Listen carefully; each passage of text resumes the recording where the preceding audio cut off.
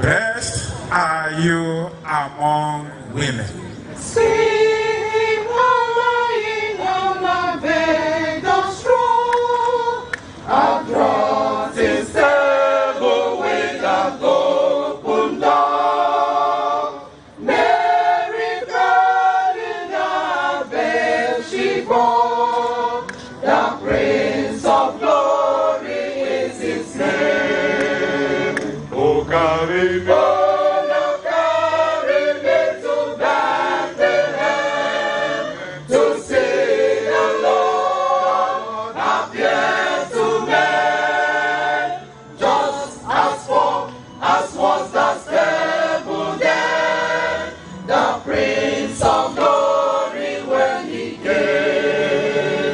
And they were in the same country, shepherds abiding in the field, keeping watch over their flock by night. And lo, the angel of the Lord came upon them, and the glory of the Lord shone round about them, and they were so afraid. 10. And the angel said unto them, Fear not, for behold, I bring you good tidings of great joy, which shall be to all people. Hallelujah, amen. Hallelujah, amen. Power Joko Tibeloa, Ni Wanke Chuku, Amoroya Noa. Christmas carols reinforce this message through music that is both participatory and reflective. Sung collectively by congregations and choirs, carols transform doctrine into lived experience. Their lyrics speak of joy, peace, humility, and goodwill, while their melodies evoke memory, belonging, and continuity across generations. In this way, carols bridge the sacred and the communal, drawing individuals into a shared moment of reflection. The significance of 9 lessons lies in their honesty. They do not deny the existence of pain, injustice, or suffering. Instead, they place these realities within a broader story of hope and restoration. The angel of the Lord called to Abraham a second time out of heaven and said, By myself I have sworn, says the Lord, because you have done this thing. I have not withheld your son, your only son. Blessing I will bless you. I multiply and I will multiply your descendants as the stars of the heaven and as the sand which is on the seashore. The people who walked in darkness have seen a great light. Those who dwelt in the land of the shadow of death, upon them a light has shined. You have multiplied the nation and increased its joy. They rejoice before you, according to the joy of harvest, as men rejoice when they divide the spoil. For you have broken the yoke of his burden, and the staff of his shoulder, the rod of his oppressor, as in the day of Midian. The world today rejoices with a joy that never dies, and we join those holy voices, praising Christ, our hope and pride. Blessed all the wonder story. Christ is born in Bethlehem. Glory in the highest glory. His own goodwill to men. The birth of Christ, as presented in the final readings, symbolizes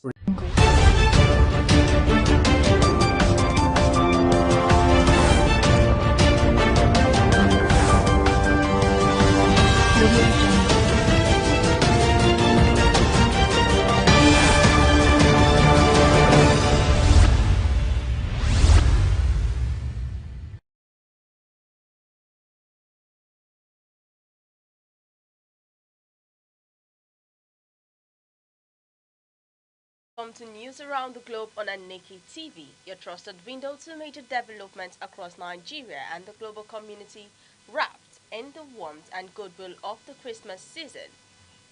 Stay with us as we bring you the stories that matter this season of joy, reflection, and hope. I'm Deborah Wakuba. Glad to have you join us. Now moving over to the headlines. President Tinubu reassures Nigeria's international partners of the federal government's commitment to the establishment of state police. The federal government announces a major overhaul of the power sector regulator with the inauguration of a new board for the Nigerian Electricity Regulatory Commission. President of the Senate says recent security challenges are being orchestrated by enemies of the nation. And on the foreign scene, South African authorities arrest police officers in connection with the fatal shooting of a Nigerian national. And on business, Enugu State strengthens its digital economic drive as 5,000 youths are enrolled in technology and innovation training programs. And also in entertainment, we have comedian Bovi's wife, Chris Asimoye, touches hearts with a special Christmas tribute in honor of her late parents. And now to the details of the news. President Bola Tinubu says the creation of state police is no longer optional, declaring it inevitable as part of efforts to tackle Nigeria's worsening security. He made a statement at the 14th National Caucus meeting of the All Progressive Congress (APC) in Abuja. The president announced that he has assured international partners in the United States and Europe that Nigeria will implement state policing, stressing that a decentralized security is critical to strengthening governance at subnational levels. He expressed confidence that the APC would provide the needed legislative backing. President Tinubu also warned state governors against undermining local government autonomy. He insisted that funds meant for councils must be paid directly to elected chairmen in line with the Supreme Court judgment. He said autonomy without financial backing is meaningless and urged leaders to empower local governments to stabilize communities and improve grassroots governance. President Bola Tinubu has reconstituted the board of the Nigerian Electricity Regulatory Commission following Senate's confirmation. The move is aimed at accelerating reforms under the Electricity Act 2023. Dr. Mulusiu Olalekan Osheni now leads the commission as chairman, serving out the remainder of his statutory 10-year tenure, while Dr. Yusuf Ali has been appointed vice chairman. Other members of the board include Nathan Shati, Daffy Akpeneye, Aisha Bello, Chidi Ike, and new commissioner Dr. Faud Ani Mashwan, an energy economist and former Lagos State electricity regulator. The president has charged the board to enforce transparency, improve efficiency, and deepen reforms in the power sector to stabilize electricity supply nationwide. The federal government has inaugurated the co-working group on regional development to drive the implementation of President Tinubu's Renewed Hope agenda. The group will provide technical coordination for region-based development planning. The Minister of Regional Development, Abubakar Momo, said the initiative is designed to address economic imbalance and security challenges across the country while leveraging regional strengths. The Minister of State, Uba Amadu, urged the group to develop practical location-specific policies that will outlive political administrations and translate plans into grassroots impacts. The presidency says the initiative has full federal backing, with international partners including UNICEF supporting the move as a pathway to inclusive growth and social equity. The president of the Senate, Chief Godswill Akpabio, has described Nigeria's insecurity as organized and deliberate, blaming unnamed forces opposed to the growth of the ruling APC. He spoke at the party's National Caucus meeting in Abuja. Chief Akpabio assured President Tinubu of the Senate's full support while condoling with families of victims and members of the armed forces affected by recent attacks. He announced that the Senate is advancing legislation to classify kidnapping as terrorism, making it a capital offense punishable by death. The Senate President also celebrated the APC's growing dominance in the National Assembly and urged party leaders to fully integrate recent defectors into the party. The Nigerian Senate has confirmed the nomination of 64 ambassadors following screening by the Senate Committee on Foreign Affairs. The nominees include 34 career and 30 non-career diplomats. Among those confirmed are former Minister Mr. Femi Fani-Kayode and Reno Omokri, as well as former Governors Ifeanyi Ugwuanyi and Okeze Ikpeazu. The committee chairman, Senator Sani Bello, said no petitions were received against any nominee and dismissed claims of superficial screening. Meanwhile, the president of the Senate, Chief Godswill Akpabio, has urged the new ambassadors to represent Nigeria with integrity as they prepare to assume duties abroad. Still on legislative matters, the Enugu State House of Assembly has confirmed the appointments of Charles Egumbe and Osinachi Nnajieze as commissioners following their screening. Mr. Egumbe, legal practitioner, said he previously served in key ministries including Commerce, Water Resources and Chieftaincy Affairs. Mr. Nnajieze, senior special advisor to the governor on legal matters, said he facilitated 33 executive bills and pledged speedy justice delivery if appointed Commissioner for Justice. The Assembly also passed the Enugu State Criminal Code Bill aimed at strengthening the fight against kidnapping, terrorism and human trafficking. A Federal Capital Territory High Court has granted bail to former Minister of Labour, Dr. Chris Ngige, as he faces trial over alleged financial misconduct. The court ruled that Dr. Ngige may remain on EFCC administrative bail but must meet stricter conditions, including producing a senior civil service director as surety. The EFCC opposed the bail, alleging Ngige failed to return his passport after a foreign trip he claimed his lawyers attributed to a robbery abroad. Dr. Ngige is facing 8 counts of alleged misuse of office and contract fraud totaling over 2 billion naira and has pleaded not guilty. Legal and security experts have raised concerns over proposed Senate bill seeking to classify kidnapping as terrorism and impose the death penalty. Attorney General Lateef Fagbemi warned during a public hearing that capital punishment may worsen insecurity and discourage international extradition of suspects. The Nigerian Bar Association and the National Human Rights Commission also cautioned that the bill may violate international human rights standards. They propose life imprisonment and graded sentencing as more effective alternatives to addressing kidnapping. Gunmen have abducted the vice chairman of Biu local government area in Borno State, Alhaji Saidu, alongside 2 councillors. The attack occurred along the Biu-Maduguri road between Kamuya and Buniyadi, a route notorious for repeated ambushes. Several passengers from another vehicle traveling from Yobe State were also abducted during the incident. As of Thursday night, no official statement had been issued by security agencies, while residents call for urgent military intervention. News around the globe is coming to you live from Aneke TV.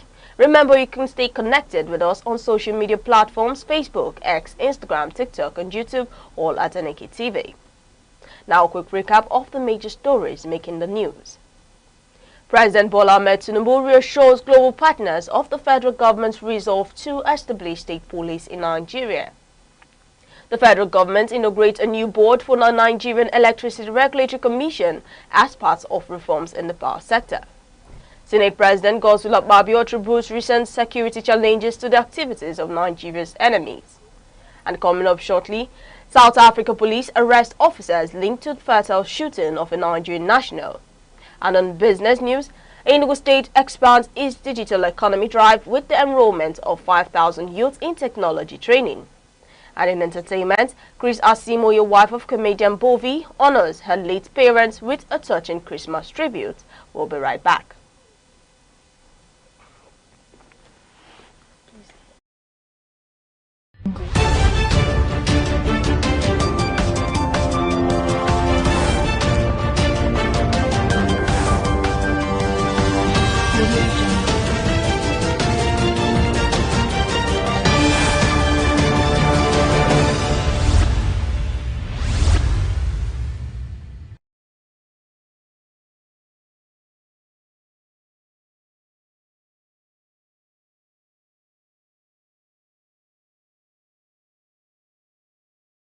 Traffic police officers in South Africa are in custody over the fatal shooting of a Nigerian national, Osinachuku Onu, aged 37. The incident occurred during a traffic operation on the N12 highway in Klerksdorp, Northwest Province in the early hours of December 17. Police spokesperson Colonel Adele Mayborg said the officers allegedly pursued Onu and opened fire, leaving his vehicle immobilized on the road before fleeing the scene. Detectives later tracked and arrested the suspects, aged between 25 and 36. The officers are facing charges of murder and defeating the ends of justice, while their service weapons have been seized for ballistic analysis. They are expected to appear before the Klerksdorp Magistrate Court as the Nigerian community calls for justice. Zambian President Hakainde has signed into law constitutional amendments expanding the country's parliament from 167 to about 280 members. The changes come just 8 months ahead of the 2026 general elections. Government officials say the move will improve representation in large constituencies and promote inclusion of women, youth and persons with disabilities. However, opposition parties and the Catholic Church have criticized the timing.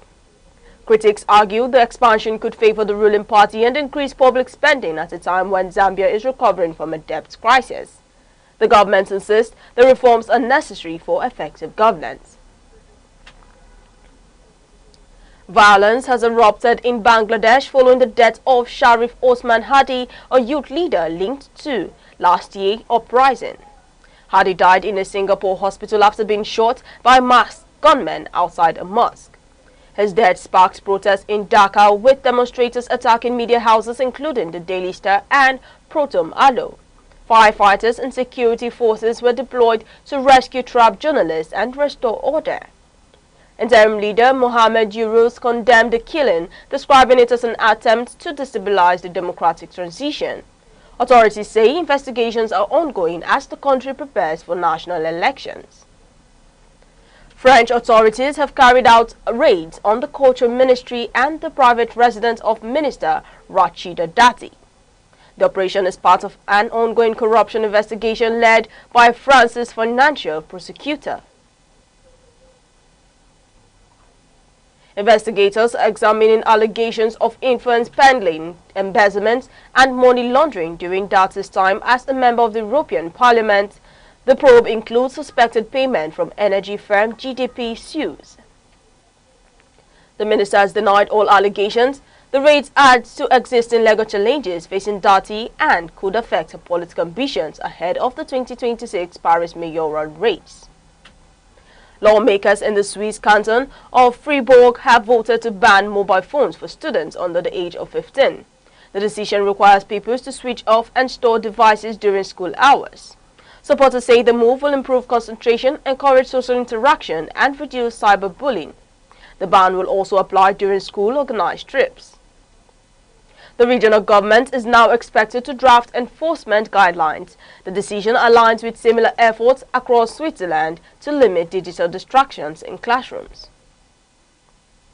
The United States President Donald Trump has signed an executive order directing the reclassification of marijuana from Schedule 1 to Schedule 3 on the federal law. The move eases long-standing restrictions on the drug. The reclassification is expected to boost medical research and expand banking access for cannabis businesses. Supporters described it as a major policy shift, while critics warn of public health risks. Despite the change, marijuana remains illegal at the federal level. Analysts say further legislative action will be required to align federal and state laws. The United Nations General Assembly has elected former Iraqi President Barham Salih as the next UN High Commissioner for Refugees. His appointment followed a nomination by Secretary General Antonio Guterres. Salih will assume office on January 1, 2026, succeeding Filippo Grandi.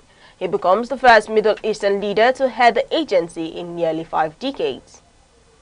The UN says Salih's experience as a former refugee and public servant position him to lead the agency amid record global displacement and funding challenges.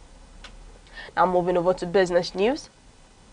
Enugu State has enrolled over 5,000 youth in the federal government's 3 million technical talent program. The initiative focuses on digital skills, including artificial intelligence and software development. The program is being coordinated by the Enugu SME Center in partnership with the Federal Ministry of Communications and Digital Economy. Official says it aims to boost employability. Participants are expected to support the state's Talent City project designed to expand outsourcing and digital service jobs. The Enugu State House of Assembly has passed the 1.62 trillion naira 2026 appropriation bill into law.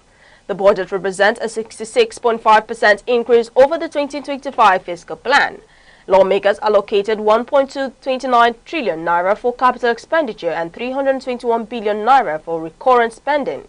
Funding is expected from internal generated revenue, federal allocation, and capital receipts. The Speaker praised the Governor's development agenda and urged public support as the budget awaits assent. President Bola Tinubu has written to the National Assembly seeking to present the 2026 appropriation bill. The letter was read during Senate plenary by Senate President Godswill Akpabio. The President is scheduled to present the budget proposal at a joint session of the National Assembly at 2 p.m. The presentation formally begins the legislative review of the federal government's 2026 fiscal plan. Livestock stakeholders are urging the federal government to expand grazing reserves across all geopolitical zones. They say the current pilot scheme is insufficient. Industry leaders argue that nationwide reserves will reduce herder-farmer conflict and improve livestock productivity. Proposed facilities include veterinary services and schools. They are calling for transparency and community engagement as the program progresses. Now moving over to sports. The Daniel Ford Elite Youth Table Tennis Tournament begins today in Lagos. Top national players are competing for ranking points and selection opportunities. Reigning champion Abdul Basit Abdul Fatai faces stiff competition from Muse Adegoke and Matthew Cutie. The tournament features group and knockout stages. The girls category and the newly introduced Under 12 event are also expected to produce emerging talents. Still on sports, Nigerian junior the Tigers have moved up 9 places to 26th in the latest FIBA World Rankings. The team is now ranked 3rd in Africa. The improvement follows Nigeria's performance at the FIBA Under-19 Women's World Cup in Shishia, where the team finished 12th. Officials say the rise reflects growing depth and development in Nigerian women's basketball. And now to entertainment. Grace Asimoye, wife of comedian Bovi, has shared a tribute to her late parents during the Christmas season. She included their photos in her family's Christmas tree. The gesture was shared on social media and drew emotional reactions from fans. The couple recently celebrated their 16th wedding anniversary. Supporters praised the tribute as a reminder of the importance of family and remembrance. Still on entertainment, Nollywood actress Alwell Ademola has reacted to the wedding of Pastor Chris Okafor with a brief online comment that sparked public debate. Her reaction followed the bride's description of the marriage as divinely orchestrated. The wedding comes amid allegation by Doris Ogala, who accused the pastor of abandonment, financial exploitation, and misconduct. The allegations have generated widespread controversy. Despite the claims the wedding proceeded as planned, the matter continues to attract public attention across religious and entertainment circles. And finally, before we go, on news around the globe, a recap of our top stories. President Bola Ahmed Tinubu has assured Nigeria's international partners of the federal government's firm commitment to the establishment of state police as part of ongoing efforts to strengthen internal security and address rising insecurity across the country. The federal government has taken steps to reform the power sector with the inauguration of a new board for the Nigerian Electricity Regulatory Commission (NEC), aimed at improving regulation, efficiency, and service delivery in the electricity industry. Senate President Godswill Akpabio has attributed the country's current security challenges to the activities of enemies of the nation, insisting that coordinated efforts are on the way to safeguard lives and property. Enugu State has intensified its drive towards a digital economy with the enrollment of 5,000 youths in technology and innovation training programs aimed at boosting employment and economic growth. And on the foreign scene, we told you that South African authorities have arrested police officers in connection with the fatal shooting of a Nigerian national as investigations continue into the circumstances surrounding the incident. And in entertainment, Chris Asimoye, wife of popular comedian Bovi, has touched many with a heartfelt Christmas tribute in memory of her late parents. Meanwhile, controversy has trailed the wedding of Pastor Chris Okafor following a reaction from Nollywood actress Allwell Ademola, generating widespread discussion on social media. And that's news around the globe on Aneke TV. For more news and live updates, follow us across all social media platforms like Facebook, X, Instagram, TikTok, and YouTube, all at Aneke TV. I am Deborah Wakaba. Thank you for watching.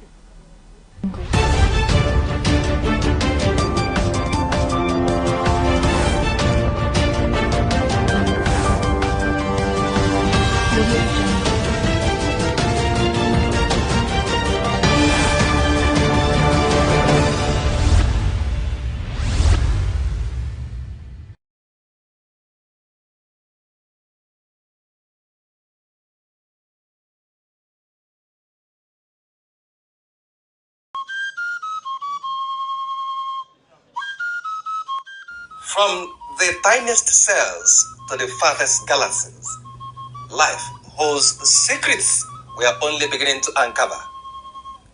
Why are we here? What connects us all? What unseen forces shape our destiny? Join Professor Jude Udenta as he explores the wonders, the questions, and the revelations that define existence. Mysteries of life, where every answer sparks a new discovery. Watch now on Aneke TV every Monday.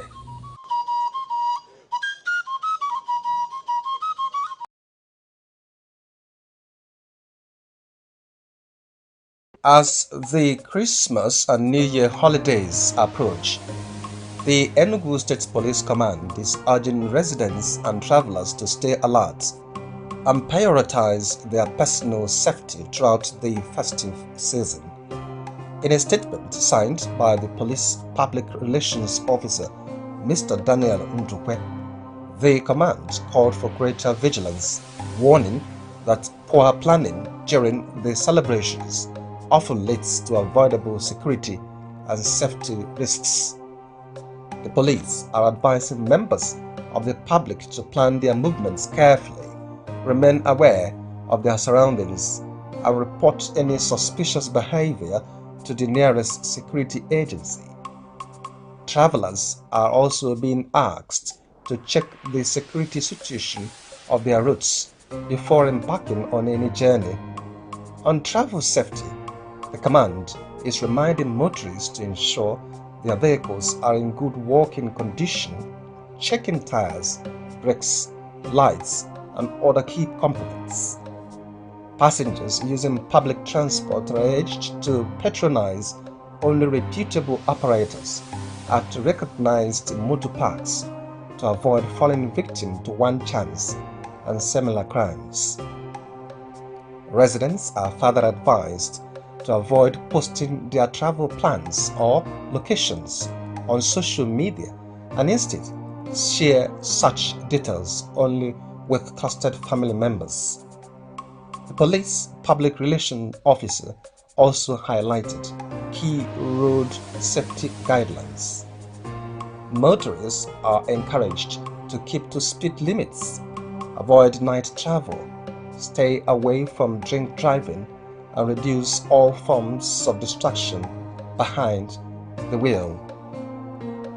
They are also urged to cooperate calmly with security personnel at checkpoints and take regular rest breaks to prevent fatigue. For those leaving town, the police are calling on residents to secure their homes before traveling.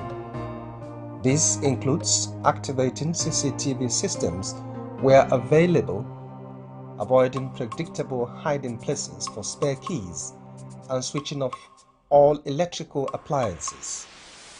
The command is also warning against storing petrol or other flammable materials indoors. Parents and guardians are being reminded to keep a close eye on their children, particularly in crowded public places, and to spend wisely to avoid financial strain in the new year. The police have also released emergency contact numbers for those traveling through Enugu State. These include the command's emergency lines on 080-320-03702 and 080-866-71202.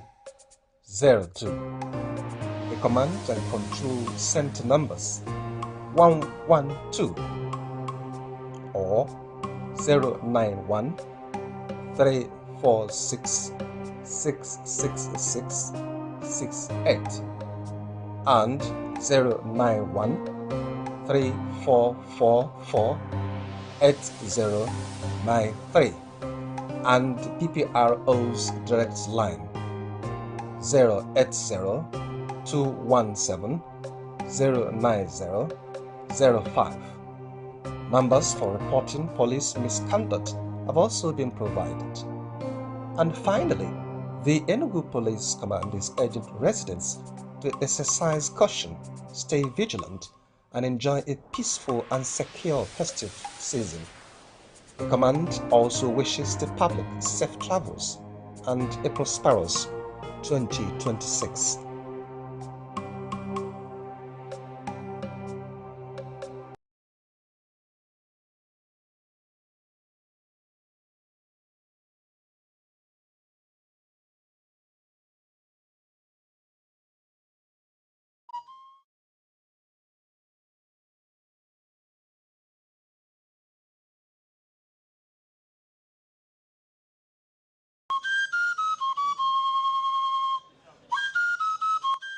From the tiniest cells to the farthest galaxies, life holds secrets we are only beginning to uncover. Why are we here? What connects us all? What unseen forces shape our destiny? Join Professor Jude Udenta as he explores the wonders, the questions, and the revelations that define existence. Mysteries of life, where every answer sparks a new discovery. Watch now on Aneke TV every Monday.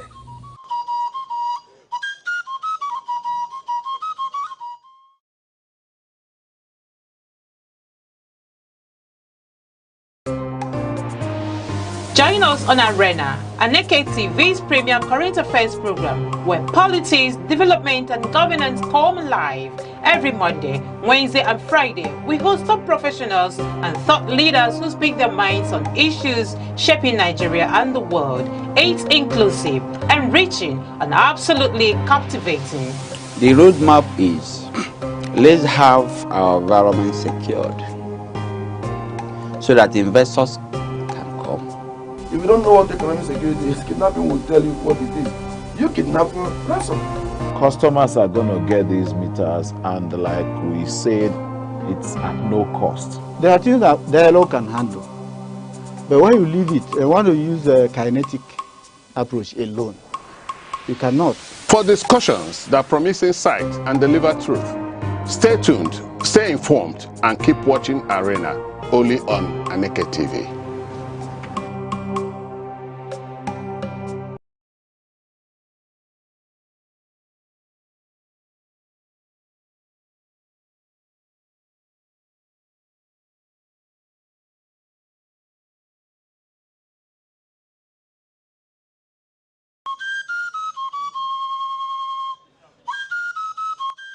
From the tiniest cells to the farthest galaxies, life holds secrets we are only beginning to uncover.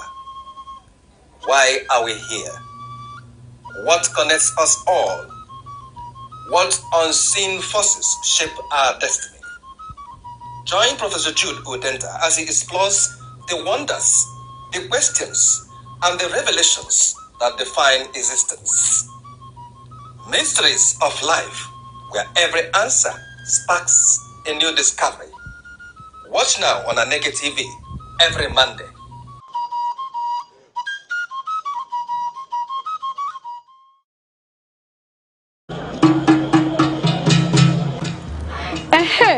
A sị na ekwe kụọ ama agba, ekwe ụmụ nwaanyị akụọla o.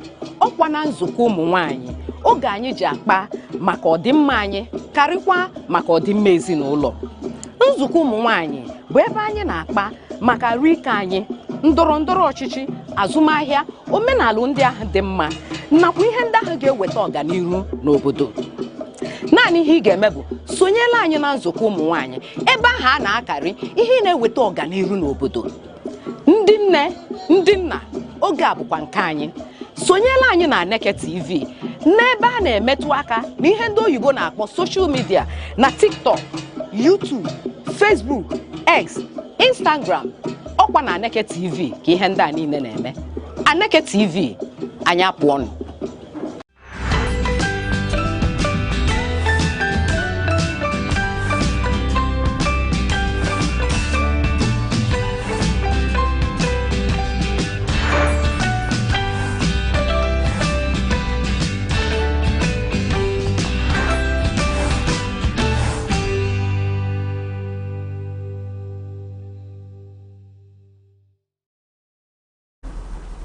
Good morning, Nigeria. Good morning, 042, and season greetings to everyone here today watching Sunrise on Aneke TV, where every sunrise begins with delightfulness, that beautiful sunlight, and of course bringing you your sunrise today. I am Deborah Wakaba, coming to you live from our studio here in Vibrant Enugu.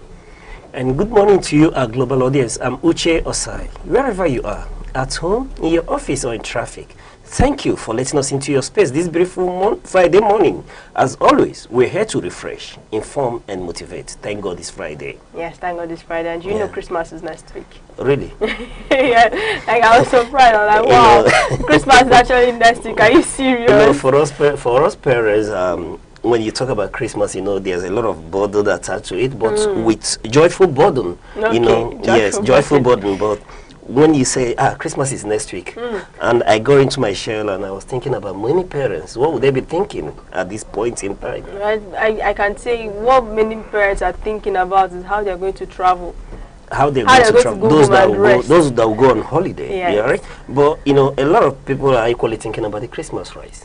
Do you think about Christmas rice sometimes? I don't think about Christmas rice. I think about the family that are coming back. But on a serious note, I don't know if I have the privilege. I want to conduct a research on Christmas rice. What really makes Christmas rice different? Because there's this thing about rice on Christmas Day. Okay, there's a cousin of mine here. Her own plan for Christmas is the amount of family she goes to and how many cans of malt she gets. The number of families she goes to on the Christmas Day. The cans of malt she collects. But come to think of it, that moving about, you know, is part of the celebration. Yes, where you see people visit one another and all that. Especially during that Christmas morning where you wake up as children, then you wake up, you're dressed in your fine clothes and everything. Then you go to neighbors. Once you eat from this person's home, you go to the next person's home, you eat there, and then they're giving you different cans. And at the end of the day, it's either you're coming back home with money or you're coming back with different kinds of drinks.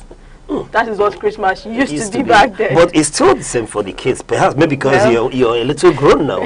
There are a lot of children who are waiting for their Christmas clothes. Yes. And I remember one experience where I had to be by the tailor's shop till 11 p.m. Okay. You know, and I was waiting for my clothes. And somehow, my parents had given this material to this, you know, wonderful tailor, you know, the most popular tailor in the neighborhood, you know, son, who, you know, does the best sewing and all that. He was a celebrity tailor at that time. And he kept promising. I remember that clothes went around November. And on the 24th, I was still there by 11 p.m. waiting for this 3-piece suit to be made for me. I don't forget that experience. And I just pray that a lot of children out there who doesn't have similar experience. Now they just go to boutique and buy their clothes. So people are no longer people are no longer at the mercy of tailors. Yes, that's true. But festive season, especially Christmas, is worth remembering and is worth celebrating. Yes, the number of persons when you travel, the number of persons you meet, see, people you've not seen in a long while. You've not even seen before. Yes.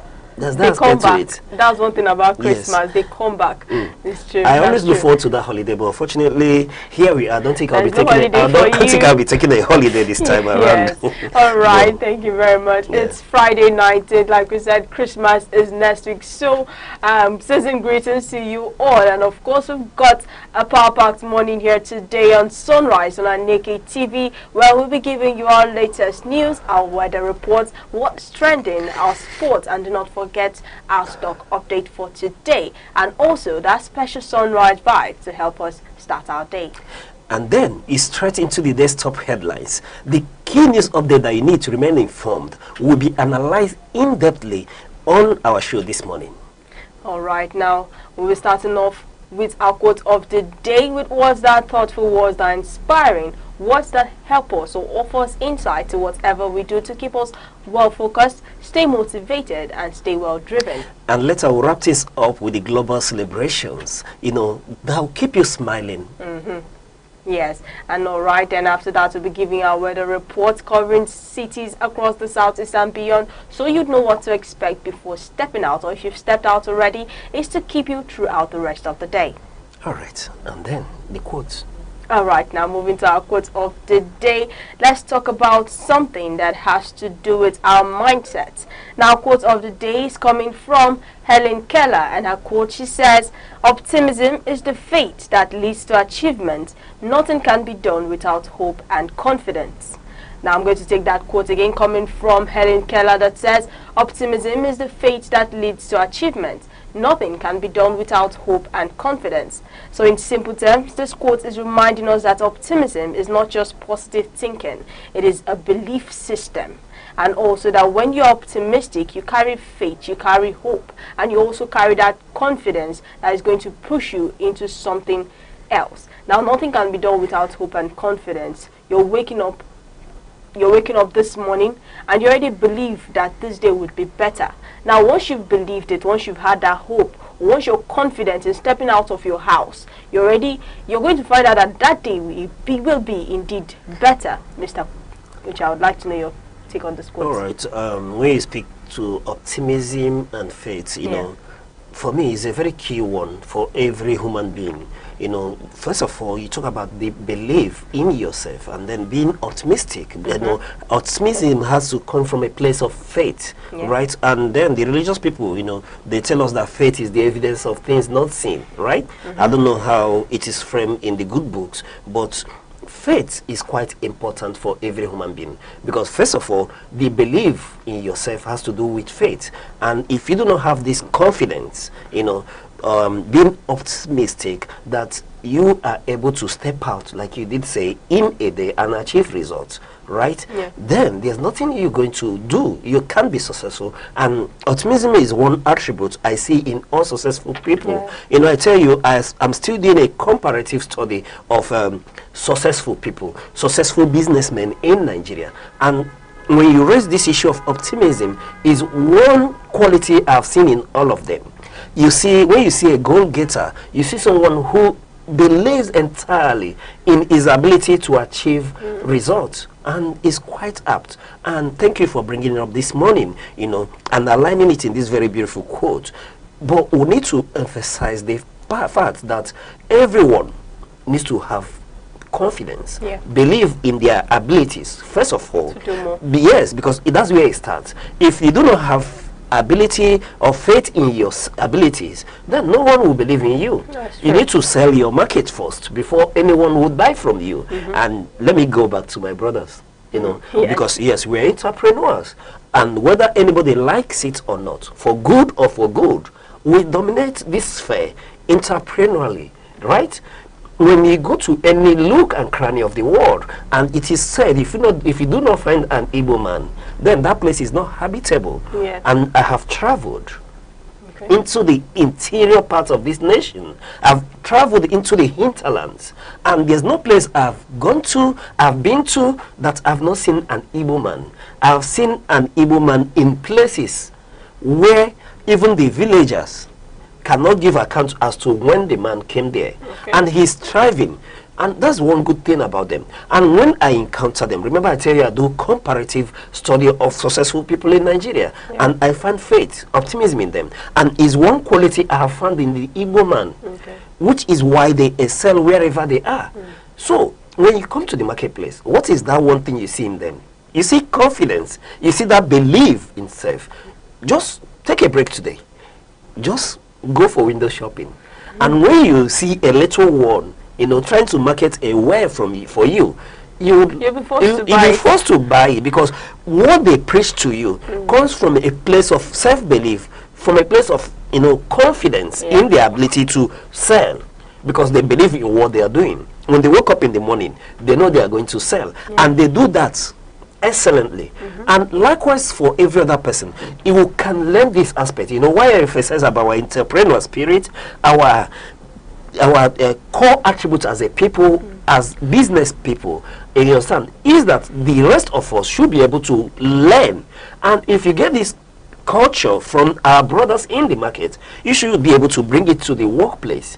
Come in with self-belief, with that faith in your ability to either inspire change, make progress, and be a successful person in life. And it is with courage.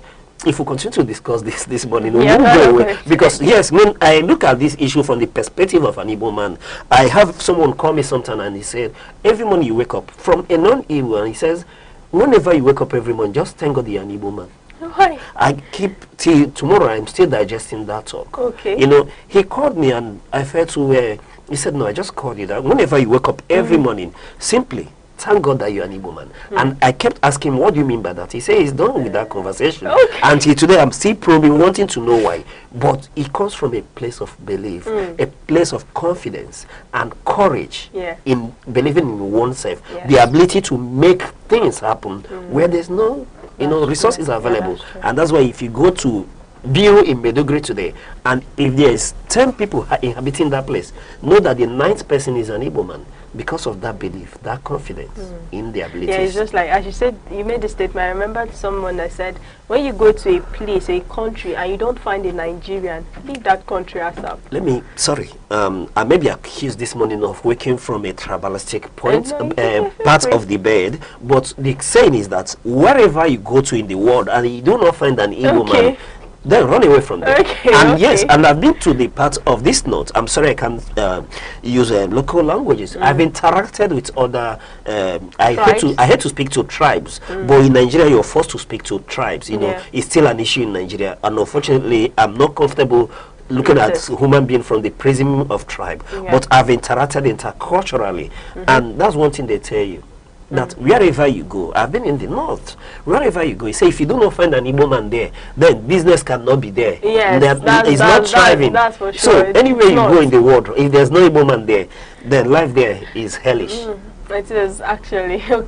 All right, now this quote's coming from Helen Keller, which we're taking again, that says, optimism is the faith that leads to achievement, and nothing can be done without hope and confidence. Now also what is saying that faith is what fuels action, and also that action is what produces results. So hope gives us a reason to start.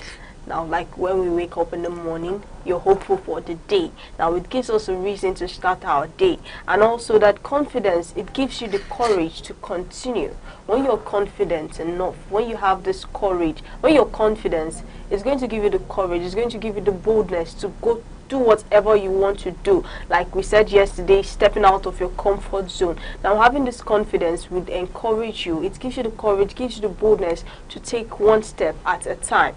And also that optimism ties them together and keeps you moving even when the road is rough. Now being optimistic is you having this faith, is you having this positive thoughts, is you having this positive thinking that everything is going to be fine. And at the end of the day, it works with hope and confidence together, and we can see that at the end of the day we'll move forward and to make us strive forward, and also that without hope we don't have a motivation. So as we step up, as we go about our day to day, let us have hope and let us have that confidence and keep an optimistic mindset that in whatever we do, it's going to be better, it's going to be beautiful. And with this season of Christmas, also that this Christmas will be a very, very joyful one, not to just you, but also your family and also others around you. And also please do not forget that each new sunrise is an opportunity. It's a platform, it's an environment where we learn something new, where we learn something different, or simply be more present in whatever we do. Now please let us know what this quote means to you. You can drop your thoughts on our social media handles like Facebook, Instagram, TikTok, X, YouTube, all at Aneke TV. And also call our phone number 070-304-37110. And up next is the weather report. Yes, next we'll take a look at the weather reports across major cities in the southeast today. Alright, now let's start with Oka. Good morning, Oka. Oka wakes up with mild cloud cover, perfect for your early commute. No rain, just easygoing skies, so expect temperatures to climb up to the low 30 degrees Celsius by midday, with sunshine breaking through later in the afternoon. Evening looks clear and calm, with great day to get out and about.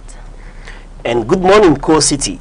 Enugu wakes up this morning with cloudy skies, warming up to a hot afternoon with hazy sunshines, pushing temperatures into the mid 30 degrees Celsius. It will feel warm, so keep that water bottle handy. As the sun dips, clouds stay with us into the evening, cooler and comfy. And in Abakaliki starts with a few clouds and lots of warmth, turning sunny and bright by lunchtime. Afternoon peaks, cloud feel toasty, with temperatures flirting with the mid-30s. A classic dry December day with plenty of sunshine and absolutely no rain interrupting your plans. And over to Imo State, my great city of Owerri. Owerri stays cloudy through most of the day, but no significant showers. Just that gentle tropical warmth that is typical this time of the year. It gets warmer into the afternoon, then cooler and pleasant at night, perfect for evening hangouts. And lastly, in Umuahia, Umuahia's forecast is a blend of clouds and hazy sunshine, starting off overcast, warming to a hot afternoon, then easing into a comfortable, mostly cloudy evening. A great balance of warmth and mild clouds to wrap up the day. So, wherever you are in Southeast today, stay safe, stay cool, dress light, but do remember that either rain or shine, we've got you covered. And this is your weather report today on Sunrise on Aneke TV. We'll go on a short break, and when we return, we'll come up with more updates.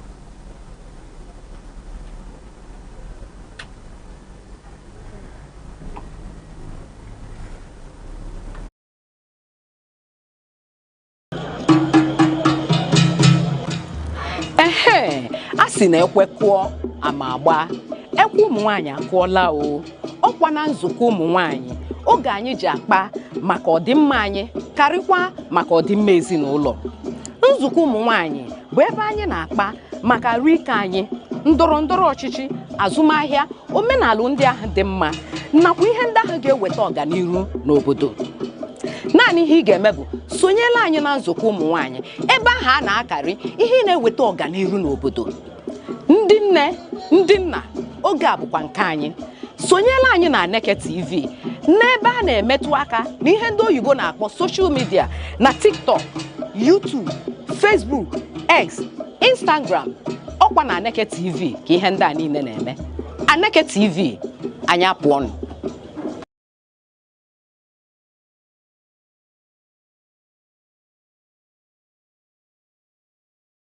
As the Christmas and New Year holidays approach, the Enugu State Police Command is urging residents and travelers to stay alert and prioritize their personal safety throughout the festive season.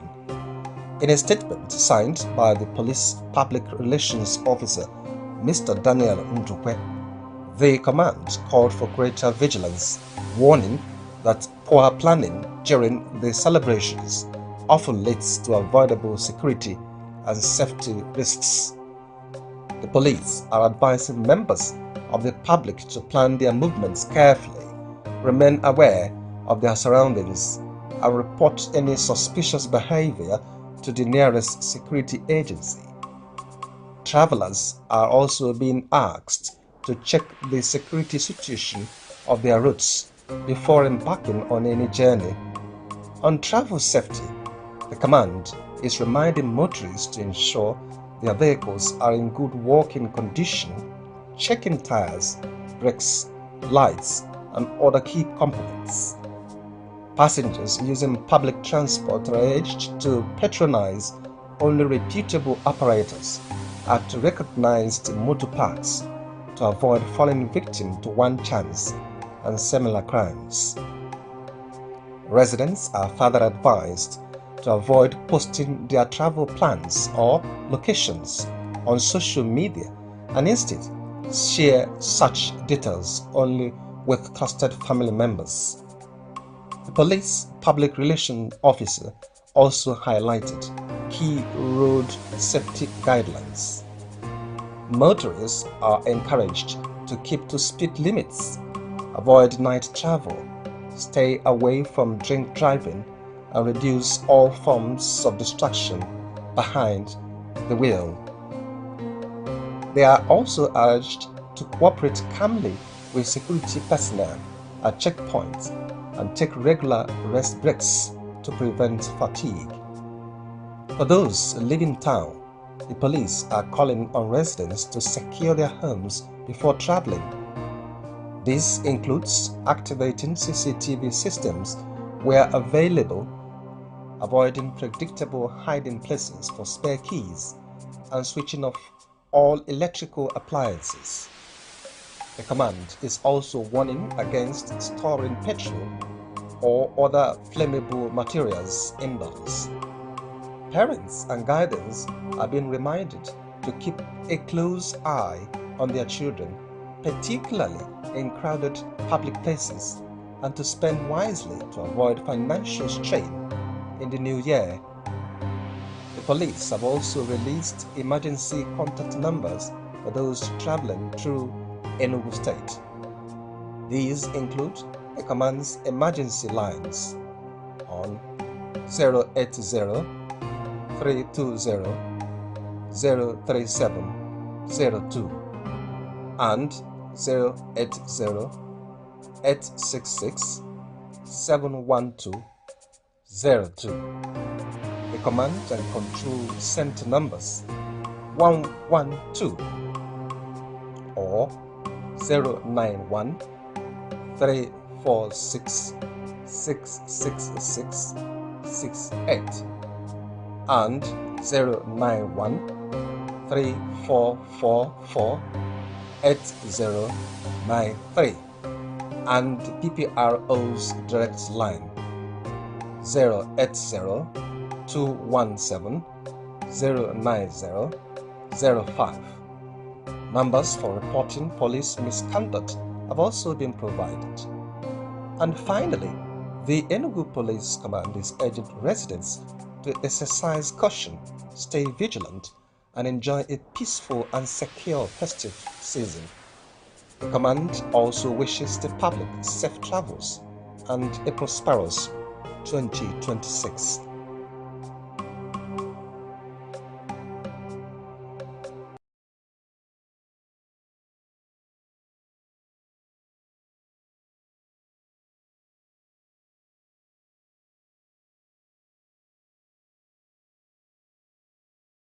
As the Christmas and New Year holidays approach, the Enugu State Police Command is urging residents and travelers to stay alert and prioritize their personal safety throughout the festive season. In a statement signed by the Police Public Relations Officer, Mr. Daniel Ndukwe, the command called for greater vigilance, warning that poor planning during the celebrations often leads to avoidable security and safety risks. The police are advising members of the public to plan their movements carefully, remain aware of their surroundings, and report any suspicious behavior to the nearest security agency. Travelers are also being asked to check the security situation of their routes before embarking on any journey. On travel safety, the command is reminding motorists to ensure their vehicles are in good working condition, checking tires, brakes, lights, and other key components. Passengers using public transport are urged to patronize only reputable operators at recognized motor parks to avoid falling victim to one chance and similar crimes. Residents are further advised to avoid posting their travel plans or locations on watching Sunrise on Aneke TV. Now we'll be taking a look at major stories making the headlines today from the Nation, Punch, Vanguard and the Guardian newspaper. All right, and joining us this morning to give flesh to the issues is our in-house analyst, Mr. Rex Arum. Thank you for coming. Thank you for bringing me in, and you are there. Stay tuned and watch as we go on with the program. And here with us is Mr. Good Hope, the sports oracle, still part of the discussion this morning. Thank you very much for having me. The oracle. Good morning. What are you forecasting for today? There's no forecast as an oracle. I told people when people come, the oracle, tells you the direction to go, and Mr. Rex may be wanting the direction this morning about Nigeria. Of course, when we go fully in the show, we know. Okay, yeah. And the show is your shrine. So you're welcome to the temple. Thank you. All right, thank you very much. Now let's move over to the headlines starting from the Nation that says Tinubu to governors obey verdict on council autonomy. And on the Punch headline says representatives probe tax law tweaks, PDP demands suspension. And on the Vanguard headline says oil sector far-reaching reforms coming, Isan Mohammed vow. And in the Guardian headline also says when pains of reform, old scars hound new tax era promises. Now I'll be starting today's paper with the Punch headline that says representatives probe tax law tweaks, PDP demands suspension. And the House of Representatives has launched a probe into recent changes made to Nigeria's tax laws, raising questions about transparency and constitution. Meanwhile, the opposition PDP is calling for an immediate suspension of the tax amendment, arguing that the changes could worsen economic hardship for citizens. All right, looking at the goings on at the National Assembly is not surprising. Recently, the President, Bola Ahmed Tinubu, recently signed 4 major tax reform bills into law, making what the government has described as the most significant overhaul, of the Nigerian tax system.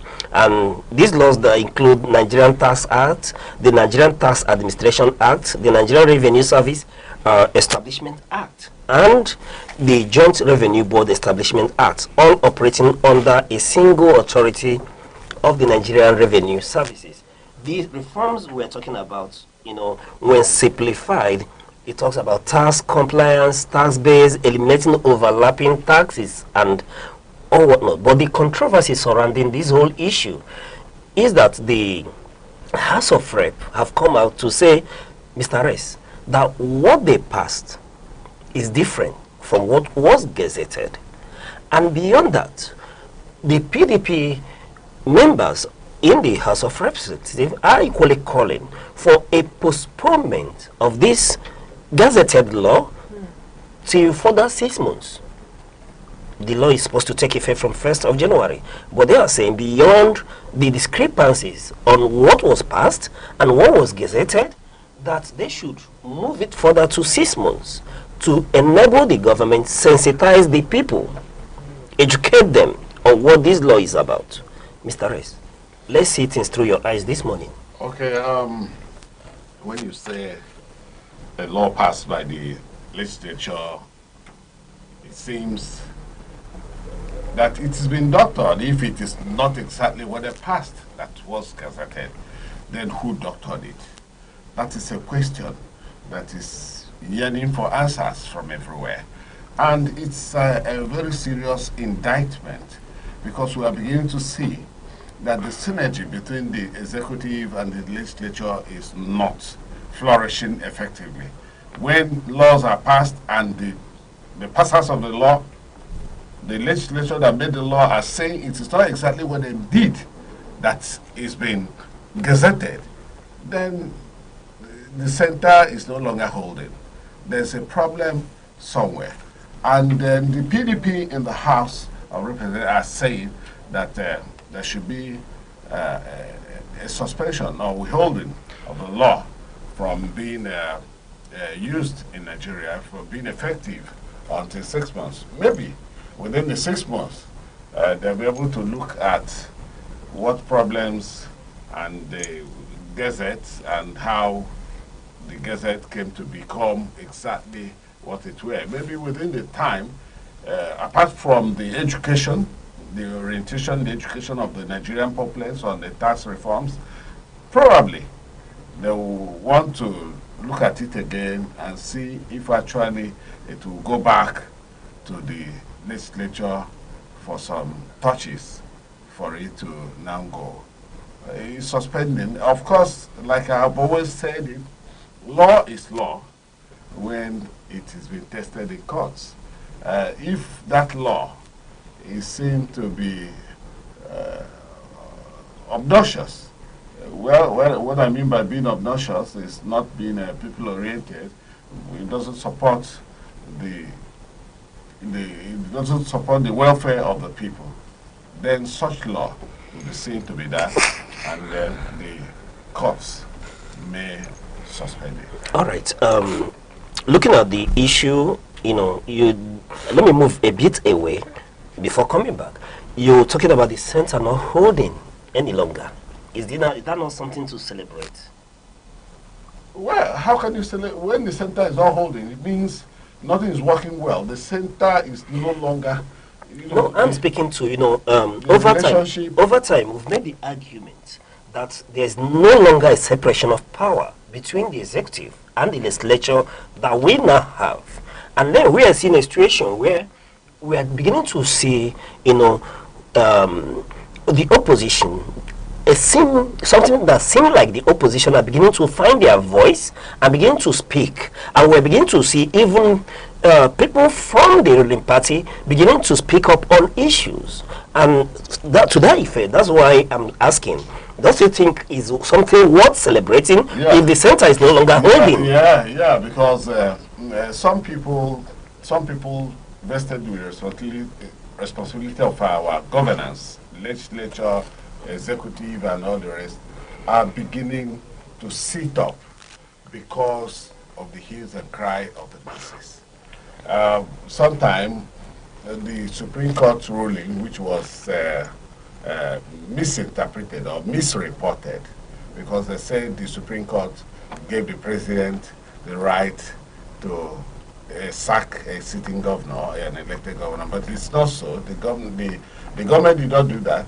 I mean, the Supreme Court did not do that, and the eminent jurists and lawyers have made contributions to that and said it is not the interpretation of the Supreme Court ruling. So, in this circumstance, then it means that people are beginning to come out saying what is right. It is no longer business as usual, because even members of the legislature, those who are even belong to the ruling party, are beginning to say this is not well done. You hear Ndume many times has been criticizing even the Senate, criticizing the government in power and all that, and of course he belongs to the ruling APC. So we are beginning to notice that some people are speaking up in such a way, which means that although it's not time to say Uhuru, but we are beginning to see that we might meet light at the end of the tunnel.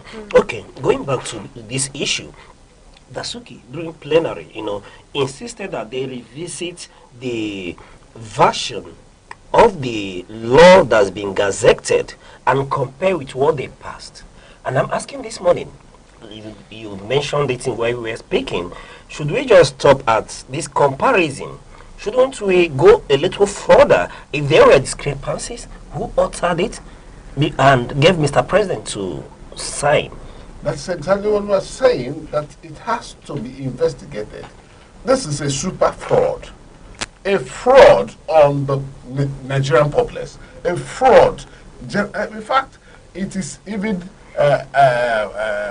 actionable. That is to say, it could be somebody could be reprimanded as a result of that, because if it's the making of an executive, a member of the executive, then such person should be asked to face the wrath of the law, because it is not a very simple offense.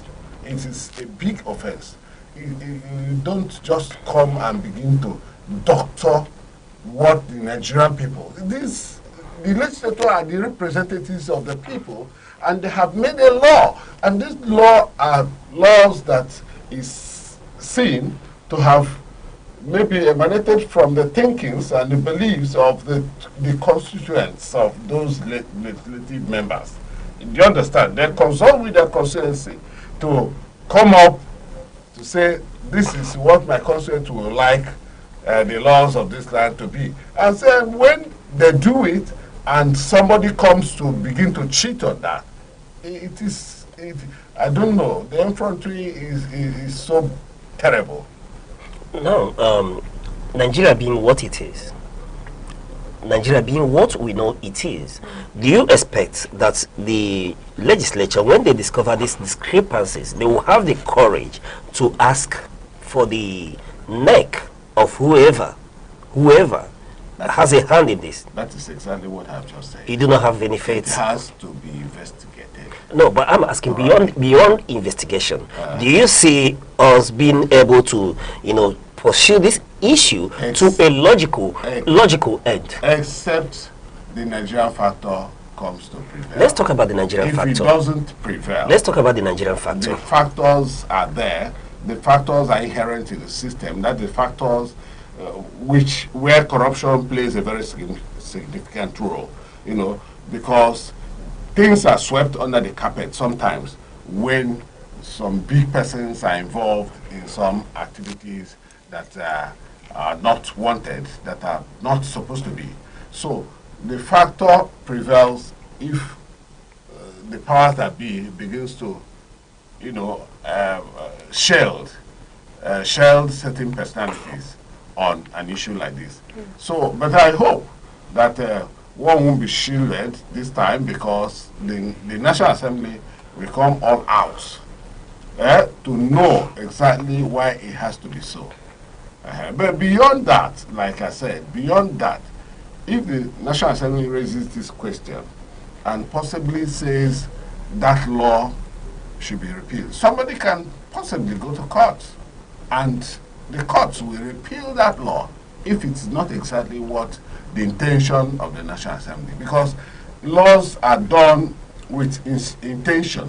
When the courts are looking at a law, they look at the intention of the people that made the law, that is the legislature, what they intended. That is exactly why, literally, laws are not interpreted literally the way it is generally. The courts will come out to say, well, they had this intention before making such law, and that helps to, elaborate and make things straight in any given society.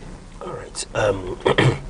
Given what we are talking about, for me, I think we should be a little bit celebratory, given that annually we keep talking about budget padding. It's been a discussion, there's been a cry about budget padding, but at the end of the day, nothing seems to be done about it. But seeing this scenario, I think we should equally be happy that there are people who are beginning to talk about it. Because this has come out, even the budget padding, somebody said something about it earlier, but that's, I said, where the factor begins to prevail. It was swept under the carpet. All right. So budget padding has been there, and somebody spoke then and made claims that this is not the right thing to do.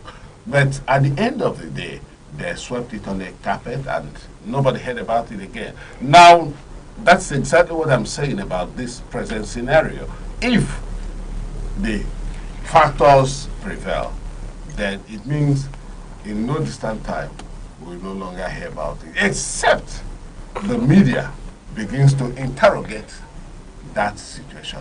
All right. And if the media continues to interrogate it, it will elicit public interest. All right, all right. Okay, all right. Over to the next paper coming from the Nation headline that says Tinubu to governors obey verdict on council autonomy. President Bola Tinubu has sent a strong message to the state governors, urging them to fully comply with the Supreme Court ruling granting financial autonomy to local governments. The president emphasized that the rule of law must be respected and that local councils should be allowed to operate independently, especially in managing their funds. All right, Mr. S, I will still come back to you on this issue. You know, we've been talking about the issue of autonomy to the local governments, and yet here is still making news headlines. Can you please speak to this issue? Okay, let me even start from the Constitution. If the National Assembly actually had wanted a full autonomy of the local governments, there would have been an amendment. We have had several amendments of the Constitution of the Federal Republic of Nigeria for a while now, yet that aspect was not. During the other amendment, they wanted to do that, but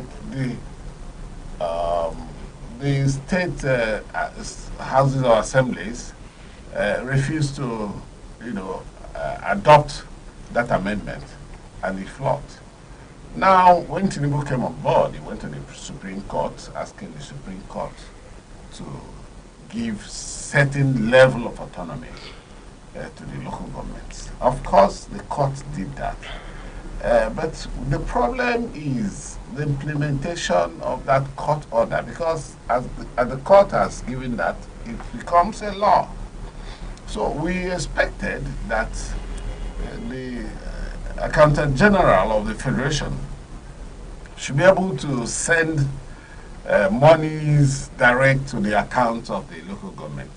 But the joint account between local government and states still exists and subsists. So when these monies are sent, yes, it is claimed. Of course, in many states claim they give money to the local governments, but we are still wondering if monies, the huge sums of money, like some people made during the last allocation last month, about 600 million for a local government, but we have not seen the 600 million in use in the local government. Otherwise, local government are supposed to be taking responsibility of various, projects, just like the state. You find that it is the state government that does almost all the work in Nigeria.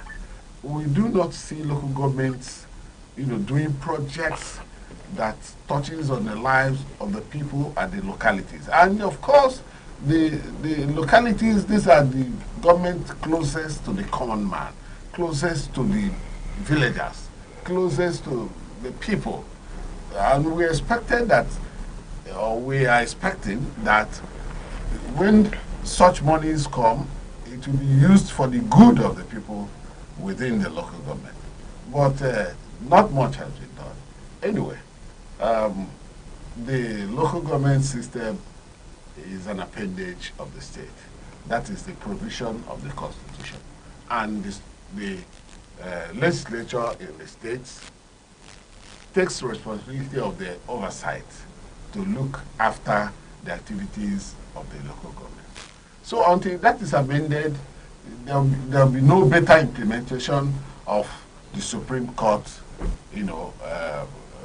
ruling on autonomy of the local government. Though the NFIU, has been working very hard to see that their local government accounts and the way the transactions are transparent. The anti-graft agency, the AFCC particularly, have been, going up and down. I don't know if they move 2 steps forward, they go back 3 steps. So we have seen a lot of issues around, the anti-graft agencies looking at how local governments are run, because you find out that the local government chairmen and the elected legislature.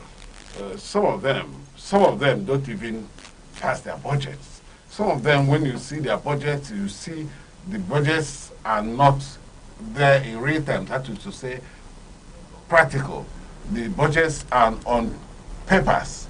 You don't see them on ground in their local government. So it is disheartening. And that is why the people are suffering. You see, if local governments even face agriculture, a lot of people will be employed. That was the greatest employer of the people of Nigerians during both colonial and post-colonial era. During the 60s, our first republic, agriculture was the mainstay of the economy. We had the granite pyramid, we had the cocoa in the western Nigeria, and then we have the palm produce in the eastern part of Nigeria, as well as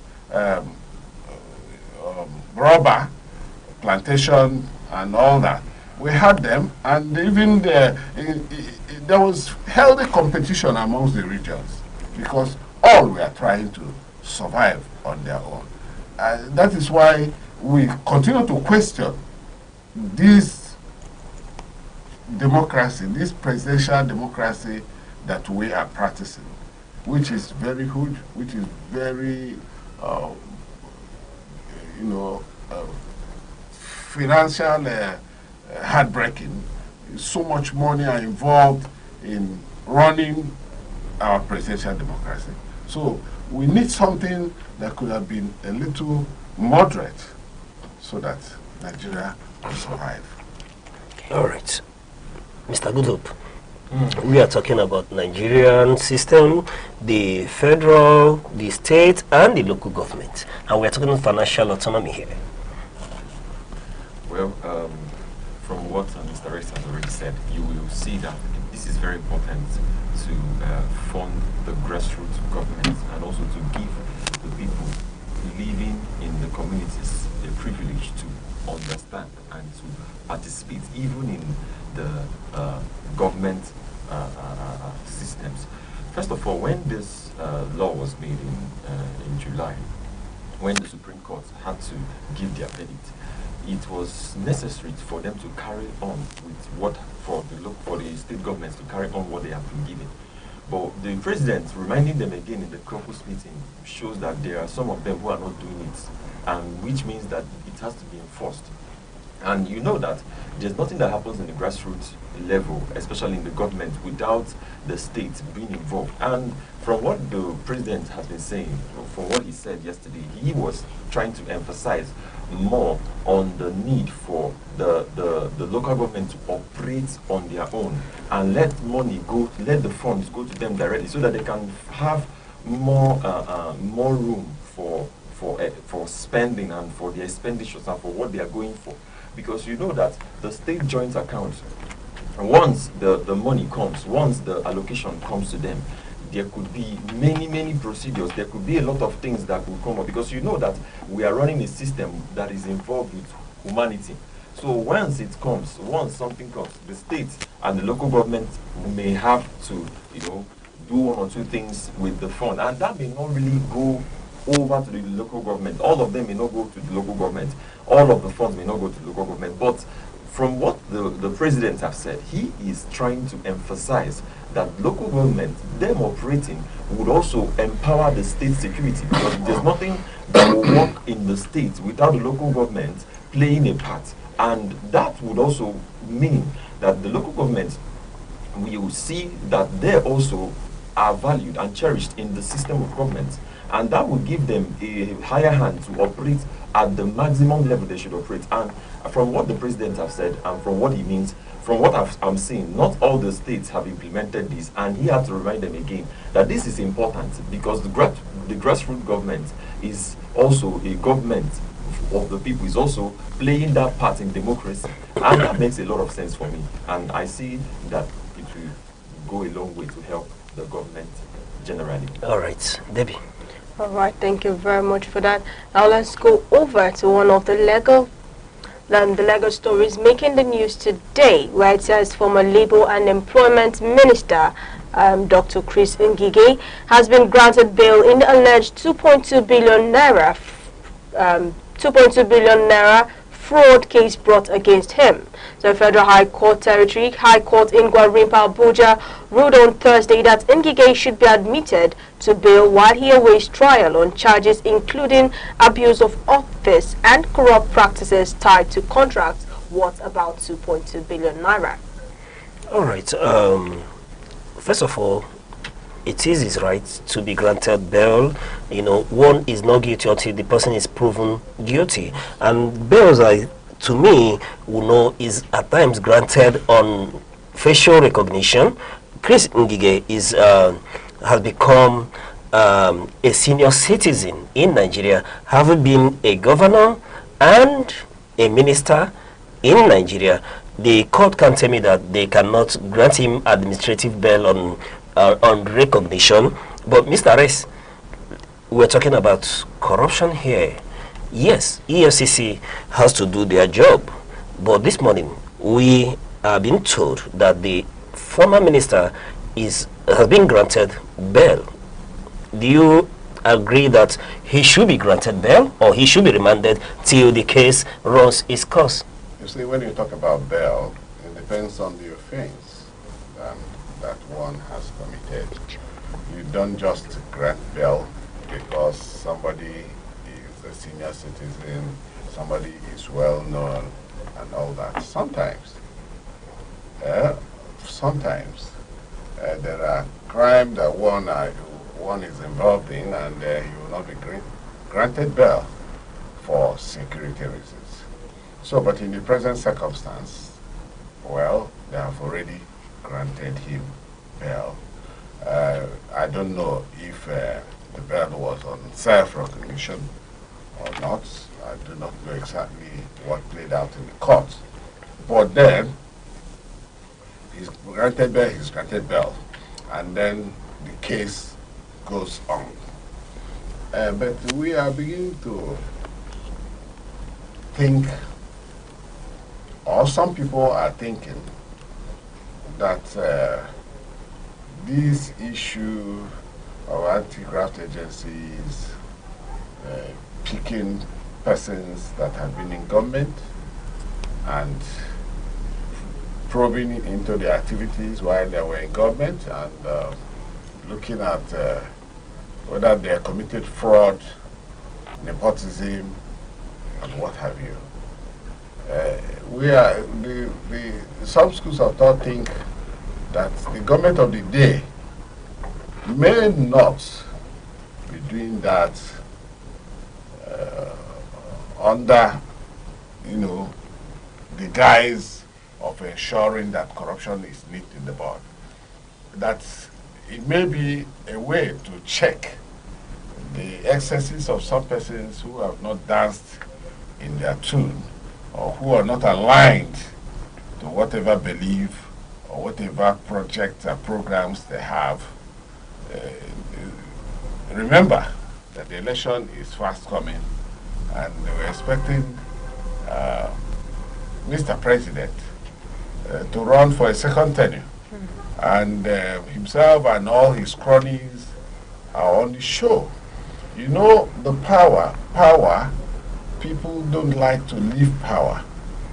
That is why you have seen some people even going for coup, the military, going for coup just to get power. And the moment most leaders are overzealous. Some people even want to become life presidents. So, if they are, looking at alleged fraudulent activities, or some people who have served in government, let them be holistic. Let it not be selective. Let them not select persons that they're going to look at their own activities and leave others. We have even seen former governors who had several issues with the EFCC. The moment they align with the ruling party, their cases are said to have gone down. Some are even in the Senate as we are talking. We have people that have been, facing the EFCC long ago. But we no longer hear about it. We no longer hear about the matter, the courts, coming to be. Therefore, the government not be selective about it. If he actually was corrupt, of course, the anti-corruption laws should take its course. All right, very apt. Mr. Goodhope.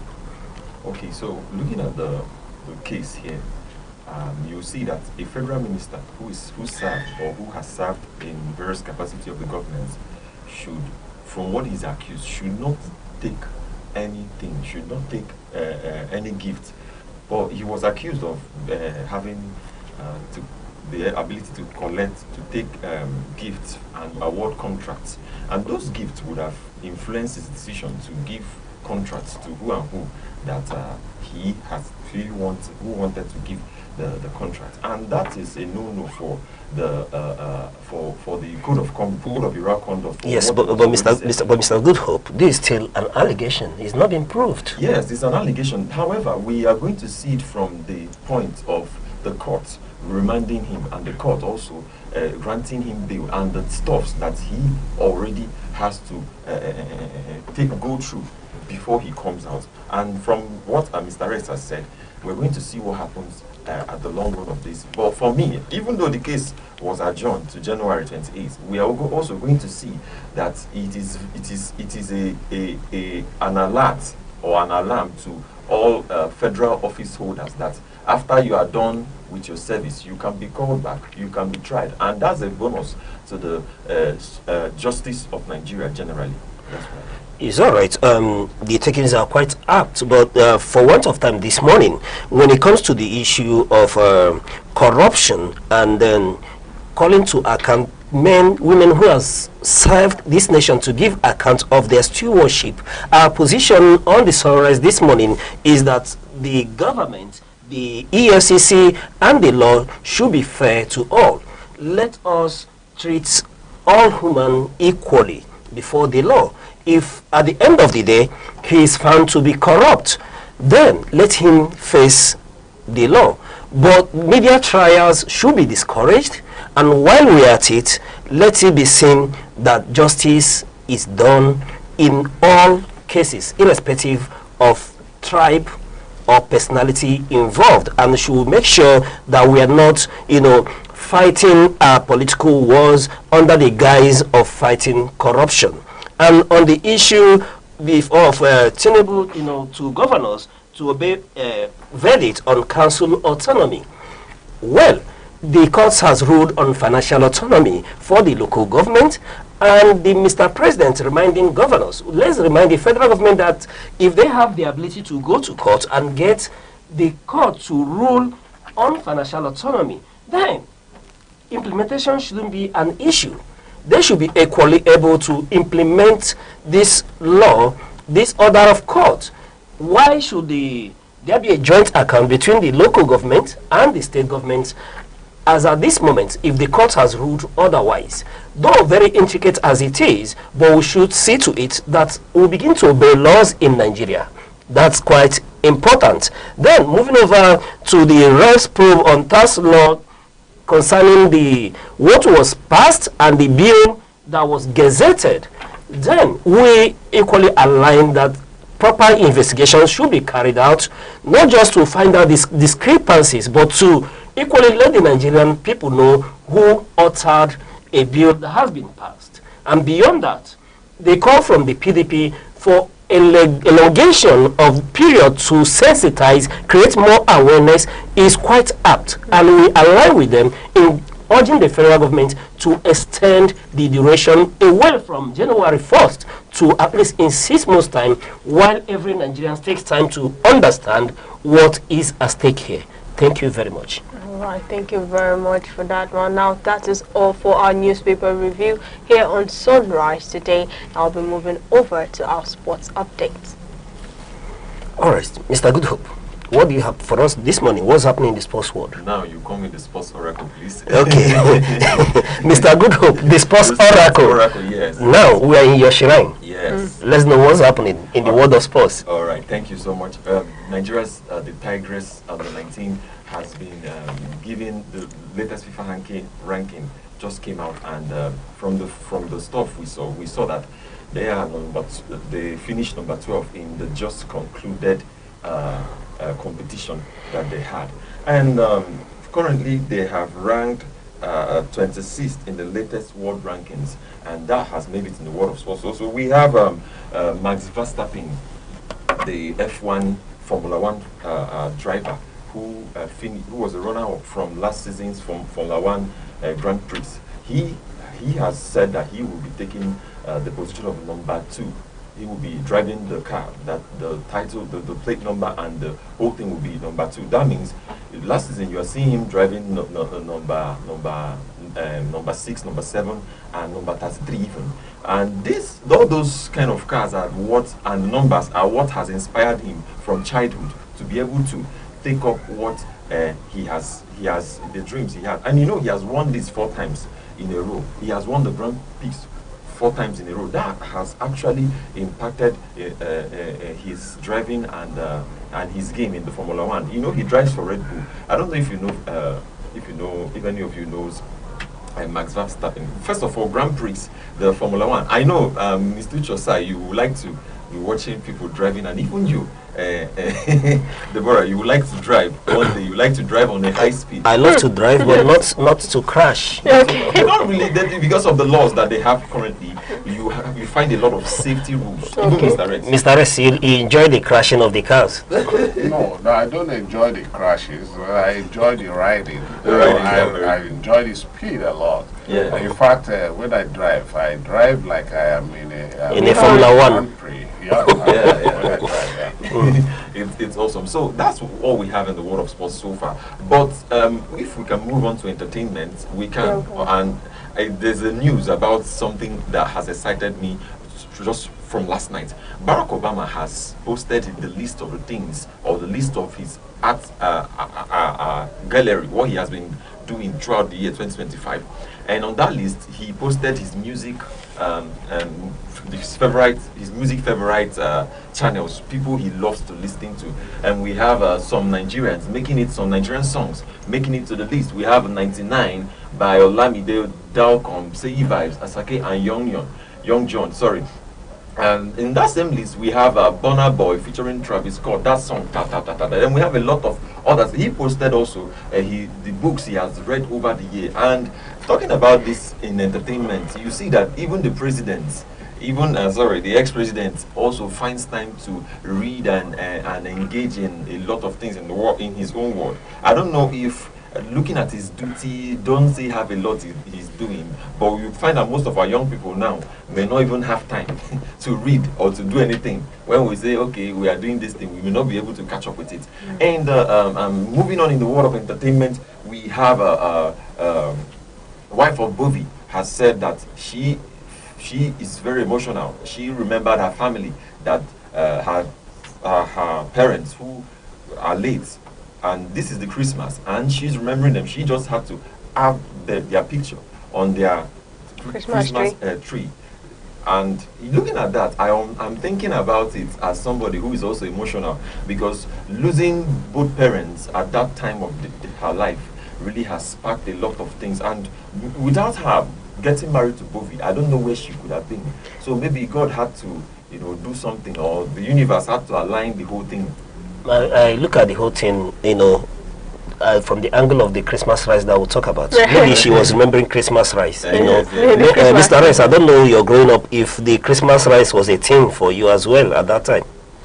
Well, when I was growing up, rice is not easy to come by in the localities. And when you see rice, it is a local rice, farmed within the neighborhood. It's not destoned, it is not, so you keep, but of course, we get excited about Christmas rice. And if we have any sorting, our parents will always bring a big tray and pour rice into it, and so many of us will use our hands. Gen Zs will know that, you know. Gen Zs will know that, and that's part of the things. That's part of the things we enjoy. I don't say you did not do it. The Gen Z will know that. No, Mr. Red, speak to me. You know, these Gen Zs will know that.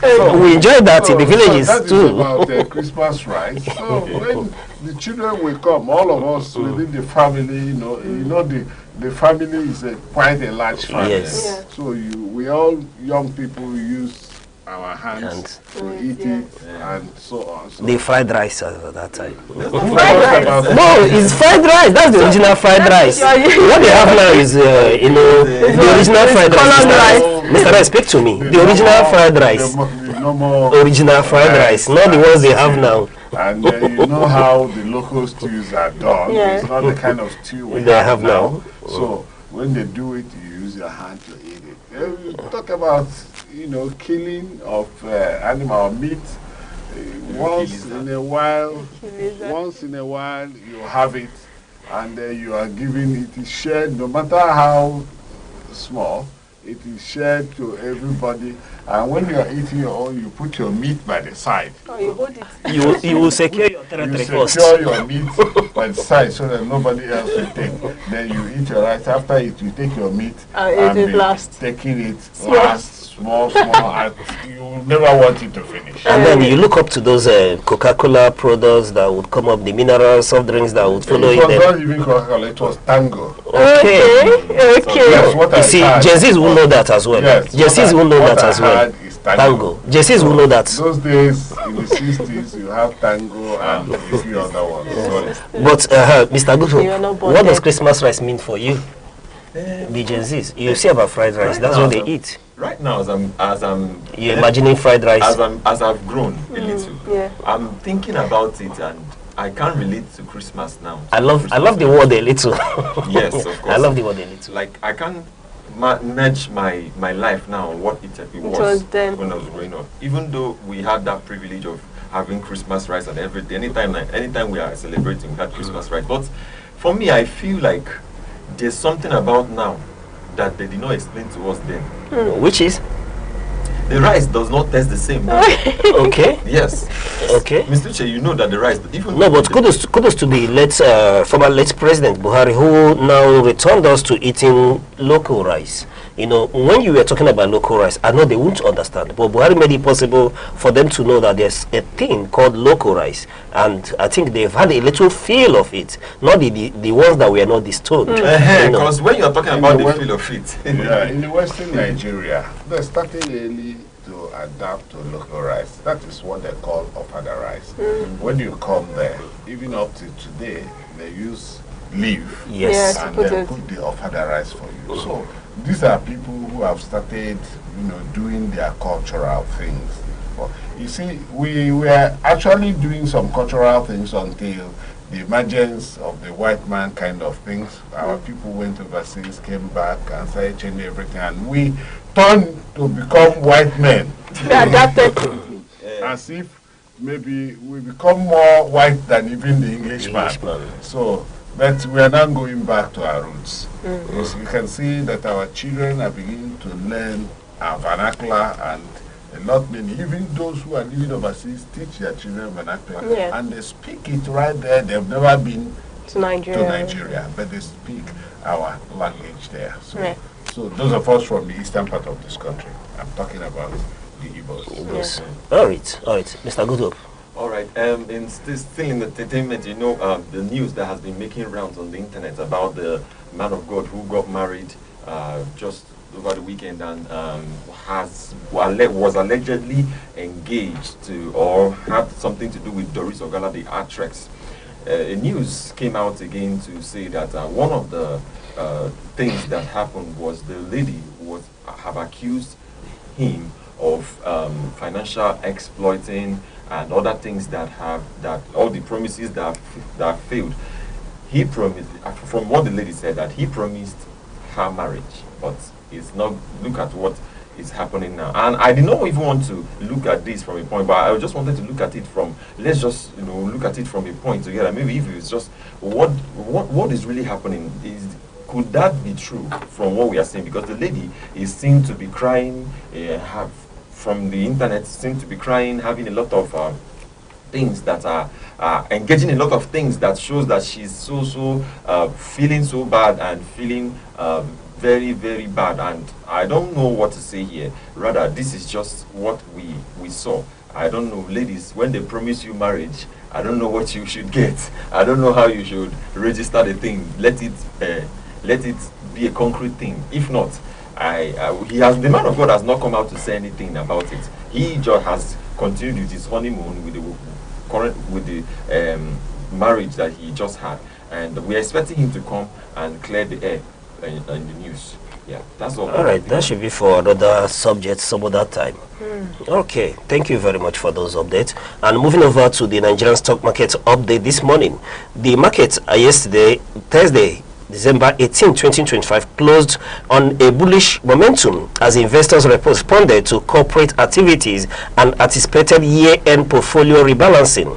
The all-share index, ASI, climbed by 0.35%, making a significant 520.23 points to close at 150,363.05, while market capitalization increased by approximately 331.65 billion naira. Then we'll move over to the top gainers. The consumer goods and industrial stocks drove the upward trend, with several major names hitting maximum daily price increases. They are led by Nesto, which is Nesto Nigeria Limited, traded as Nesto, closed the market yesterday at 1,958 naira, making a positive adjustment of 10%, followed by Guinness, which is traded as Guinness. Yes, they close this market at 289 naira 17 kobo, making a plus 9.98% positive adjustment. They are followed by Alex. Alex closed market yesterday at 11 naira 25 kobo, making a plus 9.76% positive adjustment. Followed by, on the fourth, by Darkcom. That's Dark Communication, is traded as Darkcom, closing the market yesterday at 0.95 kobo, making a plus 9.20% positive adjustment. They are followed by the pharmaceutical company traded as Midcure, which closed the market yesterday at 55 naira, making a plus 9.13% positive adjustment. Then, despite the overall market gain, some banking and insurance stocks faced selling pressure, leading to the five top losers for yesterday. They are led by Stanbic. Stanbic closed the market yesterday at 95 naira 20 kobo, making a minus 9.33% negative adjustment. They are followed by Lasaco, is an insurance stock, closing the market yesterday at 2 naira 50 kobo, making a minus 9.09% negative adjustment. Then followed by Afri Proud, which closed market yesterday at 12 naira 40 kobo, making a minus 8.82% negative adjustment. And then on the list of top five losers yesterday was Sterling. Sterling yesterday closed the market at 6 naira 90 kobo, making a minus 6.12% negative adjustment. And then talking about the volume traded yesterday, activities level surged by 29%, with approximately 839.7 million shares traded. The total value that was traded yesterday reached 2.76 billion naira across over 23,000 deals. Top traded stock as at yesterday were Access Holdings, which led the volume of charts, followed by Sterling Bank and FCMB Group. But do remember, like we always tell you, that before you make any financial investment, do consult a financial expert due to the volatility of the market, and be informed that the market is already open. Investment and tradings are going on as we speak. Yeah, all right. Thank you very much for that. And now it's a wrap on Sunrise here on Aneke TV. It's always a pleasure having you here on our show every morning. And please do not forget to follow us or tag us across our social media platforms, across Facebook, Instagram, TikTok, X, YouTube, all at Aneke TV. And don't forget to call our phone number 070-3043-7110. I am Deborah Wakaba. All right, and thank you, Mr. Good Hope and Mr. Reza, our in-house analyst and sports oracle. Thank you for your in-depth analysis and input this morning. We are grateful for that. And I'm Uche Osai. Remember, you're not here to be average. Be unique. Keep watching Aneke TV to come your way same time next week. Bye-bye.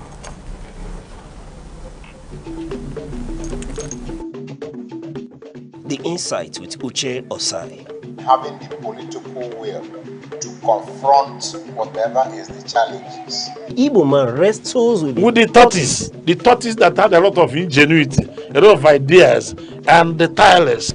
It will take the bold mind of government in power to say, let there be electoral reform, no matter whose heart is God. I was there. We did everything. All of us came and supported him with our last blood. In-depth analysis, expert views, real voices.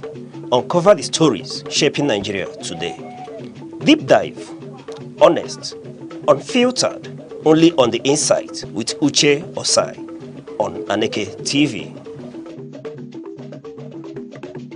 The eagles stand as a majestic symbol of strength, clarity, and vision. Its ability to soar above storms signifies resilience, while its shaped sight represents focus. This is why many nations, including Nigeria, use the eagle as an emblem of nation pride. Eagles do not fear challenges, they embrace them. They fly higher when the winds become strong, rising above obstacles rather than avoiding them. This teaches us that problems are not barriers, but stepping stones for those who dare. To live like an eagle is to stay focused, courageous, and disciplined. It is to see opportunities where others see only difficulties. The sky is not your limit, it is your launch pad. Depression is more than sadness. It is a medical condition that affects thoughts, emotion, and daily functioning. Many people struggle silently, masking their pains with smiles or business. This silence often makes the battle harder. Recognizing symptoms like fatigue, isolation, and loss of interest is an important first step. Depression is not a sign of weakness. It is a health challenge that requires care and understanding. Just like any illness, it deserves proper attention. Help exists through therapy, medication support groups, and open conversations. When society treats mental health seriously, more people find the courage to seek help. No one should suffer alone. Compassion can save lives.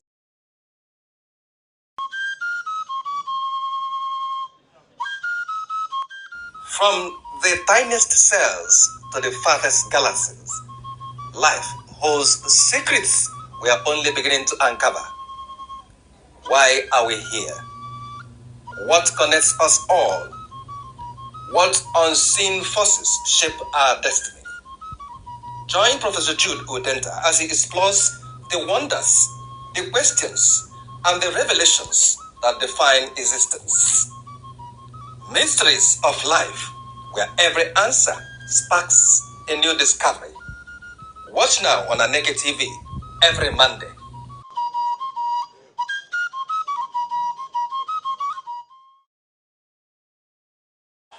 With Christmas just around the corner, many Nigerians are making plans to travel and reunite with family.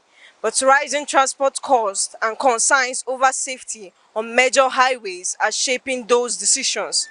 We spoke to some residents to find out how they feel about traveling this festive season. I will be traveling, definitely.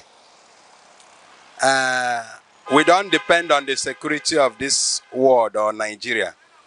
Where we bank our hope and security is in heaven.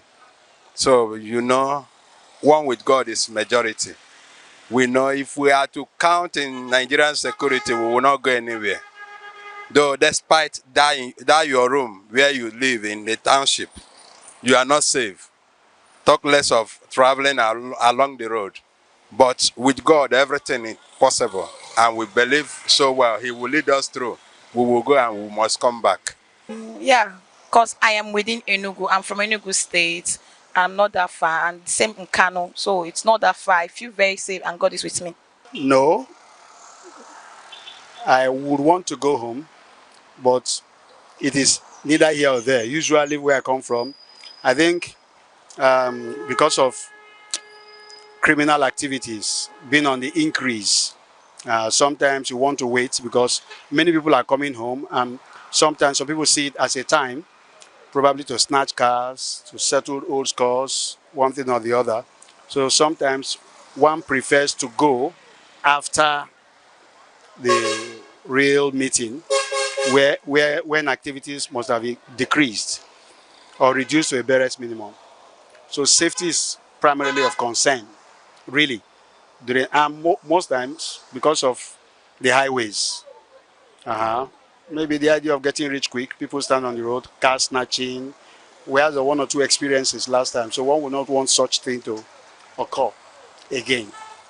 Yeah, definitely. It's an annual something. So, and it's an opportunity for one to go home and see the beloved ones again, to tidy up certain things and the family and the community as well. We used to have our town union meetings and whatever. Those ones we are not able to attend during the year. This is the time you can attend to them. I may like to, but there are certain things. You ask whether I will be safe. There are certain things that I would think before traveling. Like me, I don't have money, but people that have money, they'll be booking flights. But me, I'll be going by road. So I would like to go, but I'm afraid of the security challenges we have in Nigeria. Because as if we see every day you open your phone, buy newspaper on radios, TV stations, we see there are a lot of kidnapping going on. And it's very alarming and it's very bad. I feel sorry for us. For us that don't have money. Because a rich man will say, I don't have any problem with that, but the popular masses like us will have problem. So I don't know, but I would like to travel. Because Christmas is for the family, to go and join your family so that you celebrate together. And I wish you join my family so that we can celebrate the Christmas together.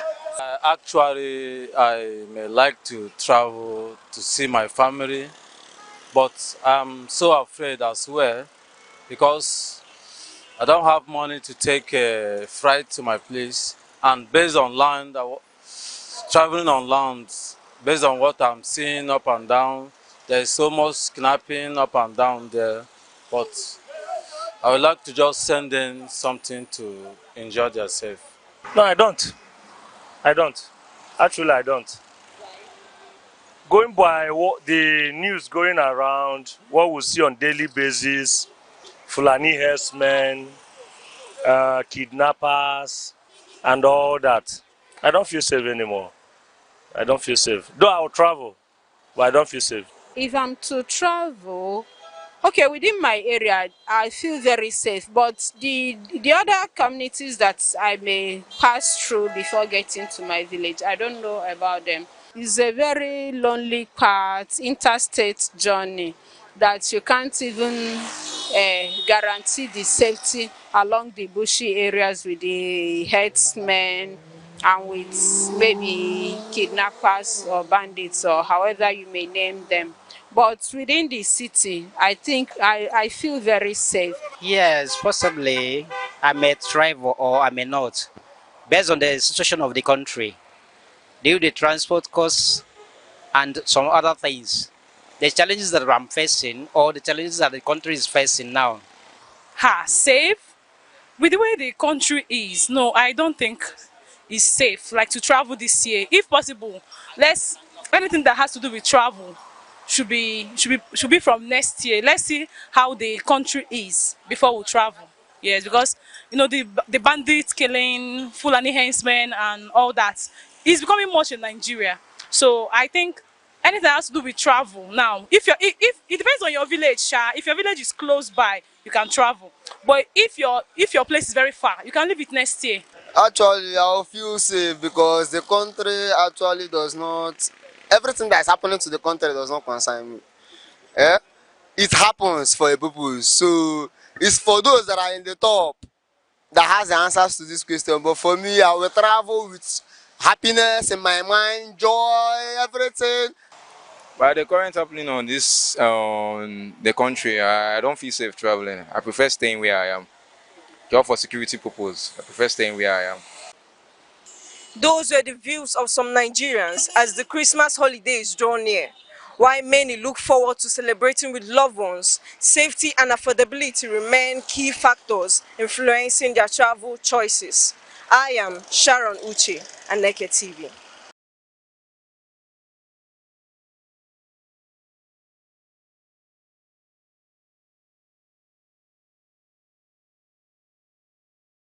The eagles stand as a mark of strength, clarity, and vision. Its ability to soar above storms signifies resilience, while its shaped sight represents them. They fly higher when the winds become strong, rising above obstacles rather than avoiding them. This teaches us that problems are not barriers, but stepping stones for those who dare. To live like an eagle is to stay focused, courageous, and disciplined.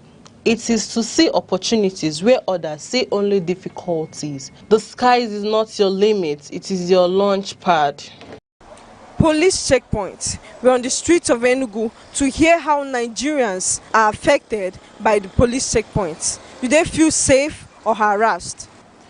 I think that the potential to be harassed exceeds the potential to be safe. The occurrences that we witness on the road, right, especially for let's say the commercial transporters, right, the potential for them to be harassed is more significant than for them to be safe. Sometimes you would even be tempted to assume that the multiplicity of checkpoints, right, defeats even the purpose, because in some places they even become causes of traffic and hold up. So you ask yourself, what is the essence of these checkpoints there? Recently we have noticed a trend that even in inner roads, inner streets, you see police checkpoints there. You ask yourself, what is actually happening? Except if there are security concerns that we don't know about, some of these checkpoints are completely unnecessary.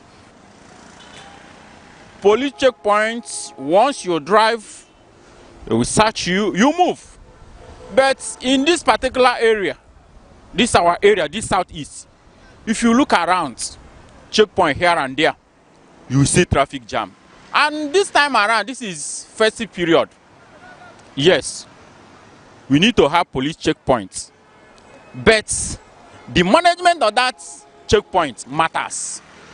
You don't need to kill people on the ground that you are doing stop and search. You allow free movement. Except where you reasonable, emphasis reasonable, suspect a particular vehicle. You can clear that vehicle and search where other vehicle will continue to move. So ordinary ought to be a safe way for us. We don't see the value of police checkpoint these days. We know that police checkpoints, they are there to make money. They are there to collect 20 naira, 200 naira or 100 naira. Once you give them 100 naira or 200, they are not interested in searching you. They are only intimidating people. I've seen them in many occasions. They ask you silly questions. They ask you to open your phone as if it is their work. I don't see what they are doing on the way. And if they are doing, if police checkpoint is actually doing something, many things are happening on our ways. We don't see them. So I don't see the value of police checkpoints to me.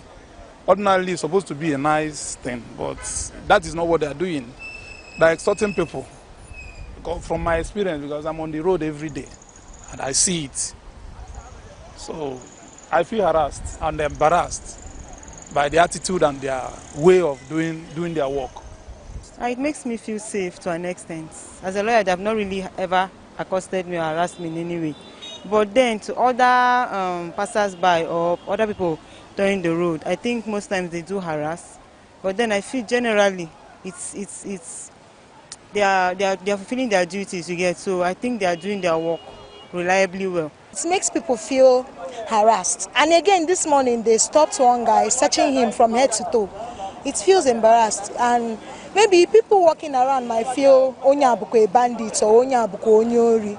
It's very, very unsafe. So they should minimize what they are doing. People don't carry what they want to carry. Those people carrying those things are walking freely.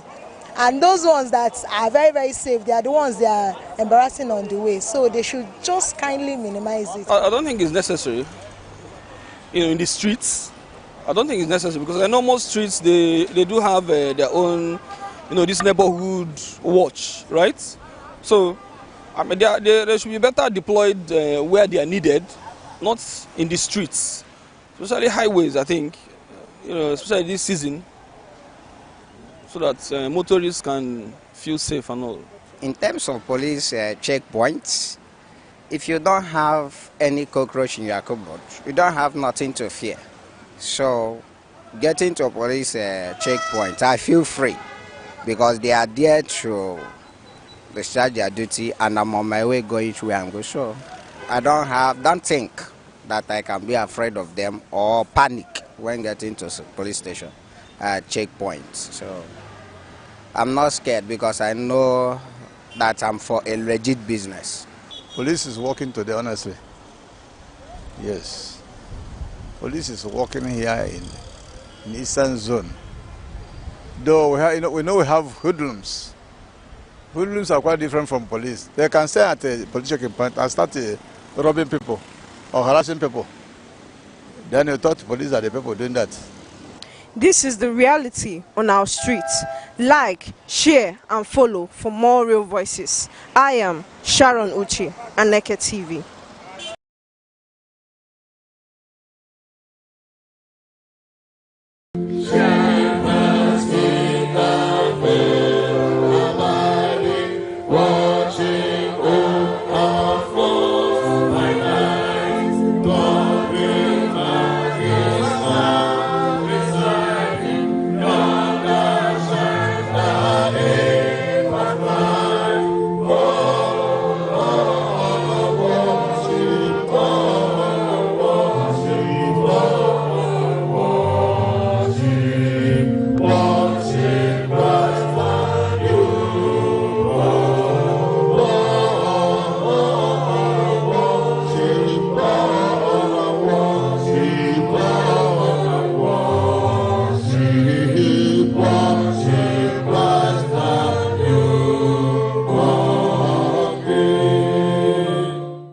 Christmas carols and the Festival of Nine Lessons and Carols remain one of the most enduring traditions of the Christmas season, combining scripture, music, and reflection to tell the story of hope at the heart of the Christian faith.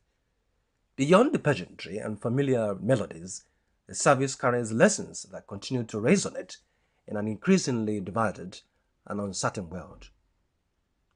The Festival of Nine Lessons and Carols, which originated in England in the late 19th century and gained global recognition through the annual service at King's College, Cambridge, is carefully structured to trace the biblical narrative of humanity. The readings begin with the story of the fall, acknowledging human frailty and the consequences of disobedience before moving through the promises of redemption and culminating the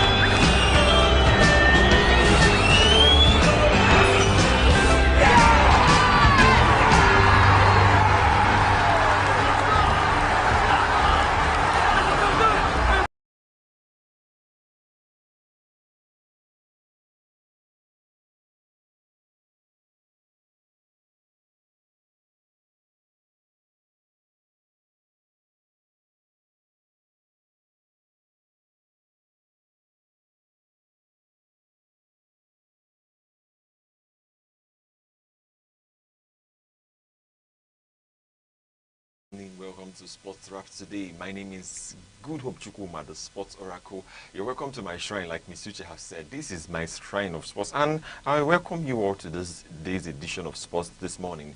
It is not longer news that a lot of things have happened or keeps happening. And looking at the AFCON coming up, Nigeria's team has arrived Morocco. They arrived in a grand style, and it was an awesome time that they had. They flew all the way from Egypt, where they camped and played their friendly against Egypt, and then moved over to Morocco, making them completing the team of people who have arrived for the competition in AFCON. I'm sure you're looking forward to having Nigeria or seeing what Nigeria can do in the AFCON that is coming up, and that will make a lot of sense so far. That will make a lot of sense. You can see they have arrived, Morocco, and they arrived in grand style.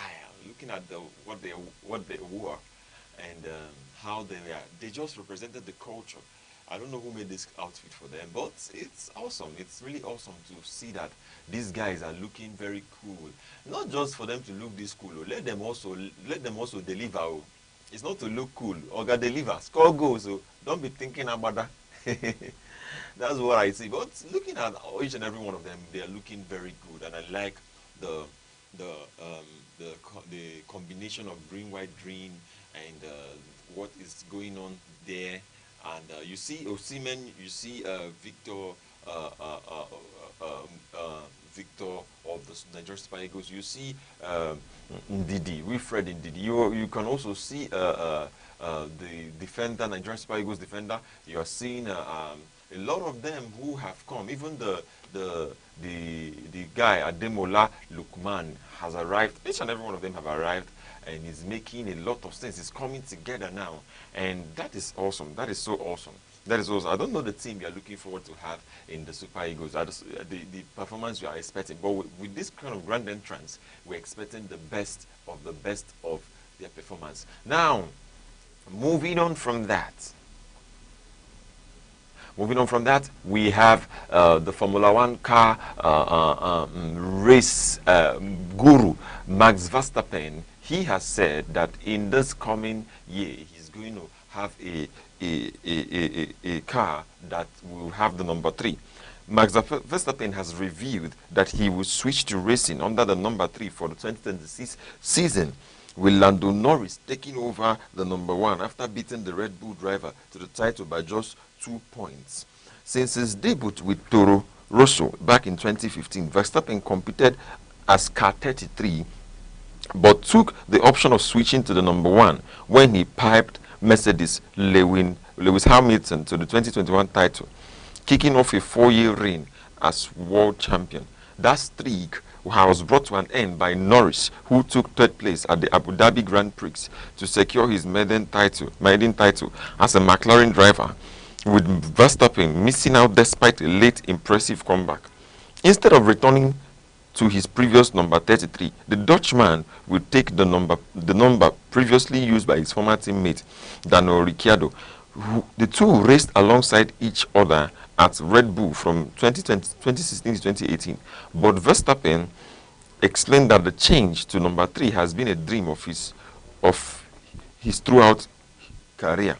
In an interview with Viaplay, he said something very interesting. He said it won't be number 33. The favorite number has always been 3, apart from number 1. We can now swap, so it will be number 3. Number 33 was always fine, but I just like 1-3 better than 2. That's what he said. He said he likes 1-3 better than 2. I always said it represented double luck, but I already had my luck in Formula 1. He said he had his luck in Formula 1. It also confirmed that both the FIA and Ricciardo, who retired from the sport in 2024 after an underwhelming final season with RB, that's Red Bulls, gave permission for Verstappen to reinstate the number for the 2026 goals. Looking at what Verstappen has said here, you will see that this guy is really making a lot of sense, and that he said he does not just want it to be a lock, that he has already 33 is double 3 brings the lock, but he has already had this lock in F1, and that is so important. That is so amazing. I appreciate that kind of mentality in sportsmanship. I appreciate that kind of mentality, because not everybody feels like, even though he has been at the top of his game, and he just lost the year title by 2 points to Lando Norris, the McLaren driver. he has maintained a good spirit and good sportsmanship to ensure that he sees that every of the game, every of the driving sports he takes, that he wants to deliver the best. I'm certain that Red Bulls will get something in their racing, in the next racing season, which is coming up very, very shortly. And I don't know who we're expecting in that racing season to have next year's racing season to have the result or to win the game. Of course, it's a racing season, so it's a game. I don't know who you're expecting, but Red Bulls are really pressuring, putting themselves together to ensure, especially Max Verstappen. He has won this 4 years in a row before Lando Norris came, and he was even trying to win it until Lando Norris came and had to stop. Or had to call it to a quit, had to call his victory to a quit. But I'm sure that if these two people, imagine Lando Norris, the McLaren driver, and Max Verstappen in the same team, that would be awesome. That would be so awesome. I'm sure you like driving. If you don't like driving, me, I love driving, and I love to follow the Grand Prix because I'm the sports oracle, and here is my shrine, and here is my word. Moving on from that, we have the news coming to us from Chelsea. There has been this allegation about, not really allegation, or a rumor concerning the Chelsea's head coach Enzo Maresca having a links to Manchester City, but he came out to say say that he has a contract with Chelsea till June 2029, and from the interview, from the press conference he had, he said Man City links, it's 100% speculations. Man City links 100% what?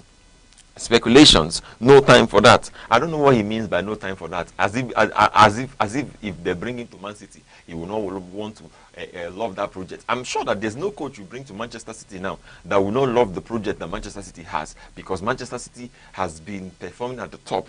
He also said, I have a contract here at Chelsea until 2029. My focus is just on this club, and I am proud to be here.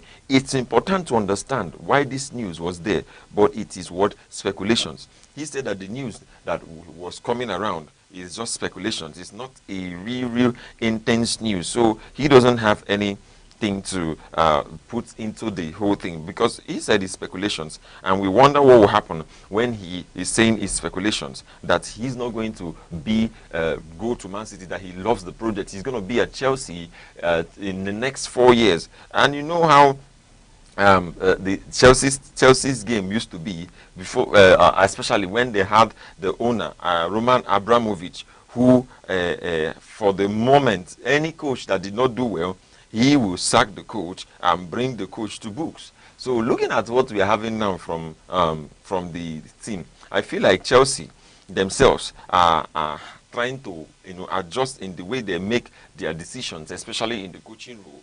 And the rumors are not so necessary, because they are going to have something at the end of the day, and that makes a lot of sense. That's so amazing.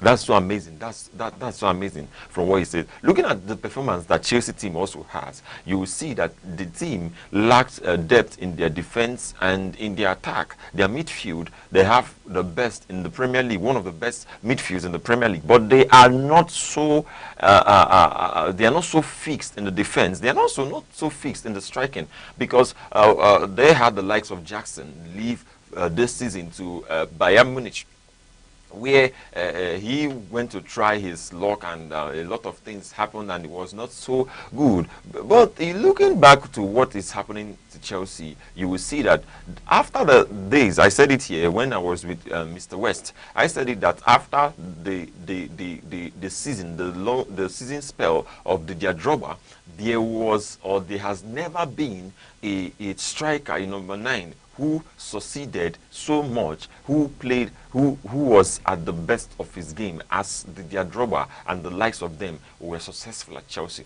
And I wonder what has actually happened, or what really has happened in the game of football. But I feel that we're going to sort this out. We're going to look at what happens in the coming days. Moving on from that, I want to take it back to a home, to our home a bit. The Nigeria's the Tigers, the lower game, and people who have featured in the game, Federation of International of International Association of Basketballers have given the Nigeria's, the Tigress, the lower team of the Tigress, their rank in the world, this thing, bringing them to 46th after they featured in the last game that they had in the last tournament, and they came number 12. You will see that these girls are really pulling off a lot to get Nigeria. I am sure in the world of sports, basically you will notice that, especially in our Nigeria sports, we are seeing that in football women are doing so well. That's why it's not going to be a gender-based stuff. It's going to actually be a good stuff to see that women are doing so well. The Tigers, they were ranked 46th in the latest FIBA ranking. They were ranked 46th position. They were ranked 46th, and in that competition, they came 12. They were ranked number 12. That's amazing, and that's what it could be, what it should look like in the world of sports, especially Nigerians, especially the women, have been making us proud. I will tell you for a fact, looking at how not just because of the fantastic play of the game also, but also in the results that are coming, that are being brought home to register the name all over the globe, to tell you that Nigeria is still in the business of producing talents and producing champions all over in the world of sports. All right, so I will tell you that this is a progress, and this is a step. We are looking forward to having them coming up in the list or in the table. We are looking forward to having them come up more and more, and that will happen as they take on the next competition that is coming up in the coming months. And we look up to the Tigress, to the senior team, because this our team, this Tigress senior team. This is actually the junior team, but the senior team would have been making a lot of progress too. And looking at the facts and the figures we have, they have initiated that success that the people that are coming below them would not want to drop back. Also, in the same basketball association, Nigerian Basketball Association, you also see that our men are also doing well. Our men are also pushing the game, trying to give and deliver. They have been winning and have been playing well in the basketball game. We are looking forward to having not just football, but other games, other basketball games, other sports games being featured in the country, because we can't just stay and focus on one game. Some people have complained and have said that our Nigerians, that's why AFCON is so important to me, because I want us to have the success. I want us to, get the success in the AFCON. That's why it's so important to me, and that's why every of the news I keep you updated so that you can follow and know what is happening in the AFCON. That's why, I wanted to tell you that some people have said that our Super Eagles and some of the men's sports competition that Nigeria engages, they don't really someone have even said that they should close it, and I don't know actually if that's true, but we have seen that people in different categories of playmaking have done a lot of good things, and that makes a lot of sense. So that's how I wanted to just distract you a little, to come back to the Premier League and also to other leagues and what is happening in the world of sports. But before I go to the Premier League, I want to tell you that Zinedine Zidane has said that he has no plans for returning to Madrid. He has no plans to return to Real Madrid, because his focus is on the France national team. He wants to coach the France national team. He wants to coach the France national team. And looking at the kind of stats and his qualifications from his success during the time he played and the time he coached Madrid, you will see that this guy, this man, of course, is an influence in the world of sports, and that alone has made it to be a thing that any team that he wants to go, he will not need to hesitate because he was a world-class player during his time, and now he is going into coaching, and he is looking forward to coach the France national team after 2026 World Cup. I'm sure that he has been taking his time to build on that and to make his research to see how to carry on with the team. Meanwhile, the team has been playing well, looking at what we have already on the down preparations for the World Cup in Mexico and America. You will see that there are several things that has gone to play or that has gone into the preparations for the World Cup from the team of France. So we are looking forward to having Zinedine Zidane coach the France national team, and that will make a whole round of success. That will make a whole round of success. Now, moving on from that, we have Bruno Fernandes, who has claimed that he wants to stay in Manchester United, that he wants to stay in Manchester United. And last season, he said that he stayed not because of the whole thing, but he stayed that he wanted to lift the club back to where they used to be. He wanted to leave the club. As he became the captain of Manchester United, he has faced a lot of backlash, looking at his performance and looking at the situation surrounding the team and their play from last season.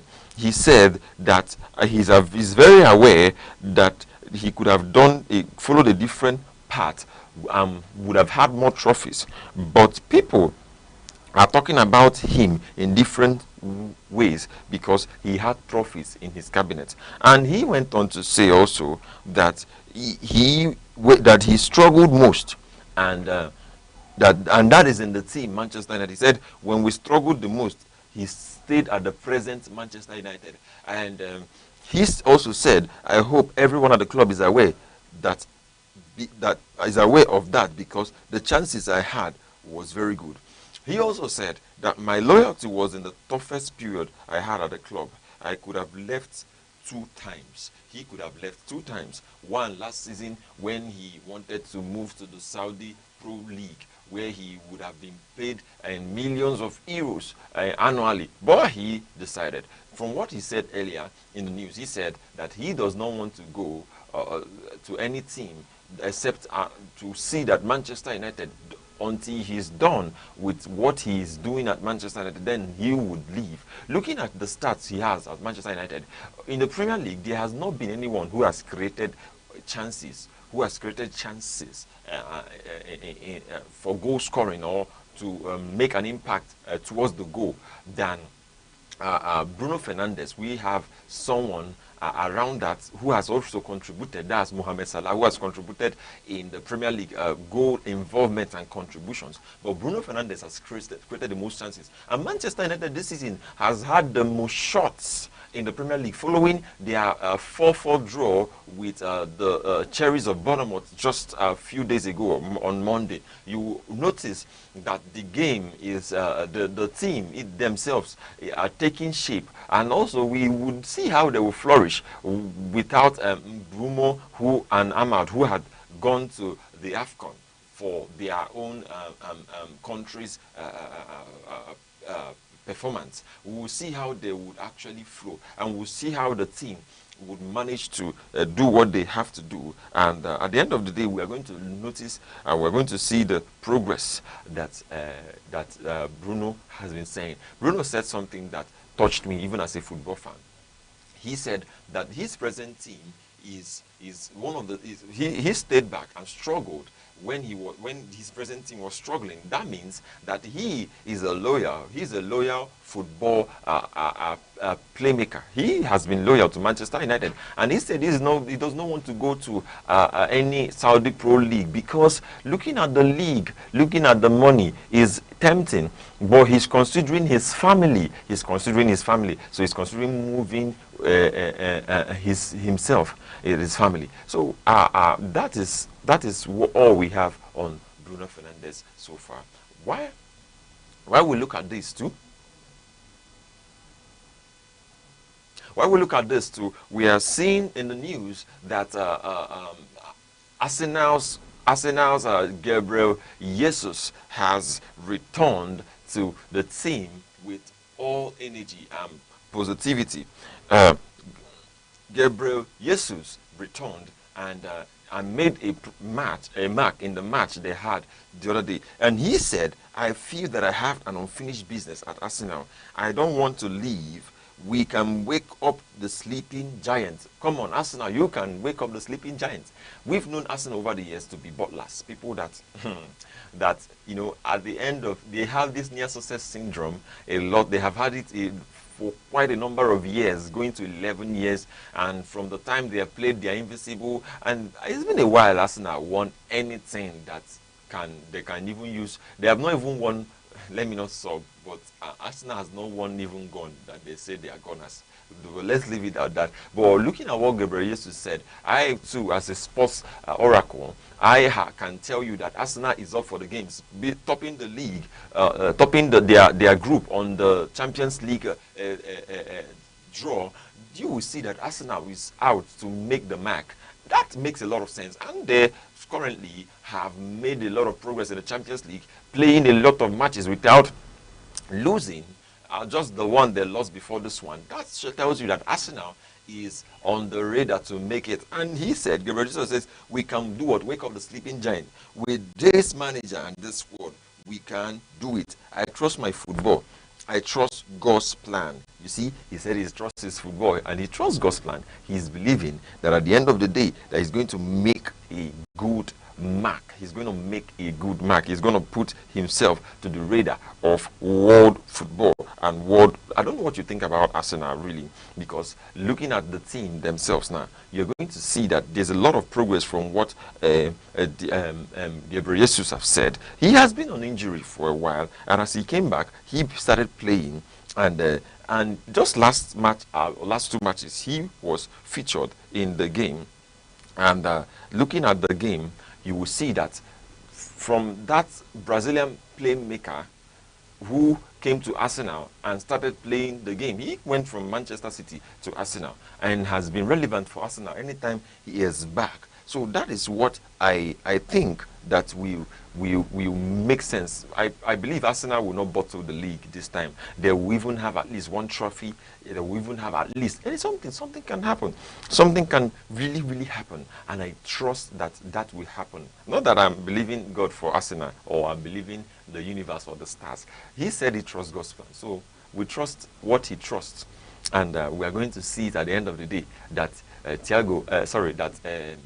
Gabriel Jesus will have the result and he will lift trophies with Arsenal just like every other team. Now moving on that, one of the news that we have coming our way is former Chelsea defender Thiago Silva has officially confirmed he's leaving Fluminense as free agent with immediate effect. Understand his next destination will be a return to Europe. You know that this guy did a lot of defending for Chelsea. I can never forget that particular game that he had to almost kick the ball, like he had to almost punch the goalkeeper. And from what he's saying, he has said it the other day, that he's going to return to Europe, that his focus is on Europe, because in Europe is where you have the top football leagues playing and having everything they're having. Then he also said that he wants to make a mark in the world. He wants to contribute, that he feels is young. He's actually in his 30s and he's still performing at the top of his league. I'm not sure there's any defender in Chelsea that can match his energy right now. I don't even know why he was sold to Fluminense, but he said he's leaving Fluminense, the Brazilian side, as a free agent. That means he's going to come out from there to go back to Europe. I'm sure Chelsea would want to resign him. Chelsea guys, Chelsea fans, look at this news. Thiago Silva is coming back. So you guys, I'm sure you don't have a defender or in your history. In Chelsea, there has been these two particular set of defenders who have been amazing, and one of them, we don't hear his name here.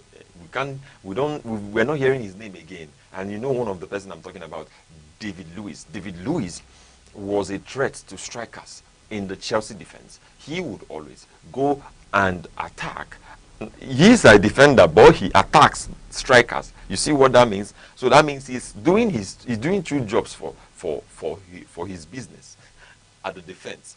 So David Luiz, no one is hearing about him right now, but that does not mean that he's nowhere. We're going to bring news about him when we come next time. But talking about Thiago Silva has made a lot of mark in the Fluminense games, and he wants to return to Europe. Probably Chelsea, Man U, we have defense, so we may not be able to. We know that we love him, but we may not get him. But you know that the Brazilian is also looking forward to the World Cup. I'm sure that a lot is going to happen from this whole thing, and we're going to see what it means at the end of the day, because he's going to leave as free agent. So these are more are the things we're bringing to your way on this edition of Sports Rap with the Oracle. You can look around, you will see that my shrine is activated with everything. I'm going to bring you what will happen over the weekend, and that is where I will be rounding up for today. But I want to show you something that is important, and I want to take you back to a little story that we've talked about. Looking at the French, the French guy that said he wants to coach the French national team. Sorry, his name is everywhere. Looking at him and what he has done so far, do you think he can be able to handle the national team? He can be able to handle the likes of Ousmane Dembele, Paul Pogba, Desire Doué, and the rest of it? Do you think that he's going to make that mark? Do you think Zinedine Zidane is going to make that mark? I want to show you something. I want to show you back that Zinedine Zidane to tell you a little about what I feel on the Zinedine Zidane matter, because you're looking at Zinedine Zidane, you will see that he has handled the likes of Cristiano Ronaldo. He has handled the likes of the top players in the league, and just one season or two seasons that he coached, and he just dropped it. Why do you think he dropped it? Do you think he can handle? Do you think Zinedine Zidane can handle the team? Can handle the current team of France? Why he has said that he actually can handle the team. I'm looking forward to having him in the team. I'm really looking forward to having Zinedine Zidane on the team, because he is a legend, and he has made a lot of mark this time around. I trust that he's going to do a lot of things, and he's going to bring the best of the best of the best. Now, moving on from that, we have some matches coming to you in the Premier League that are coming. Manchester United will be facing Aston Villa on Sunday. Now, that's just the highlight of the week, because looking at the team, Manchester United, I wanted to ask you what you think about that. But let me just move on a little and tell you what's going to happen a little. Newcastle will be hosting Chelsea in their home by 1:30, and Bournemouth will be hosting Burnley the same Saturday. Tomorrow, Brighton will be hosting Sunderland. Man City will be hosting West Ham. Wolves will be hosting Brentford. Spurs will be hosting, that's Tottenham will be hosting Liverpool by 6:30. Everton will be hosting Arsenal. This Everton Arsenal used to be war, but let's see what happens. Then Leeds will be hosting Crystal Palace. Then on Sunday, I'm giving you what it takes so that you will know when we return on Monday. We're going to talk about these matches. Then on Sunday, we'll have Aston Villa hosting Manchester United by 5:30. And on Monday, we have Fulham hosting Nottingham Forest. What is your prediction about the matches on the weekend in the Premier League? What is your prediction? What are you looking up to seeing in the Premier League? And what are you going to what will be the star match of the week? For me, the star match of the week will not just be Manchester United or anybody, but that Everton Arsenal, because Everton has been playing a lot of wonderful football this time around. And whatever it is, we're going to see at the end of the day. This is where we call it a day, and we call it a wrap on the sports show today. This is your one and only Sports Oracle, and being in his shrine, I will tell you that you will have a wonderful weekend. I'm telling you that you have a wonderful weekend. Make sure you enjoy the games and follow through what's happening. I will be here right back on Monday to bring you the best of news and sports and what's happening all over the globe, especially in sports and in the world of football. Till then, we'll see. Bye.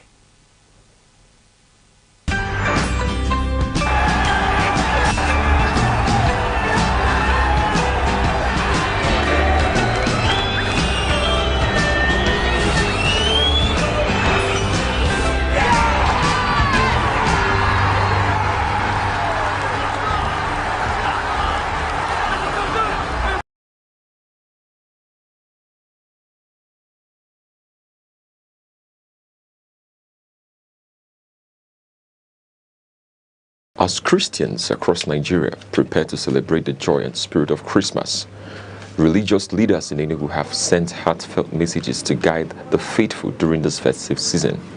From Orthodox to Pentecostal churches, their calls carry a common theme: love, peace, and unity. At a time when families and communities come together, these leaders urge Nigerians to embrace compassion, forgiveness, and togetherness, reflecting the deep meaning of the holiday. Aneke TV News has compiled these messages, highlighting the voices of faith leaders as they encourage communities to celebrate thoughtfully and joyfully, keeping the spirit of Christmas alive in every home. Catholic, Anglican, Methodist, and Pentecostals. Jesus Christ came from a human root,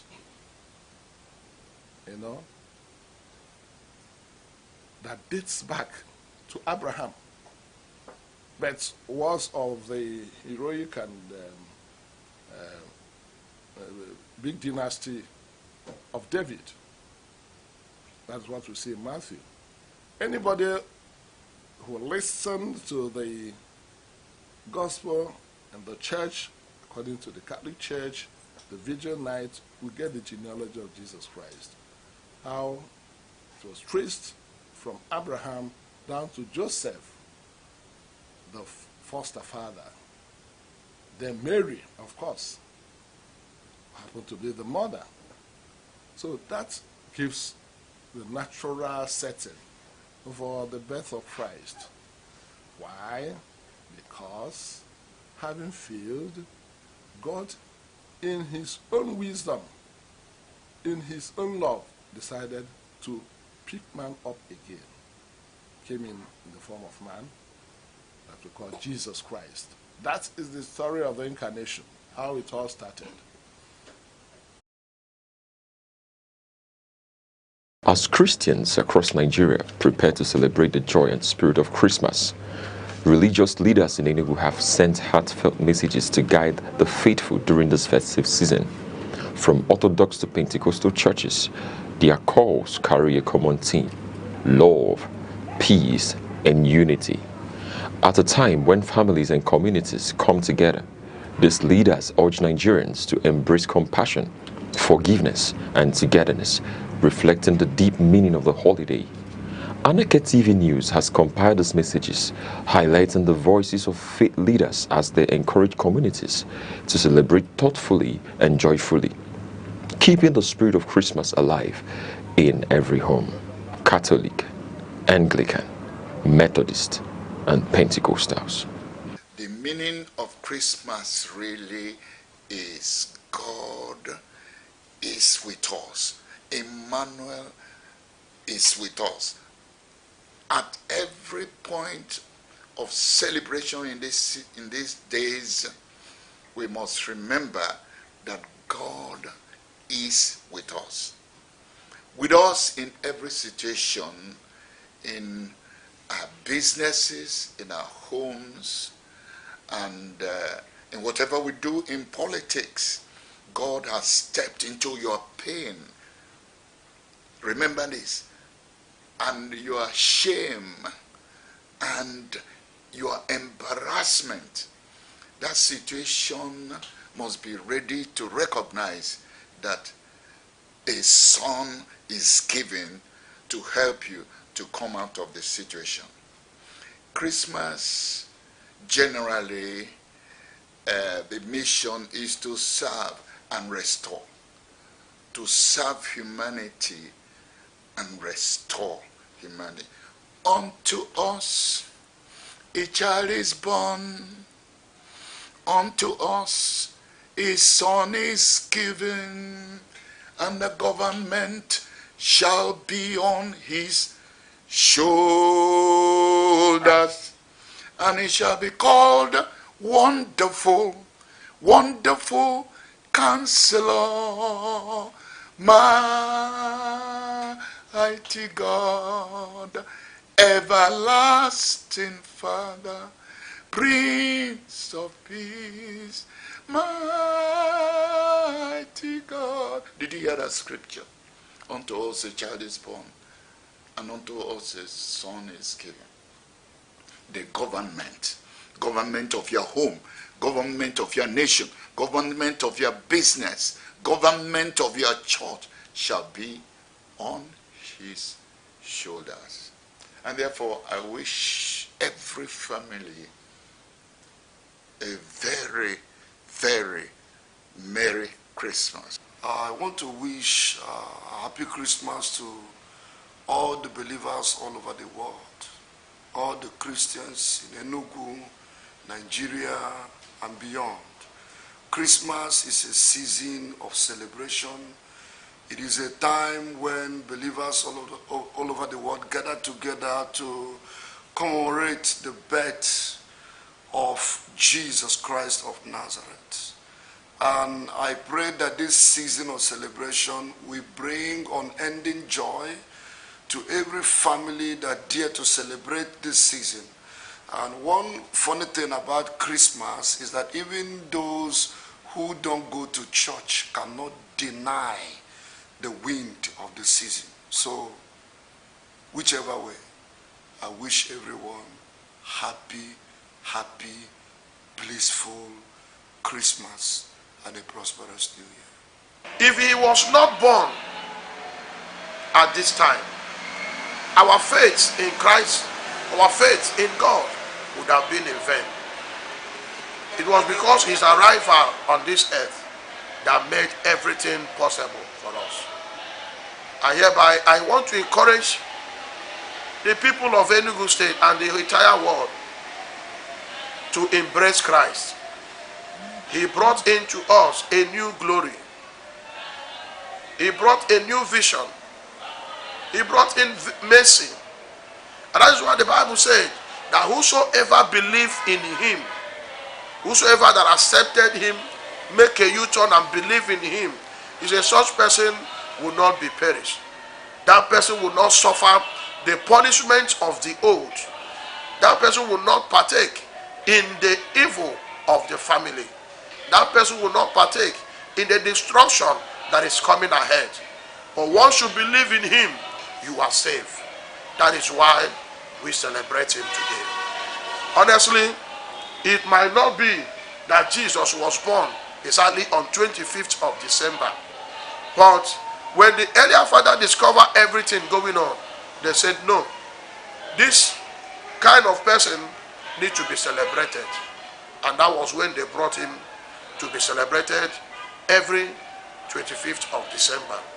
I want to encourage you, celebrate Christ with fear. Celebrate this season with all form of remorse, knowing that a man was born that brought salvation to you. This is not a season to live a lousy life. This is not a season you say, it is a must that I must accomplish this and that and that. Anyone that you were unable to do, relax. Next year, you continue. Jesus is alive and will forever be alive.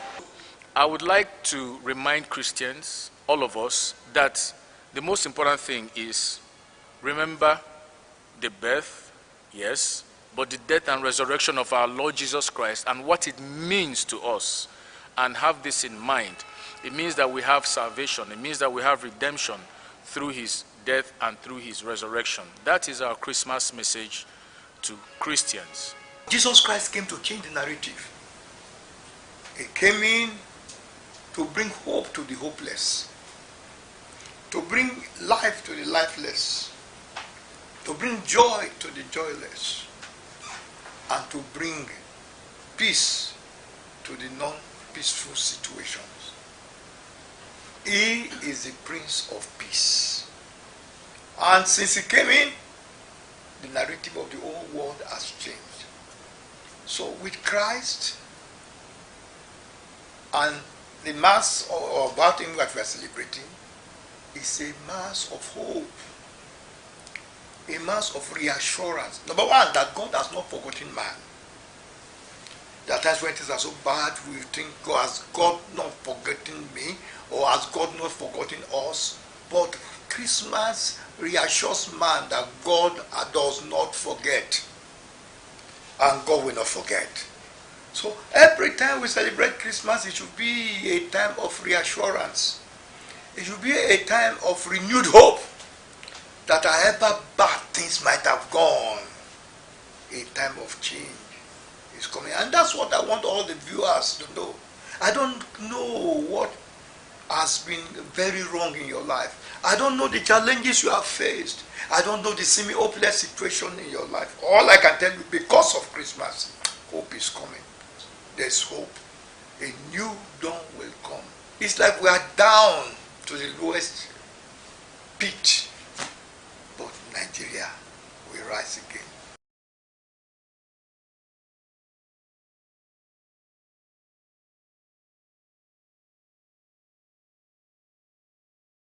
As the Christmas and New Year holidays approach, the Enugu State Police Command is urging residents and travelers to stay alert and prioritize their personal safety throughout the festive season. In a statement signed by the Police Public Relations Officer, Mr. Daniel Ndukwe, the command called for greater vigilance, warning that poor planning during the celebrations often leads to avoidable security and safety risks. The police are advising members of the public to plan their movements carefully, remain aware of their surroundings, and report any suspicious behavior to the nearest security agency. Travelers are also being asked to check the security situation of their routes before embarking on any journey. On travel safety, the command is reminding motorists to ensure their vehicles are in good working condition, checking tires, brakes, lights, and other key components. Passengers using public transport are urged to patronize only reputable apparatus at recognized motor parks to avoid falling victim to one chance and similar crimes. Residents are further advised to avoid posting their travel plans or locations on social media and instead share such details only with trusted family members. The police public relations officer also highlighted key road safety guidelines. Motorists are encouraged to keep to speed limits, avoid night travel, stay away from drink driving, and reduce all forms of distraction behind the wheel. They are also urged to cooperate calmly with security personnel at checkpoints and take regular rest breaks to prevent fatigue. For those leaving town, the police are calling on residents to secure their homes before traveling. This includes activating CCTV systems where available, avoiding predictable hiding places for spare keys, and switching off all electrical appliances. The command is also warning against storing petrol or other flammable materials indoors. Parents and guardians are being reminded to keep a close eye on their children, particularly in crowded public places, and to spend wisely to avoid financial strain in the new year. The police have also released emergency contact numbers for those traveling through Enugu State. These include the command's emergency lines on 080-320-03702 and 080-866-71202. The command and control center numbers 112 or 091-346-66668 and 091-3444-8093 and PPRO's direct line 080-217-09005. Numbers for reporting police misconduct have also been provided. And finally, the Enugu Police Command is urging residents to exercise caution, stay vigilant, and enjoy a peaceful and secure festive season. The command also wishes the public safe travels and a prosperous 2026.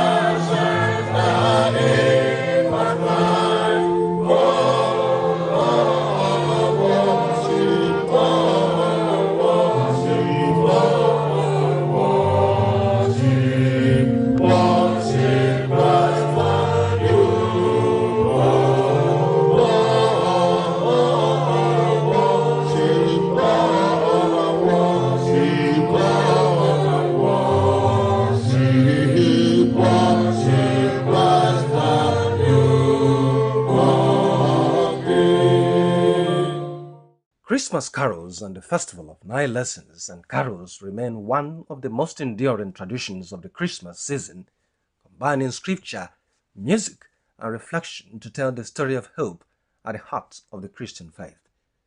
Beyond the pageantry and familiar melodies, the service carries lessons that continue to resonate in an increasingly divided and uncertain world. The Festival of Nine Lessons and Carols, which originated in England in the late 19th century and gained global recognition through the annual service at King's College, Cambridge, is carefully structured to trace the biblical narrative of humanity. The readings begin with the story of the fall, acknowledging human frailty and the consequences of disobedience before moving through the promises of redemption and culminating in the birth of Jesus Christ.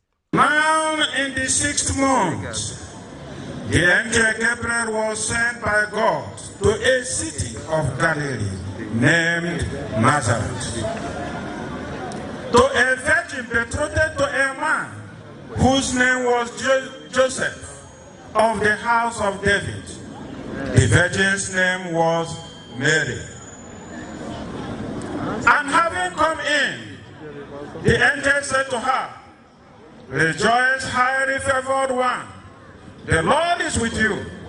Blessed are you among women." See him lying on a bed of straw, across his table with a open door. Mary cried in her bed she bore, the Prince of Glory is his name. Oh, carry me.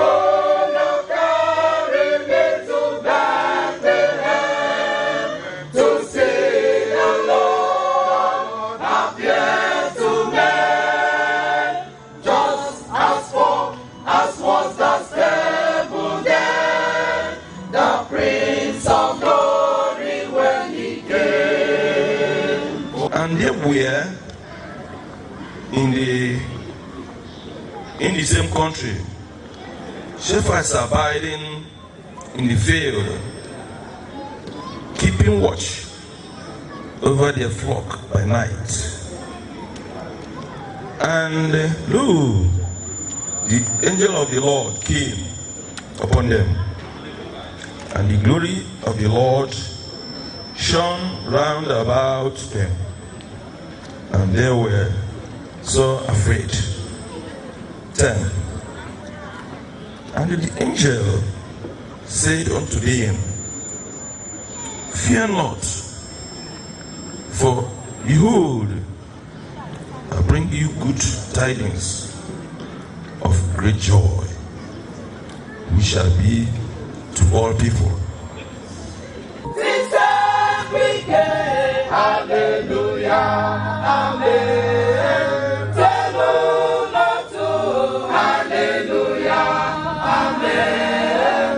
Báwo jókòó ti gbẹ̀nu wa ní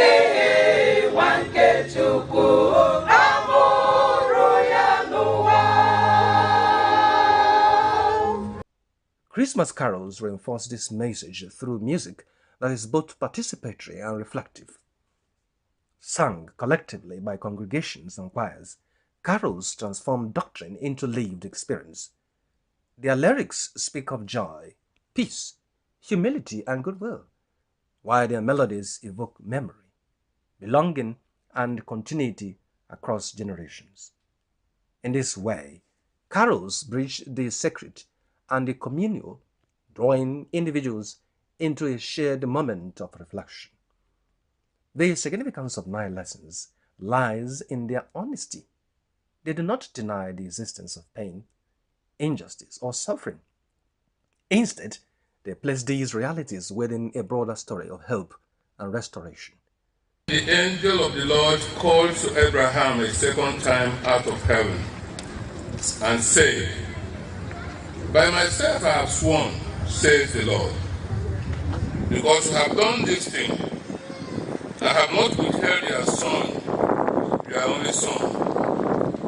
Blessing I will bless you. And multiplying I will multiply your descendants as the stars of the heaven and as the sand which is on the seashore." The people who walked in darkness have seen a great light.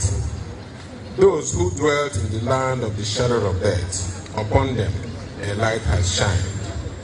You have multiplied the nation and increased its joy. They rejoice before you according to the joy of harvest, as men rejoice when they divide the spoil. For you have broken the yoke of his burden and the staff of his shoulder, the rod of his oppressor, as in the day of Midian. The world today rejoices with a joy that never dies, and we join those holy voices praising Christ, our hope and pride. Blessed God, I want a story. Christ is born in Bethlehem. Glory in the highest glory. His own goodwill to men. The birth of Christ, as presented in the final readings, symbolizes renewal and the possibility of transformation even in the most difficult circumstances. This message remains relevant at a time when many societies are grappling with economic pressures, insecurity, and social tension. Beyond the religious setting, the service offers broader moral lessons. It calls for compassion in the face of hardship, generosity in times of want, and peace amid conflict. In contrast to the commercial excesses often associated with the festive season, the 9 lessons and Christmas carols invite quiet reflection, reminding audiences that the essence of Christmas is not consumption but conscience. Joseph also went up from Galilee, out of the city of Nazareth, into Judea, unto the city of David, which is called Bethlehem. Into Judea, unto the city of David, which is called Bethlehem, because he was of the house and lineage of David, to be tasked with Mary, his supposed wife, being great with child. And so it was that while they were there, the days were accomplished that she should be delivered.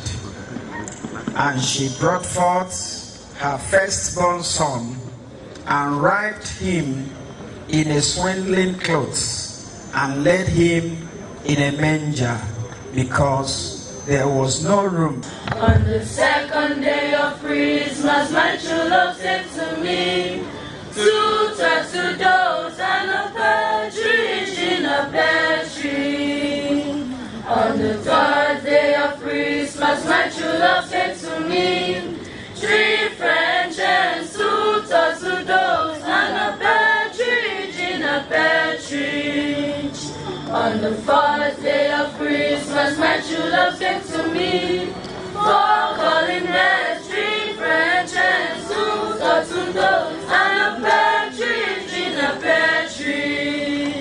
As we gather to celebrate Christmas, we remind ourselves of God's incredible gift to humanity.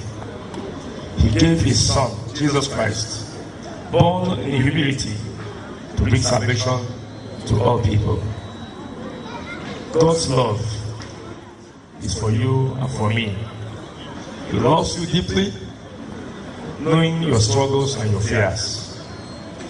He sent Jesus Christ to bring hope, peace, and redemption to a hopeless world that lacks peace and was ready for destruction. Jesus is the hope that God has given to us as a gift. Born in a manger, Jesus came for all, offering eternal life to all who will embrace it. For many families and communities, the tradition also serves as a moment of pause. It encourages listening rather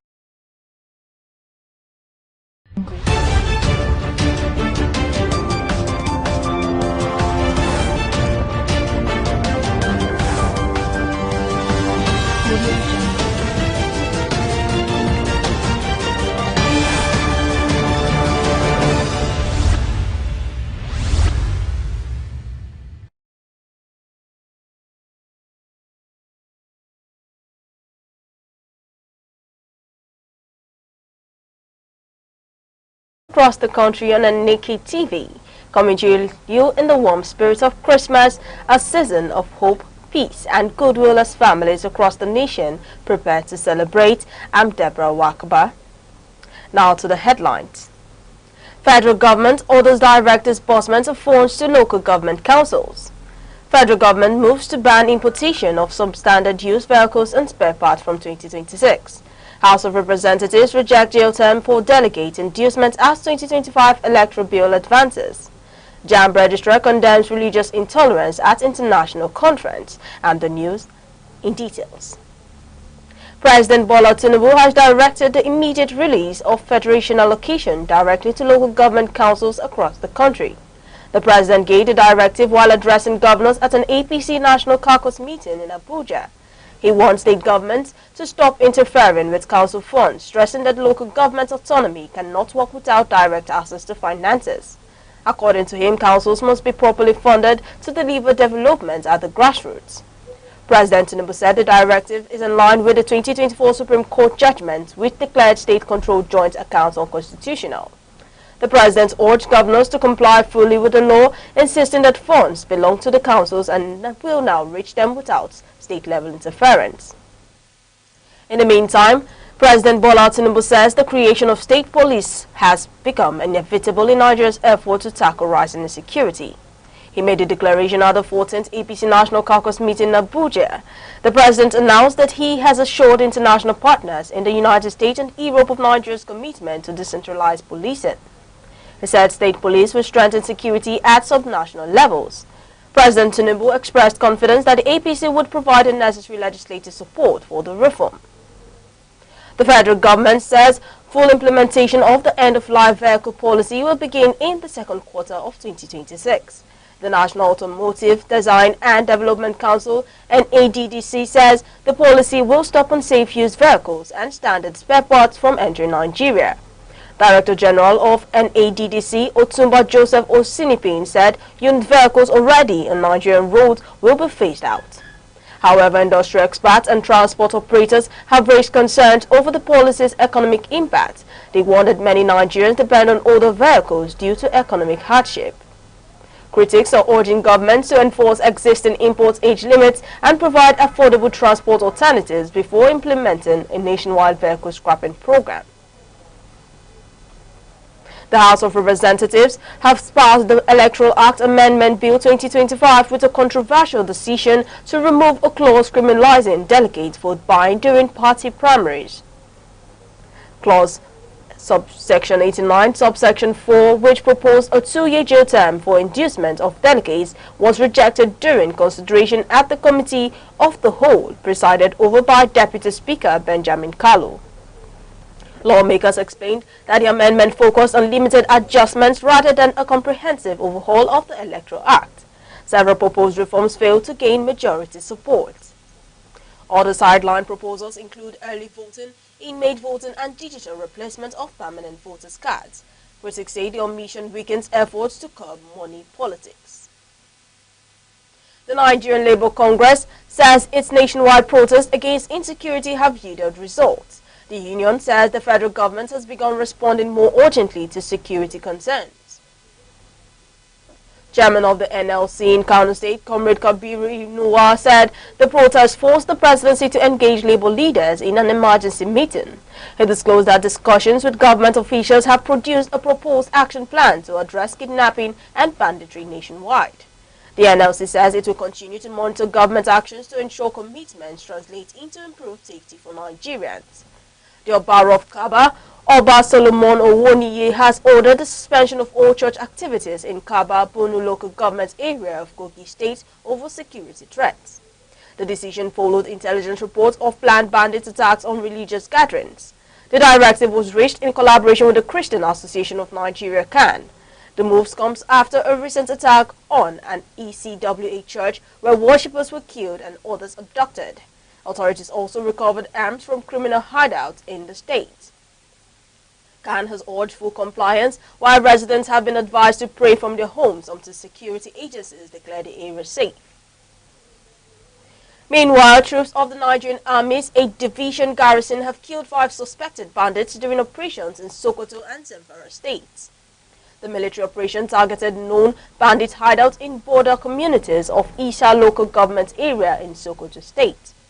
Villages affected include Gangara, Makwana, Satiru, Baisi, and Kusu, where troops disrupted criminal activities and recovered weapons.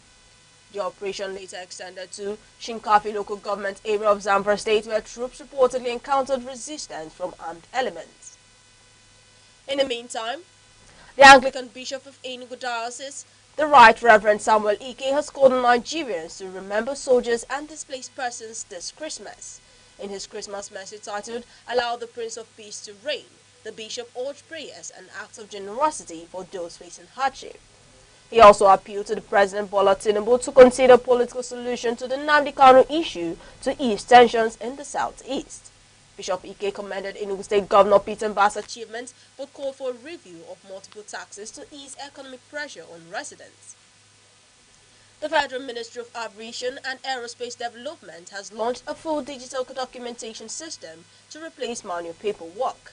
The Minister, Mr. Festus Keyamo, introduced our government enterprise content management system in Abuja, saying it will eliminate delays and improve efficiency.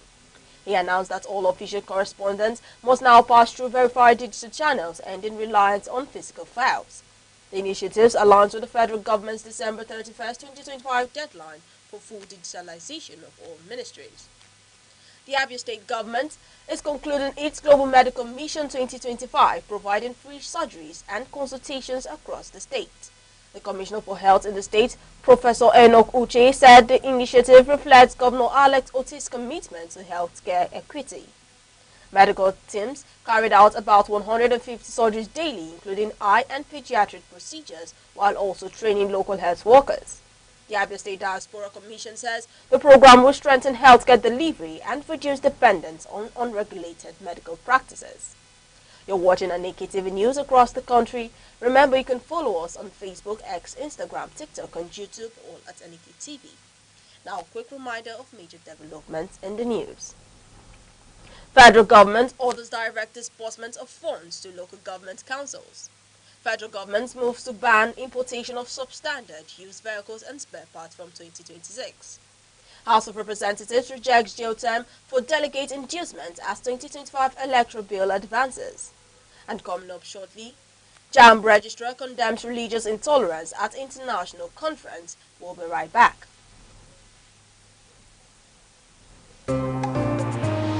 Join us on Arena, Aneke TV's premium current affairs program, where politics, development, and governance come alive. Every Monday, Wednesday, and Friday, we host top professionals and thought leaders who speak their minds on issues shaping Nigeria and the world. It's inclusive, enriching, and absolutely captivating. The roadmap is let's have our environment secured so that investors can come. If you don't know what economic security is, kidnapping will tell you what it is. You kidnap for ransom. Customers are going to get these meters, and like we said, it's at no cost. There are things that dialogue can handle. But when you leave it, I want to use a kinetic approach alone. You cannot. For discussions that promise insight and deliver truth, stay tuned, stay informed, and keep watching Arena, only on Aneke TV. Welcome back.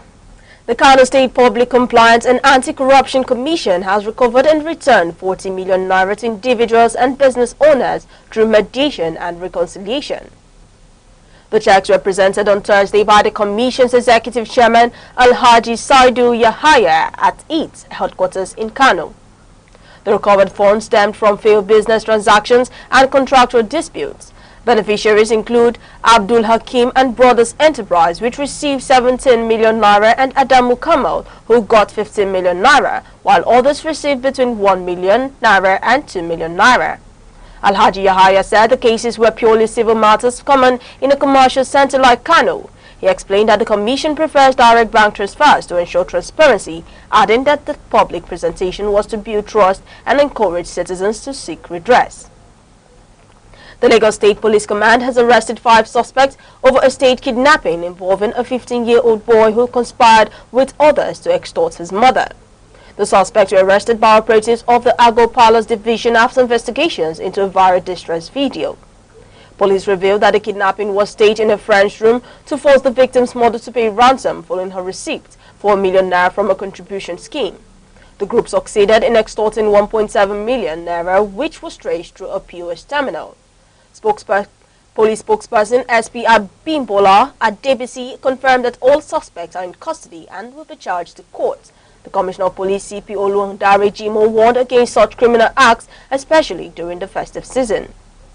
The Benue State Police Command has confirmed the discovery of skeletal remains believed to be that of Inspector Mohammed Yakubu, missing for 6 months. The officer attached to the 13th Police Mobile Force disappeared on June 13th while on duty near Daudu in Guma local government area. The remains were recovered on Thursday following intelligence-led operations involving the counter-terrorism unit and other security agencies. The location was about 10 kilometers from where the officers was last seen. Police authorities say arrangements are on the way to release the remains to the family for burial. Investigations continue to determine the circumstances surrounding the officer's death. The Registrar of JAMB, Professor Ishaq Oloyede has called on Nigerian Muslims to embrace unity as a moral responsibility. He made the call in a lecture delivered on his behalf at the international conference at the University of Abuja. Professor Oloyede warned that ego and intolerance pose serious threats to the Muslim community, urging scholars to accommodate differences in interpretation. He emphasized that scholarship should promote harmony and ethical leadership. The conference attracted participants from several countries, with speakers urging young scholars to avoid divisive rhetoric, particularly on social media, and to promote mutual respect. The Independent Petroleum Marketers Association of Nigeria has announced plans to invest in local refining as part of efforts to end fuel importation. IPMAN President Abubakar Shetima disclosed this following recent changes in oil sector leadership. He said fuel prices could reduce from January 2026 following an agreement with the Dangote refinery for direct supply and free delivery to IPMAN members nationwide. Members have been directed to prioritize Dangote products. IPMAN also ordered the federal government to settle 190 billion naira in outstanding bridging claims, saying the move is crucial to achieving energy stability and independence. The federal government has confirmed that 149 companies enjoying pioneer status incentives will retain their tax holidays for at least 2 more years.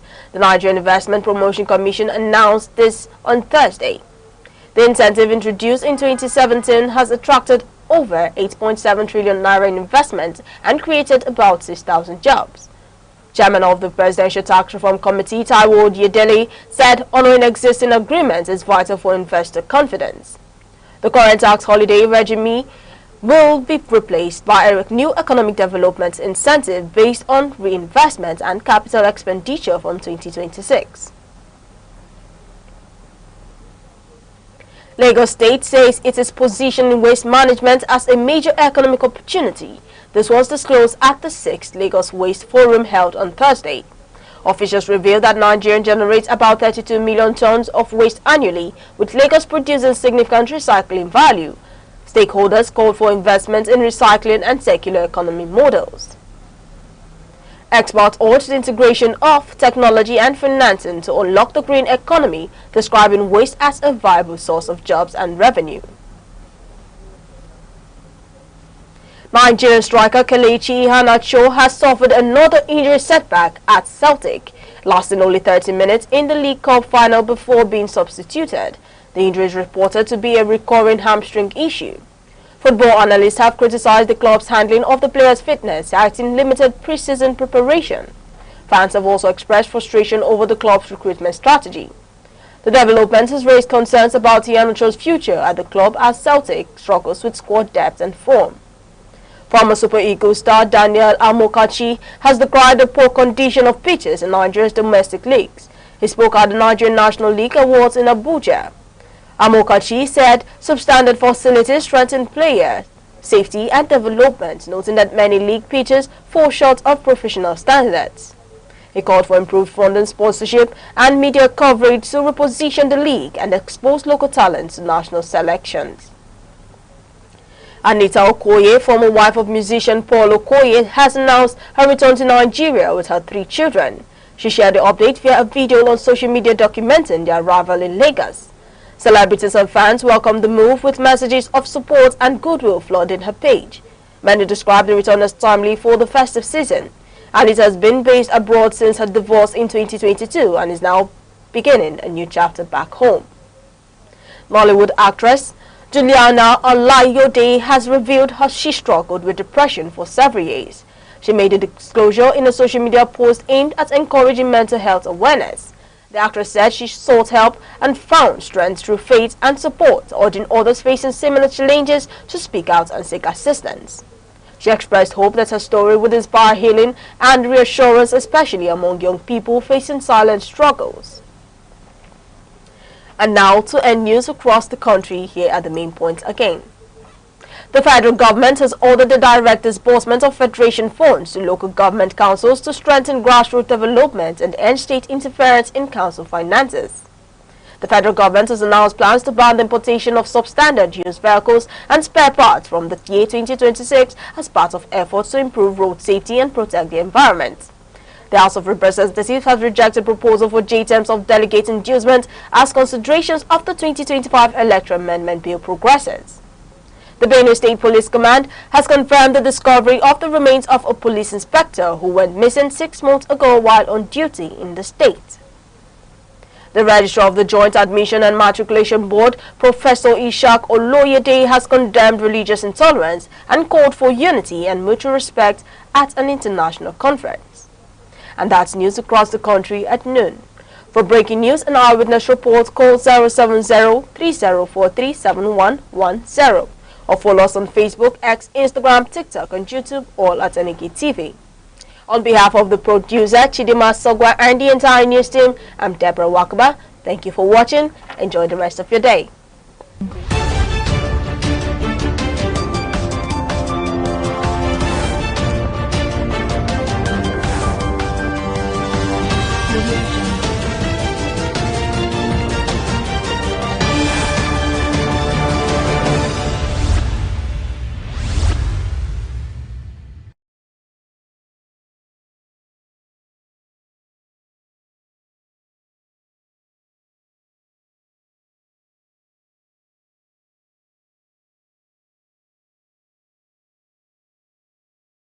The eagles stand as a majestic symbol of strength, clarity, and vision. Its ability to soar above storms signifies resilience, while its shaped sights representations, including Nigerian, use the eagle as an emblem of nation pride. Eagles do not fear challenges, they embrace them. They fly higher when the winds become strong, rising above obstacles rather than avoiding them. This teaches us that problems are not barriers, but stepping stones for those who dare. To live like an eagle is to stay focused, courageous, and disciplined. It is your launch pad.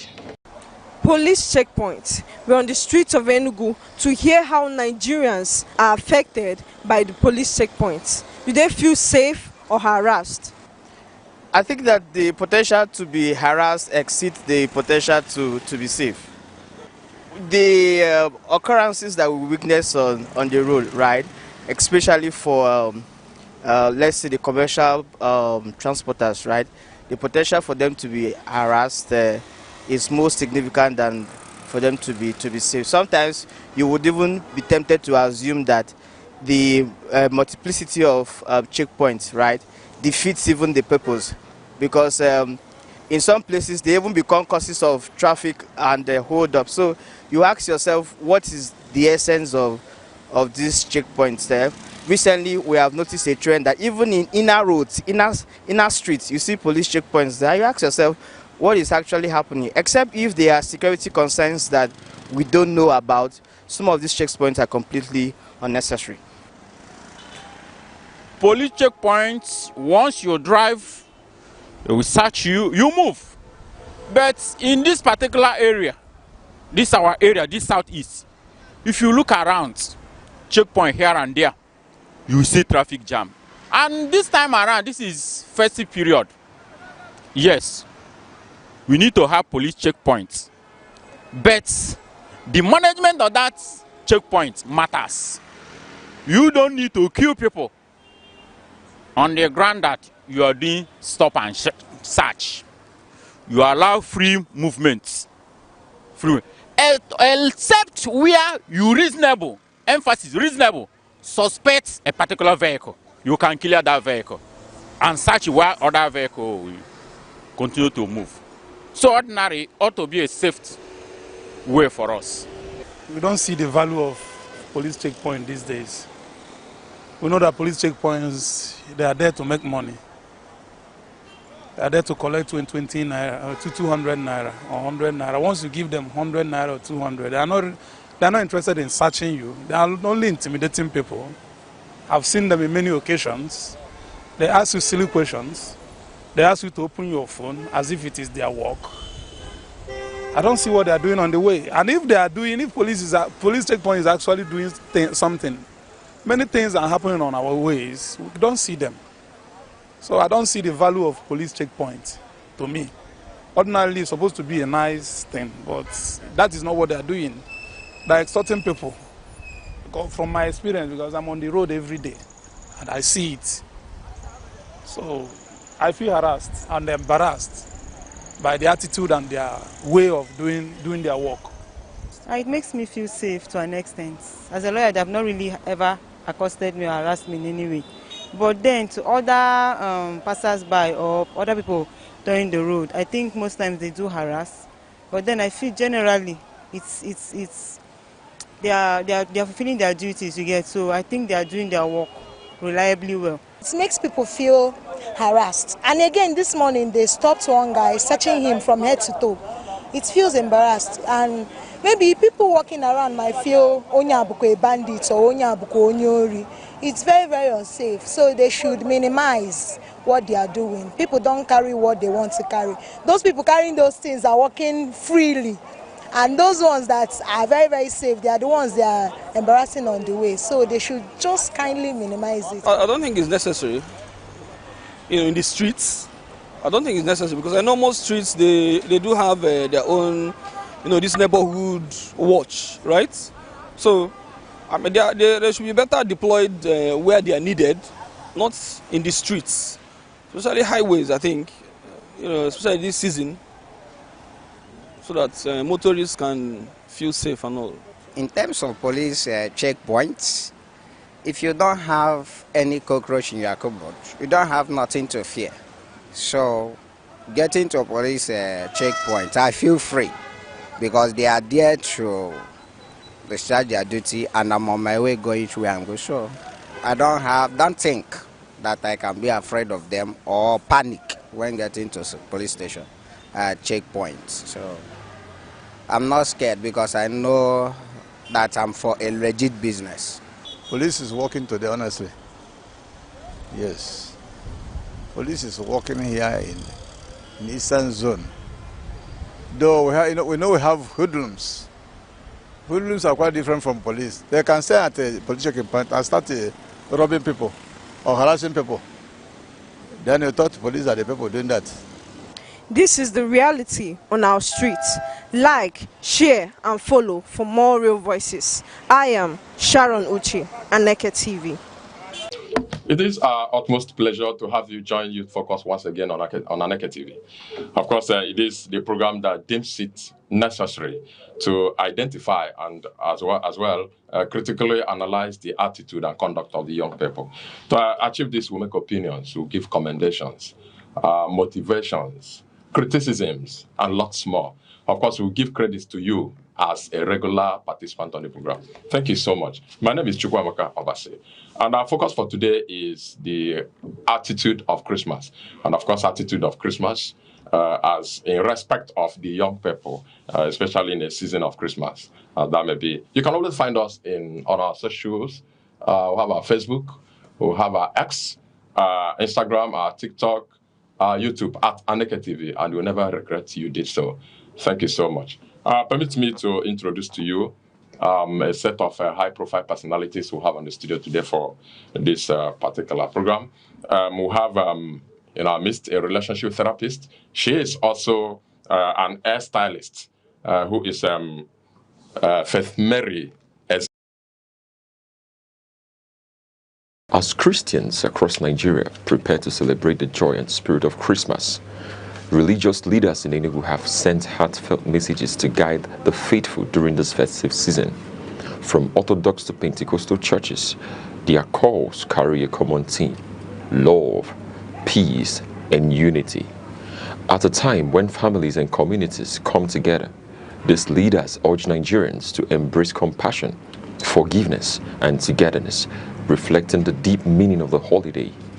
Aneke TV News has compiled these messages, highlighting the voices of faith leaders as they encourage communities to celebrate thoughtfully and joyfully, keeping the spirit of Christmas alive in every home: Catholic, Anglican, Methodist, and Pentecostals.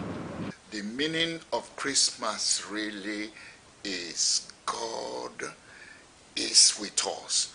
Emmanuel is with us. At every point of celebration in these days, we must remember that God is with us. With us in every situation, in our businesses, in our homes, and in whatever we do in politics. God has stepped into your pain. Remember this. And your shame and your embarrassment. That situation must be ready to recognize that a son is given to help you to come out of the situation. Christmas, generally, the mission is to serve and restore. To serve humanity and restore humanity. Unto us a child is born, unto us a son is given, and the government shall be on his shoulders, and he shall be called Wonderful, Wonderful Counselor, Mighty God, Everlasting Father, Prince of Peace, Mighty God. Did you hear that scripture? Unto us a child is born, and unto us a son is given. The government of your home, government of your nation, government of your business, government of your church shall be on his shoulders. And therefore, I wish every family a very, very Merry Christmas. I want to wish a happy Christmas to all the believers all over the world. all the Christians in Enugu, Nigeria, and beyond. Christmas is a season of celebration. It is a time when believers all over the world gather together to commemorate the birth of Jesus Christ of Nazareth. And I pray that this season of celebration will bring unending joy to every family that dare to celebrate this season. And one funny thing about Christmas is that even those who don't go to church cannot deny the wind of the season. So, whichever way, I wish everyone happy, blissful Christmas and a prosperous New Year. If he was not born at this time, our faith in Christ, our faith in God would have been in vain. It was because his arrival on this earth that made everything possible for us. And hereby, I want to encourage the people of Enugu State and the entire world to embrace Christ. He brought into us a new glory. He brought a new vision. He brought in mercy. And that is what the Bible said, that whosoever believes in him, whosoever that... Join us on Arena, Aneke TV's premium current affairs program, where politics, development, and governance come live every Monday, Wednesday, and Friday. We host top professionals and thought leaders who speak their minds on issues shaping Nigeria and the world. It's inclusive, enriching, and absolutely captivating. The roadmap is, let's have our environment secured so that investors can come. If you don't know what economic security is, kidnapping will tell you what it is. You kidnap for ransom. Customers are going to get these meters, and like we said, it's at no cost. There are things that dialogue can handle. But when you leave it, I want to use a kinetic approach alone. You cannot. For discussions that promise insight and deliver truth, stay tuned, stay informed, and keep watching Arena, only on Aneke TV. Yo, what's up, Enugu? What's up, Coast City? It's your one and only goodie of good life on Aneke TV. I already have told you that I'm the Commissioner of Enjoyment. Anywhere you are, just enter anywhere you want to enter and begin chop life. As you know, today is TGIF. Guess what? It's Thank God It's Friday, and we're bringing you the Friday vibes. Friday we do as it they be. You know that we're not doing this alone. We are here. I'm here personally, and we are here together, and I'm doing it with you too, who is my viewer, and who we are going to scatter the place with entertainment, news, gist, data for everything is going to be. Just hang around and be part of the show. I want you to also tell you that you don't have any reason to frown today because it's Friday. And I'm going to start in this note to remind you that Fino Fest is tomorrow. Life in Enugu. Fino is coming to Enugu tomorrow. The Ezege one is coming to do roadblock Fino Fest. You know, many years ago, this Fino Fest was one of the most talked about game in the town, where you have the likes of Mr. Flavor and a lot of Eastern artists coming together to do this fest. But looking down, you will see that Fino and the goats and the fire is coming. That means again, when so much sacrifices, none sacrifice will be there. You get that would mean that he move steady on a steady basis. You understand me? Fino Fest is coming up tomorrow, and I want you to know that it's one of the biggest hits that will hit the southeast by tomorrow evening. And I don't know where you're going to be in that place. I don't know where you're going to be by this time tomorrow. I don't know where you're going to be. So I'm going to tell you that this event is coming up. As an entertainer, somebody that wants to drag you home, you have to come out and do your dirty December dirty. Well, the news that we have Yes, concerning that a lot of people are traveling all over the world to have their dirty December. Why a particular set of people are coming to Nigeria to do their dirty December? I hear say road no go. I hear say things, airport choke, everywhere just choke, because Nigeria is becoming the hub of tourism and hospitality. Man, the country is pulling weight. And what is it? Just a few days ago, we had a lot of concerts that came by, and you had the likes of Whiskey, Davido, Burna Boy, and so also Burna Boy. I want to call him escape gorilla, not a scapegoat, because ndị bịa na-eme concert. Other people are doing concerts in Nigeria. Other people are doing homecoming. This guy is doing his concert abroad now. He was told, why was he doing concerts? No, he was sick the other day too. But now this guy, instead of him to do homecoming, is doing away going. But whatever it is, these guys are making the round of this December to be dirty. Where are you? Are you having a dirty December? If your December is not dirty, that means it has not soiled. Pour oil on your clothes so that you can have a dirty December, because you never dirty. Our eyes done. Let's leave it there. Moving on, like I told you, the FinoFest event is happening tomorrow, and the next day you are going to see something that I want to tell you now.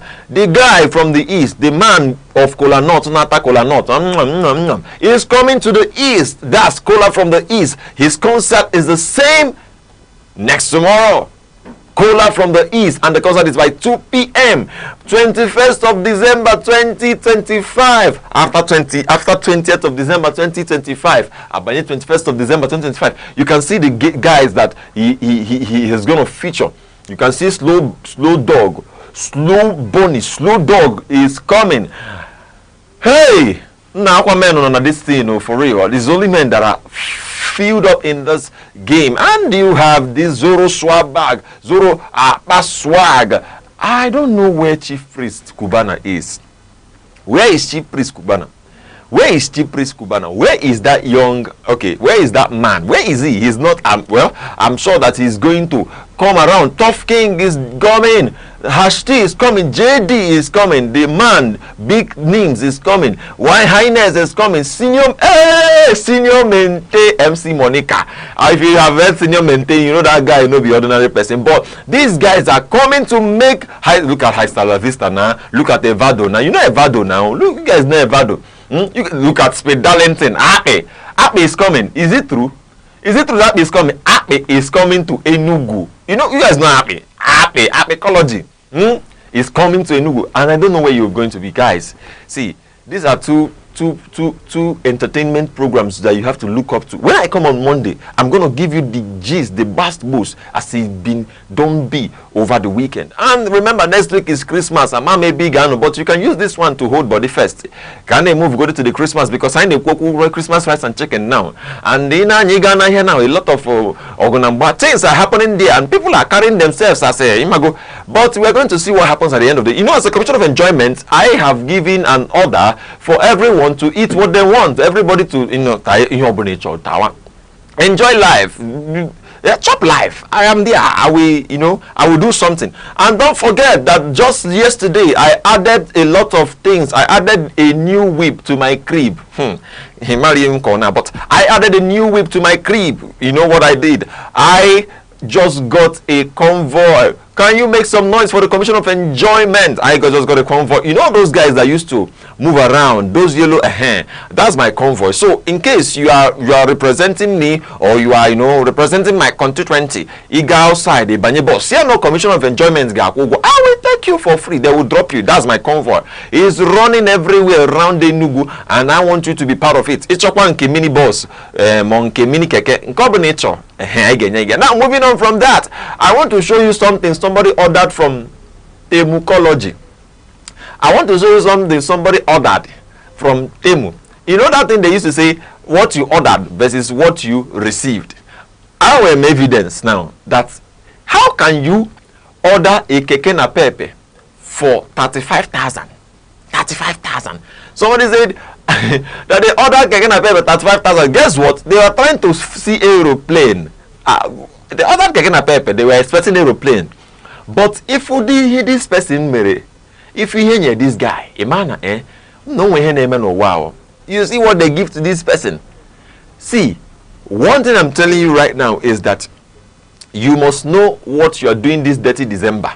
Some people want to be rich overnight. Other work on. How will you go and order keke? Tire keke is how much, my brother? Tire Mercedes is how much? Tire and car is clean. What are you doing, young man?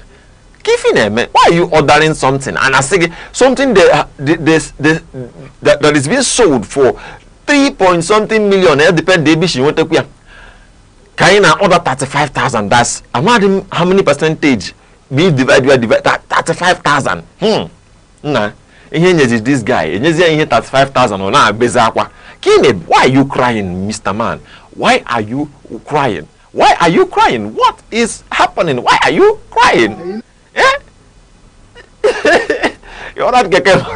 Look at what he got. 35,000. Ew Chim, oh my very good friend. No sing Ew Chim. Ew what? Ew Chim. Ew Chim. Ew Chim. Ew Chim. Ah! Wow! You guys have seen it. You have seen it. 35,000 naira of Keke Marwa. They divided Keke Marwa into 35,000 and gave him the 35,000 naira own. Okay, Maduganya, you have to drive it too. For instance, you must drive Keke Marwa of 35,000 naira. And that's your lot. You have to, because today is Friday. Don't cry. We know they cry here. Oh, no.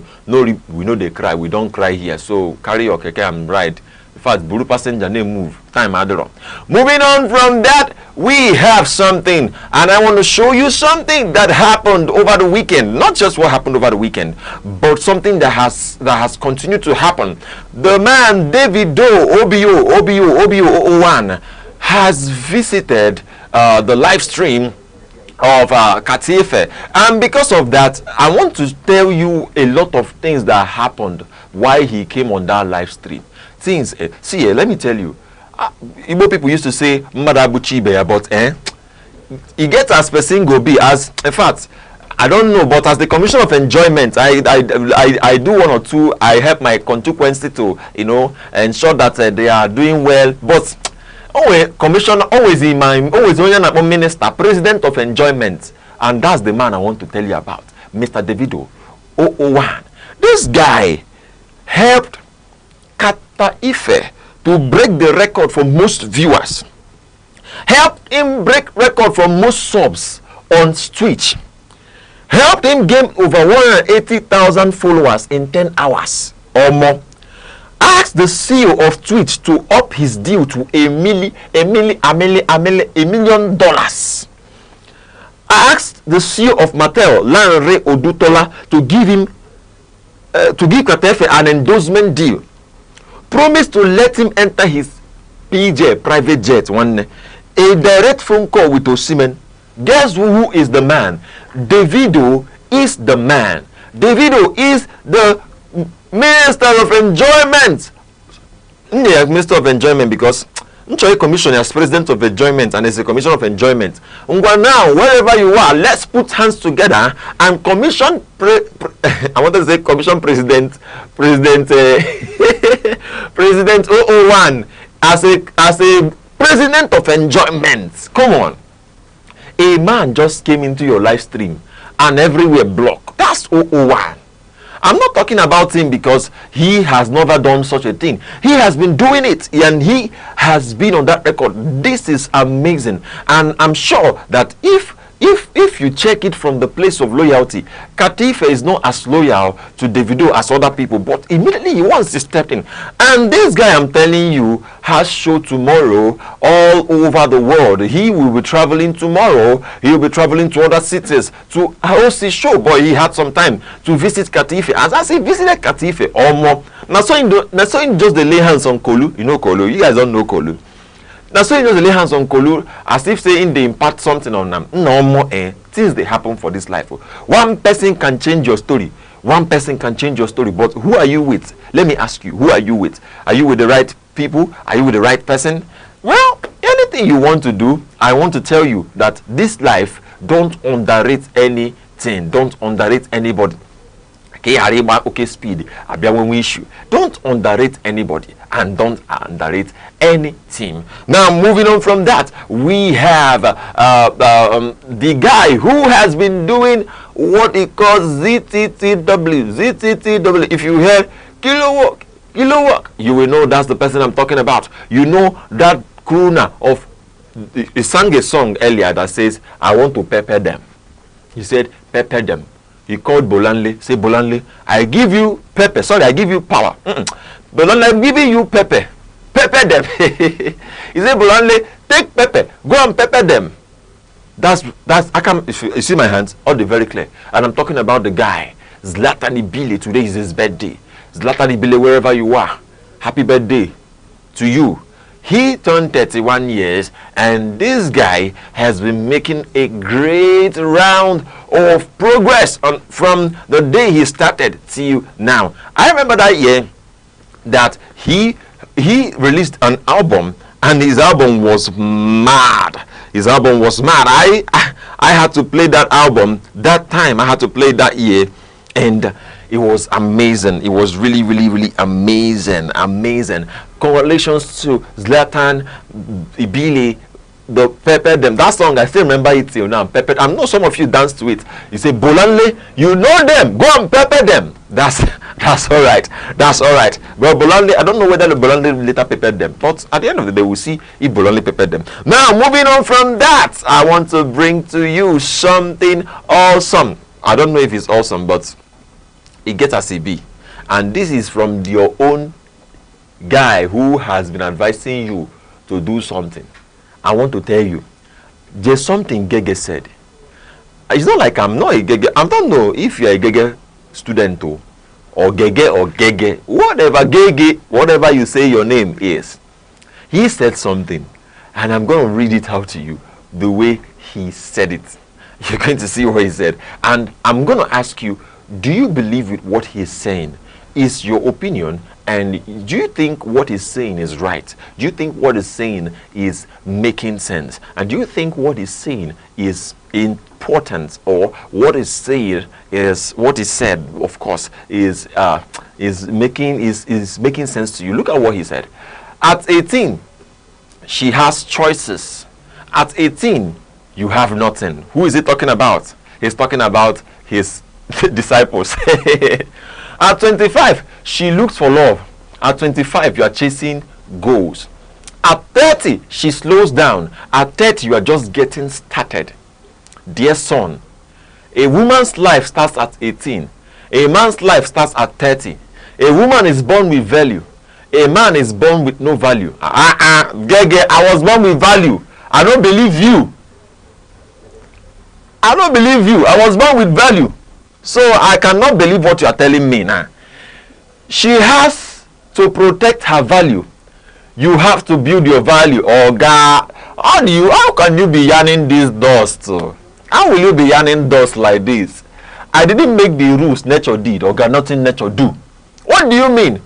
Of course, I can believe that at 18, most girls, okay, let me tell you something that I have seen so far that is happening. You know, everybody wants to motivate, but motivation go enter gutter. From what I'm saying, motivation just they enter gutter, and they enter waiting no good for gutter. Motivation they enter gutter. Free me, fill me up with motivation, because from what I'm seeing now, no be everybody will go they do waiting they won't do. Look at what Gege said. At 18, she has choices. At 18, now what kind of thing is that? I don't know. Me personally, I don't believe that. When I was born with value. My parents, they conceived me with value. So don't tell me that, because it don't mean that this guy will rapota. Not be me kaga rapota. So better stay. I don't know if you believe what he's saying. Okay, now let me tell you something that I wanted to tell you earlier. You know, a man does not find his life or not that he doesn't find his life, but he does not start to understand himself till 30. Of course, that's right. Most men, let's use the word most men, because you are not in the life of every man to see. Then at 18, you can't say a girl has seen it all, because that's what you're seeing from the from the generational part. You don't know. Of course, a lot of women in the olden times got married at 18 as teenagers and all that. But right now, the narrative is changing and is shifting. You're talking about 25, she finding love. Of course, many people are finding love before 25. And a woman starts, that thing you say she's doing at 18, is 25, she's starting to do it. Oh, let me leave that by the side. Then men at 30 is when they'll start noticing what they like and what they did not like. That's okay too, and that's amazing. Now telling me that same thing, that relationship, that you at 25, men are chasing goals. How many boys are chasing goals at 25? Let's think about it. Let's talk about it. How many guys are chasing goals at 25? If there's some age you will reach, if you don't find love, and there's a particular side of your life that you are growing, if you don't find love early, forget it. You will not find it. You can't be a billionaire and say you have found love. I don't know the kind of love you are looking for, but that's on you. That's what I'm telling you. And the advice for love generally should be building together, for the guy and for the girl. There's no other thing that you should do than to build together. Build together, because if you build together, it will make sense. Imagine you are successful, you are at the likes of Davido right now, or Wizkid. Which woman? These guys even found their love when they were nothing. Of course, their parents, I'm using them as an example because their parents had something, and not for Wizkid. Not for Wizkid exactly, but I'm saying that their parents actually had something, a little, and it is something that you would see that okay, they can. But it was when he was nothing. Many men meet the love of their life when they are nothing, and that's what I want to tell you, Gege. I'm not sure you are right here, but whatever you think you said, whatever you mean, that will be okay, and that will be enough for the day. Now, moving on, I want to show you something, a track list of the former president of the US, Barack Obama, where he said that he has been playing many songs throughout the year, and he has listed his favorites. I'm going to show you that he has listed Burna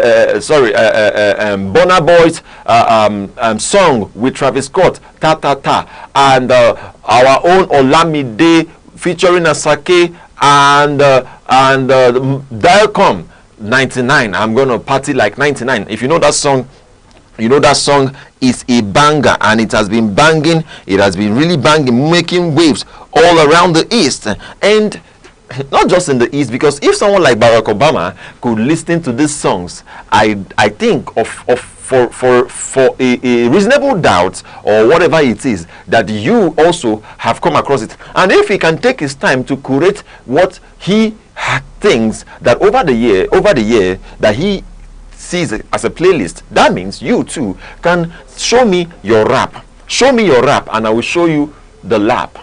Leave it for me. Just leave it. You know what? Leave it for me. Leave this rhyme thing for me. Show me your rap, and I will show you your lap. Moving on, we have Asake and the man Wizkid. Both of them had a podcast that was hosted by Instagram.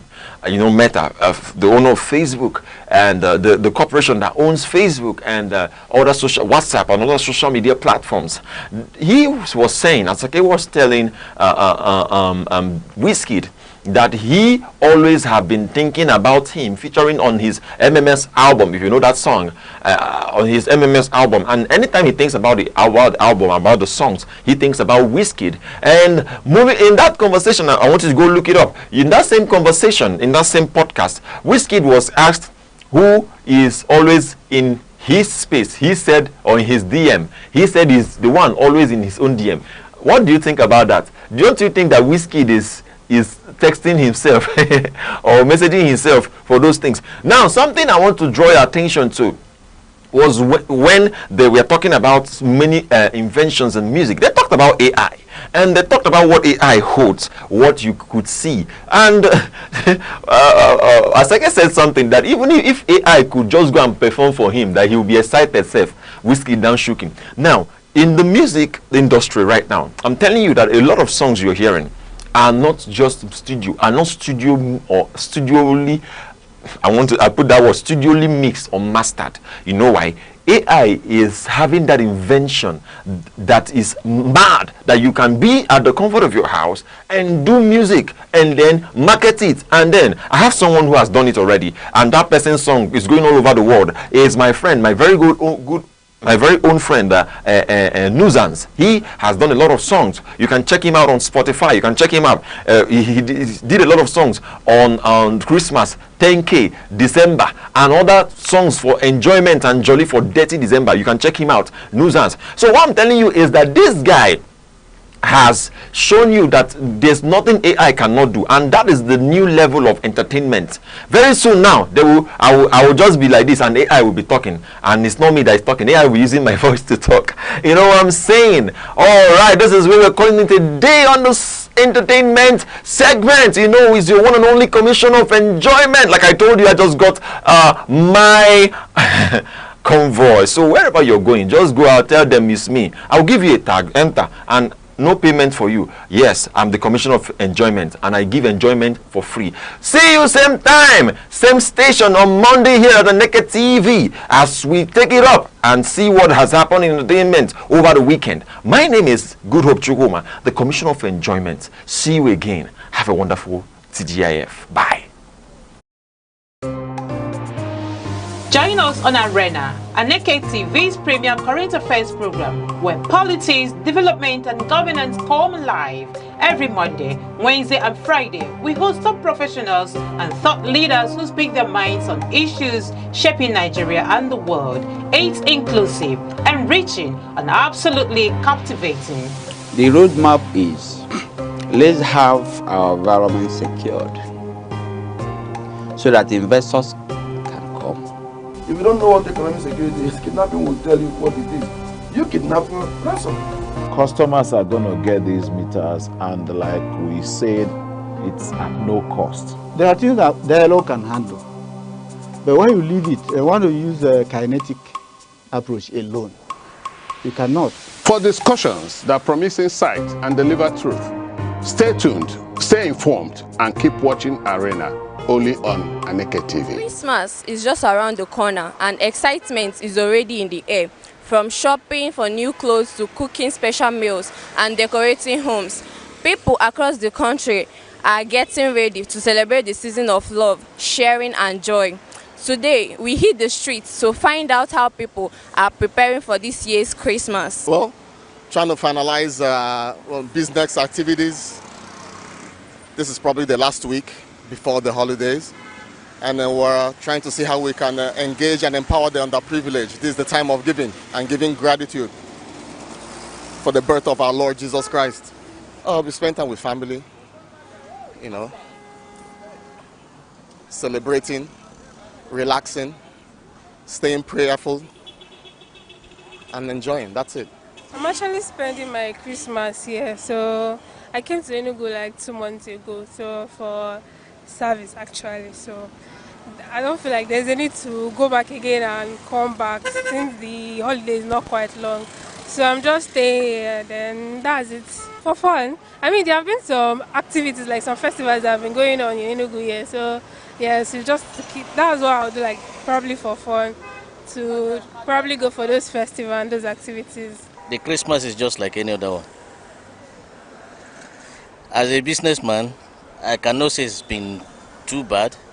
In fact, it's not bad at all. I can say it's good for my company. Perhaps we'll be having Christmas every day. As far as I'm concerned now, what is in my head is, how will I push my business? I've not thought about that pleasure. Perhaps when we are on holiday, we'll talk about that one. But as far as I'm concerned now, it's about pushing my business. For this Christmas, I just believe that God is going to do what He normally do. Because for me, as a human being, I'm not prepared. Because the country is not giving us the chance to prepare ourselves for Christmas. But I believe that God is going to do what He normally do for us and to everyone. Because this country now, this year is something else. Just hope on God, right? That's the only thing I'll say. I'm traveling to my state. Yeah, so just to go there and see my family. and live with them and finish. Well, I'm preparing. As you can see, things are not really that easy this time around. But as the birth of our Lord and Savior Jesus Christ, you can do the little you can. So we are preparing by God's grace. Of course I have. I've bought clothes for them, shoes and what have you. We've done our best. I'm depending on God. I believe God will make a way because I'm traveling home for my sister-in-law marriage. So that is the only thing I'm going home for. But I believe God will make a way for the Christmas. And I don't think so. The only thing that I'm after is my sister-in-law marriage. But I believe God will give us money, so that we can prepare for the Christmas. Not yet, not yet. But that is what I'm saying. I'm hoping on God for that. I believe God will make a way for that. This year is going to be a great one for me, honestly, because this is one of the Christmas I've been looking forward to. Because this year I'm going to be a doctor. As you can see, tomorrow I'm preparing for my induction. So this is going to be the first year for me as a doctor, celebrating Christmas as a doctor. So it's going to be a very great Christmas for me. This Christmas is very, very fine. We are preparing it very well. Like, we are preparing for our children. We buy clothes for them, buy shoes, buy everything for them. Make sure that they look good like others. As in they will be happy, as in everybody will be happy. Hey, me. Hey, okay. I'm planning to tell them to shop right if I have the money. But if I don't have the money, I'll tell them to small place so that they will be happy to see others. You know, this Christmas other ones have been going. There's nothing much. The same way others have come and gone, the same way we still follow through. Still the same rice, the same clothes, the same everything. So you just get new clothes for yourself if you want to. You just be happy, that's all. Not really much actually. No, I don't think there's anything new I want to do this Christmas for me. No. I was thinking of visiting my parents down in Abuja, but I felt like I told them I won't come again because of these security issues going on. I can't travel to Kogi State and we know of everything, so I told them I won't come based on kidnapping and other things. So I decided not to go back to see them in Abuja. As the countdown to Christmas continues, families are coming together, planning, shopping, and preparing to celebrate their own special ways. Christmas remains a time of love, unity, and giving, bringing people closer and spreading happiness across the nation. I am Sadia Lukman, Aneke TV. The eagle stands as a majestic symbol of strength, clarity, and vision. Its ability to soar above storms signifies resilience, while its shaped sight represents focus. This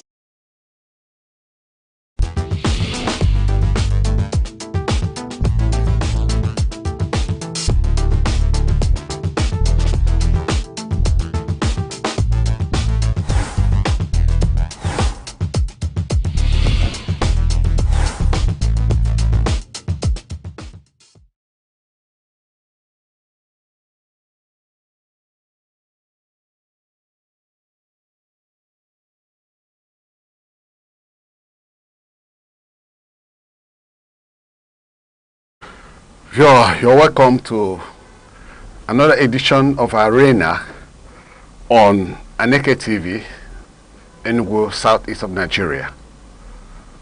Today we're going to discuss on a topic that says responses to Nigeria's security in the face of corruption. Security in Nigeria has been worsening daily, or worsening by the day.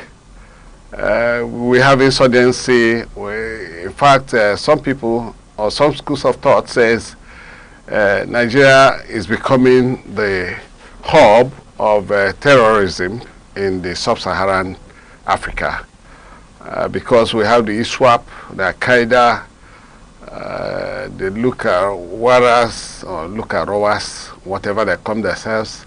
And then you have many others, banditry as well.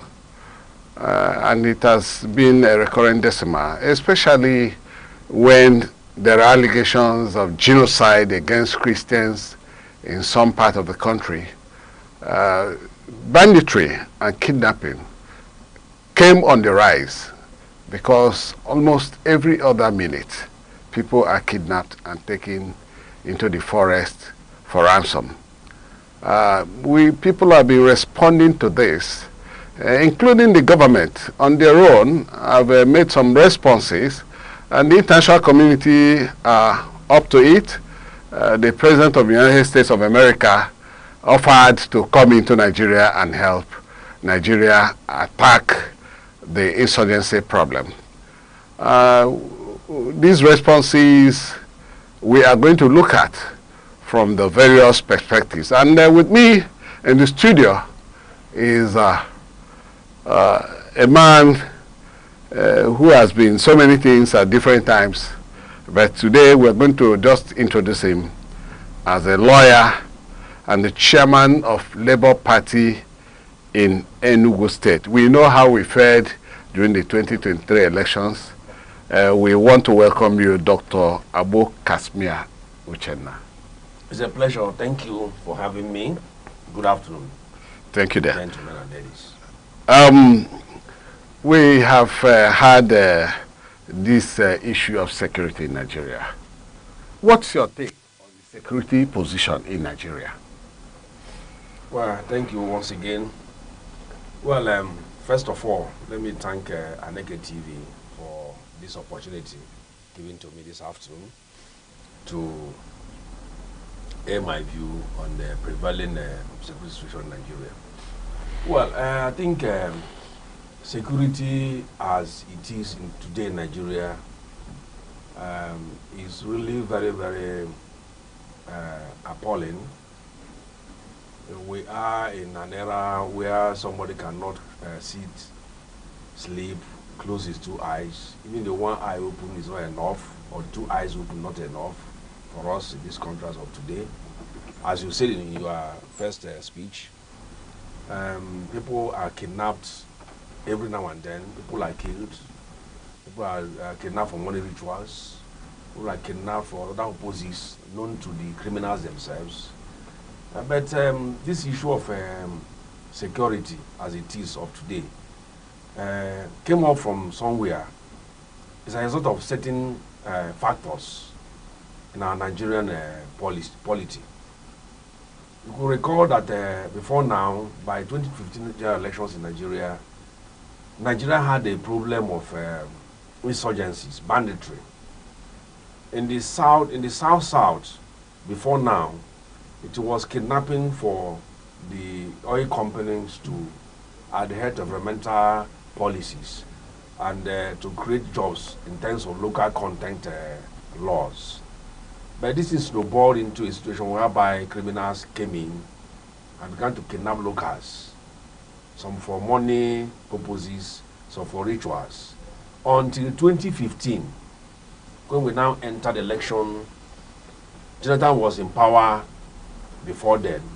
And there was a statement made by former president, now late, Muhammadu Buhari, that if this election is rigged, that baboon and monkeys will be soaked in blood. Coupled with the fact that we had a fragile administrative policy in Nigeria, whereby we had only one central police mechanism in this country. That brought about the importation of some elements. And you could recall that in sub-Saharan Africa, there was a problem. The problem of Libya, the Libyan problem, whereby Libya was disorganized by ISIS, ISWAP, and American and British allies, where they damaged the country and armed various militias. And at the end of that pogrom, or what I may call it, these militias had to move away from Libya, went into Chad, into Niger, into some West African countries, and they started causing problem.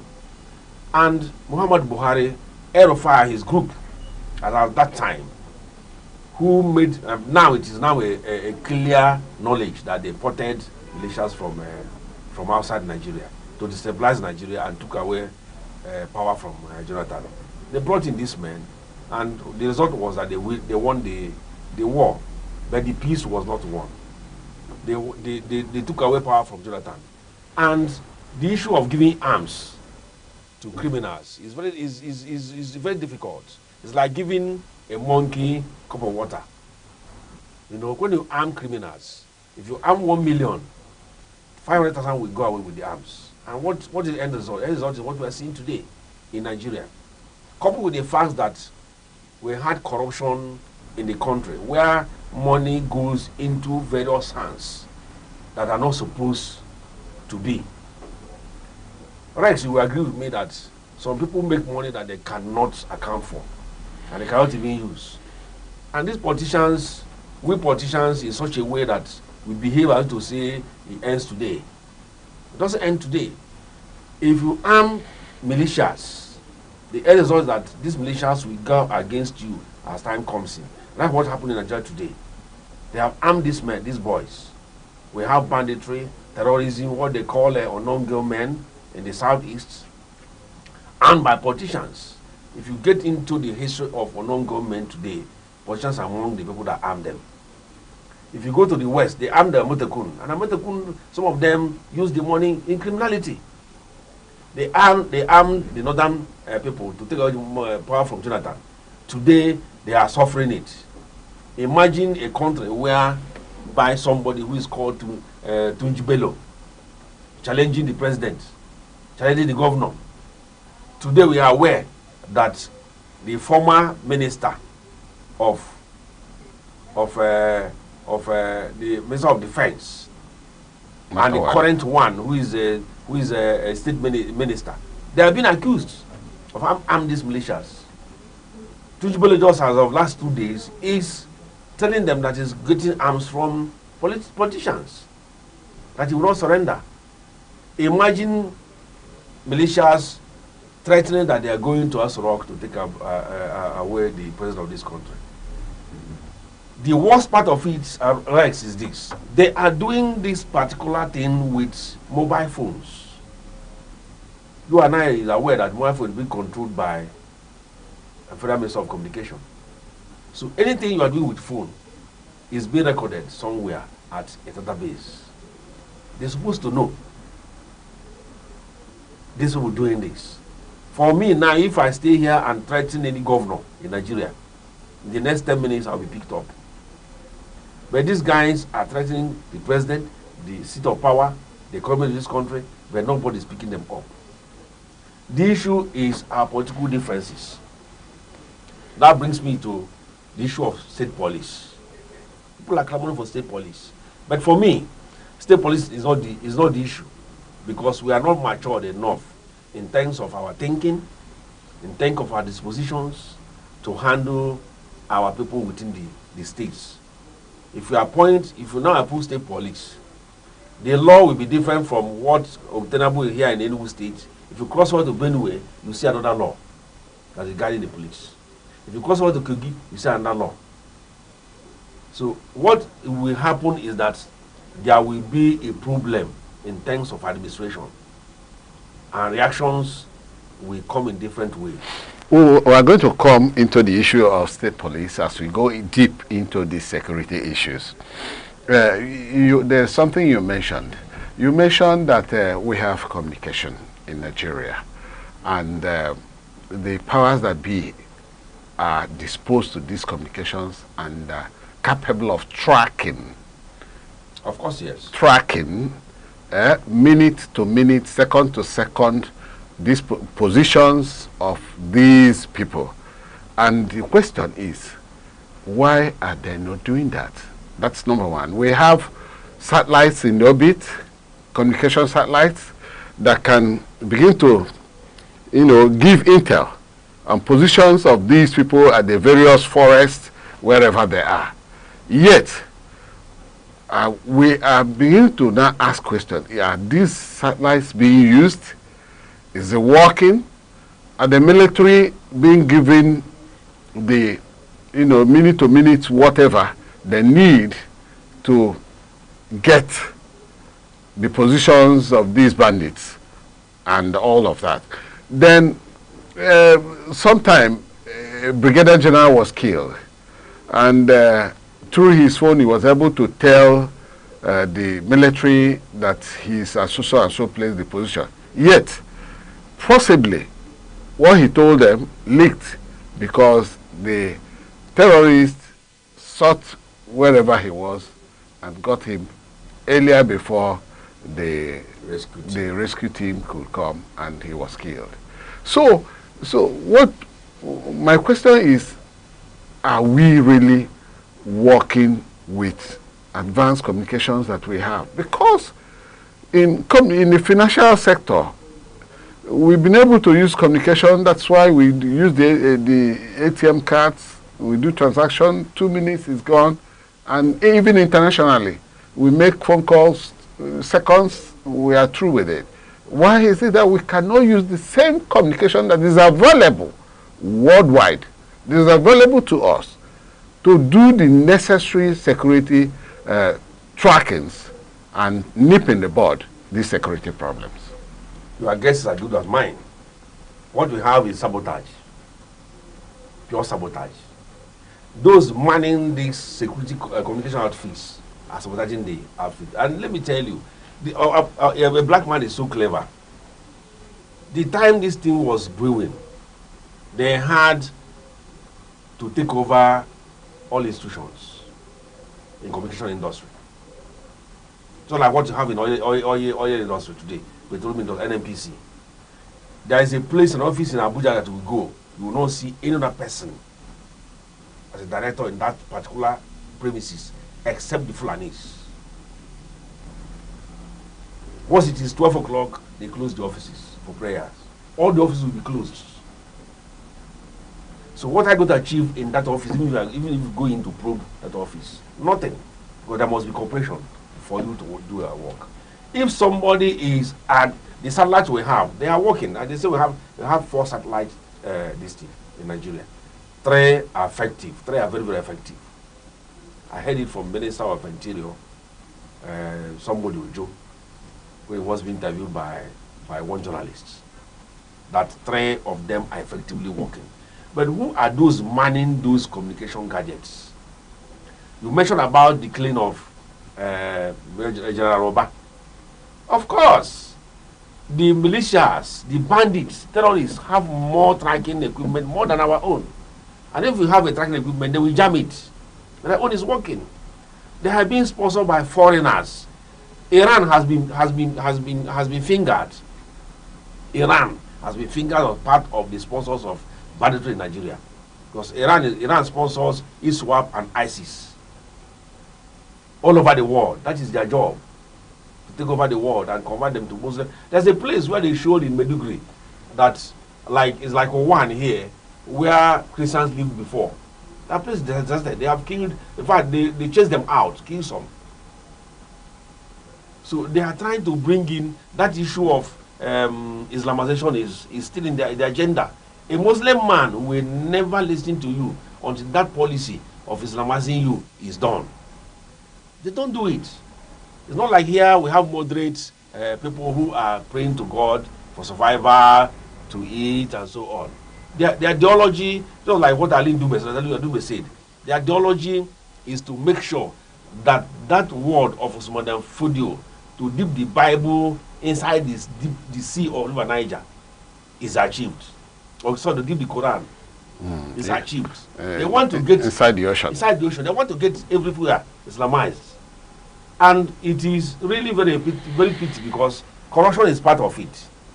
If somebody, like just what happened in NNPC now, somebody is paying school fees of $5 million for secondary school kids.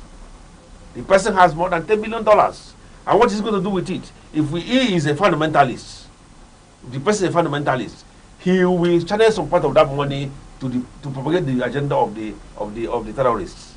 to make sure that his Islamic agenda is achieved. No, not minding whose horse is God, who is killed along the line. But what you just said were allegations raised somewhere. Yes, the allegations, but let me tell you, there's no smoke without fire.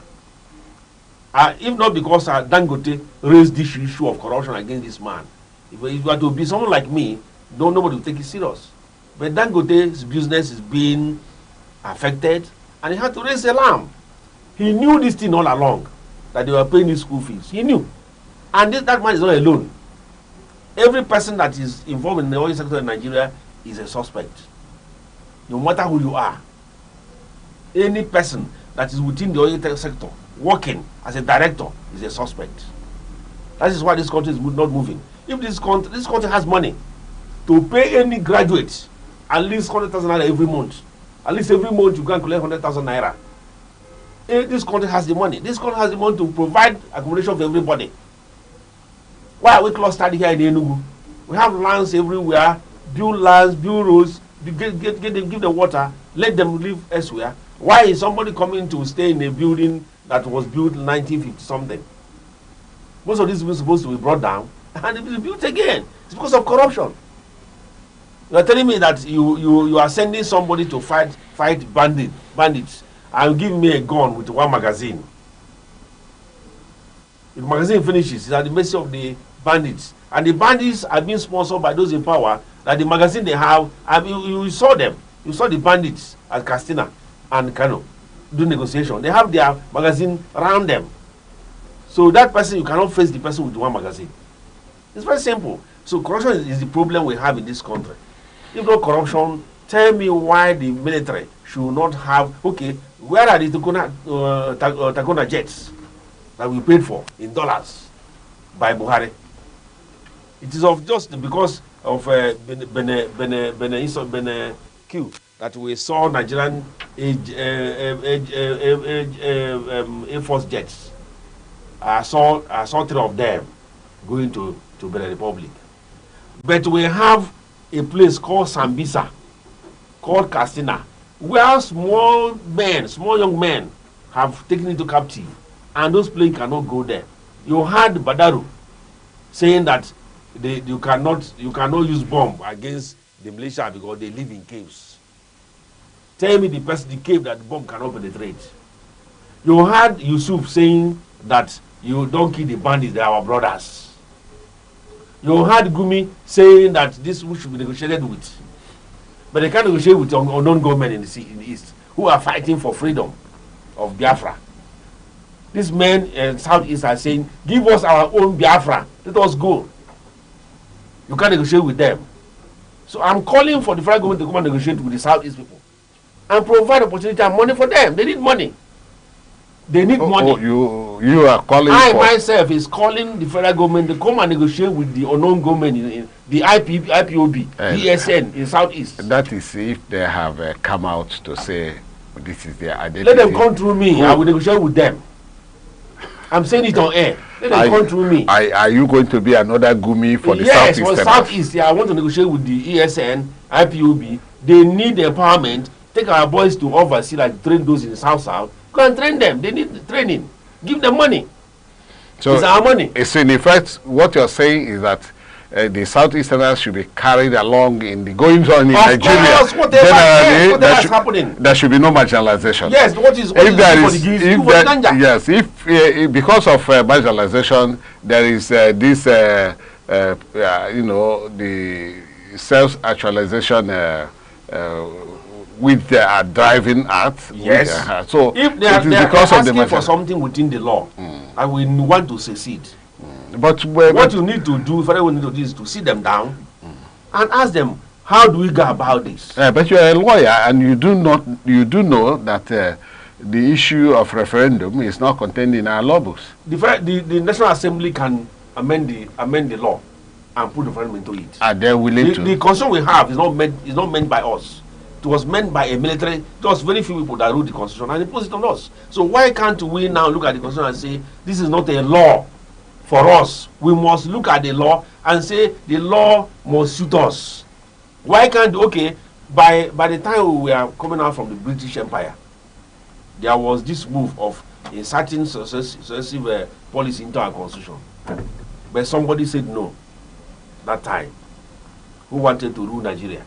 Let me tell you, what these people that brought out from Britain did is what we are doing today. We need to sit down as a people, look at our law and say, how do we go about this? Okay, let me give you an instance. Again, the oil in Nigeria in the south is owned by Nigeria.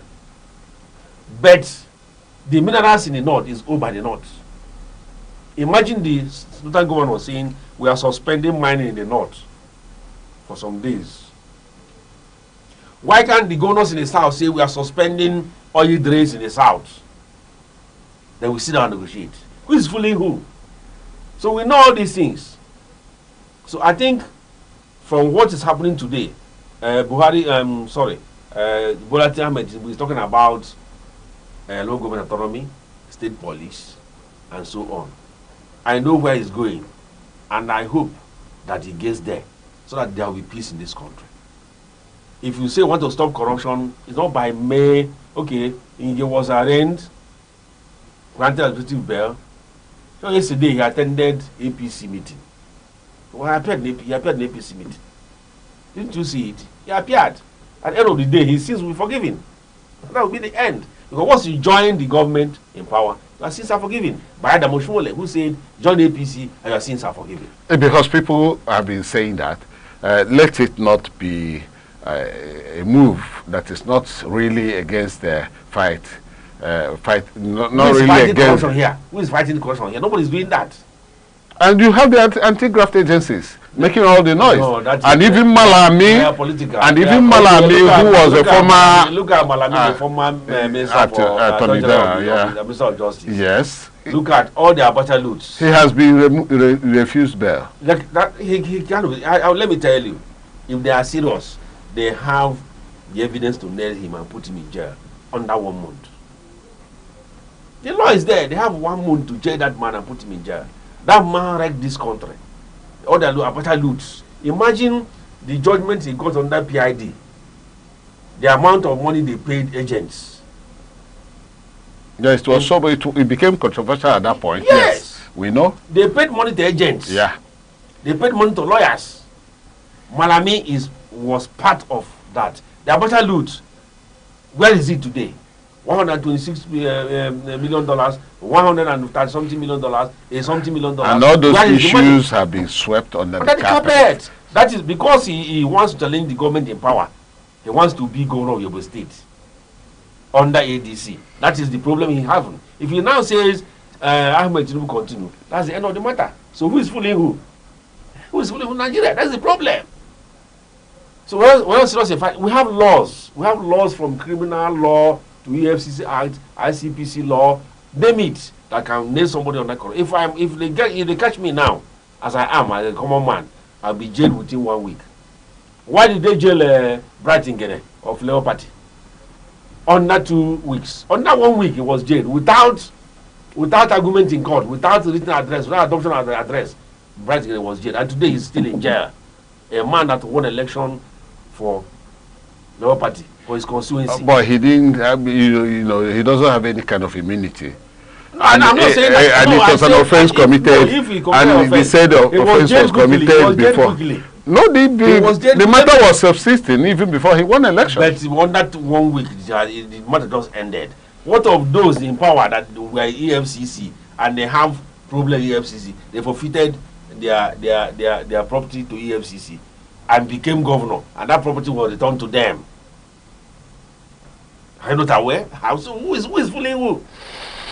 So if the man now fights Tinubu, that's the end of him as a governor. Okay, well, that is always the situation in Nigeria, and that is exactly why we have you here, because it is said that the man who keeps silent in the face of oppression and tyranny is actually promoting for evil to subsist. Here we have a guest, Dr. Abo Kasmia Uchenna, discussing on the topic response to Nigeria in the face of corruption. And I'm still your anchor, Rex Harum. I think we are going to pause for a break. When we come back, we shall continue. Don't move away from the television. Just don't touch the dial and be with us.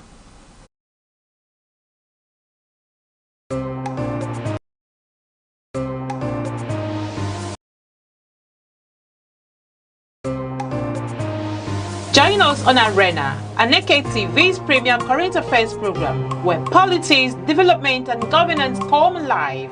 Every Monday, Wednesday, and Friday, we host top professionals and thought leaders who speak their minds on issues shaping Nigeria and the world. It's inclusive, enriching, and absolutely captivating.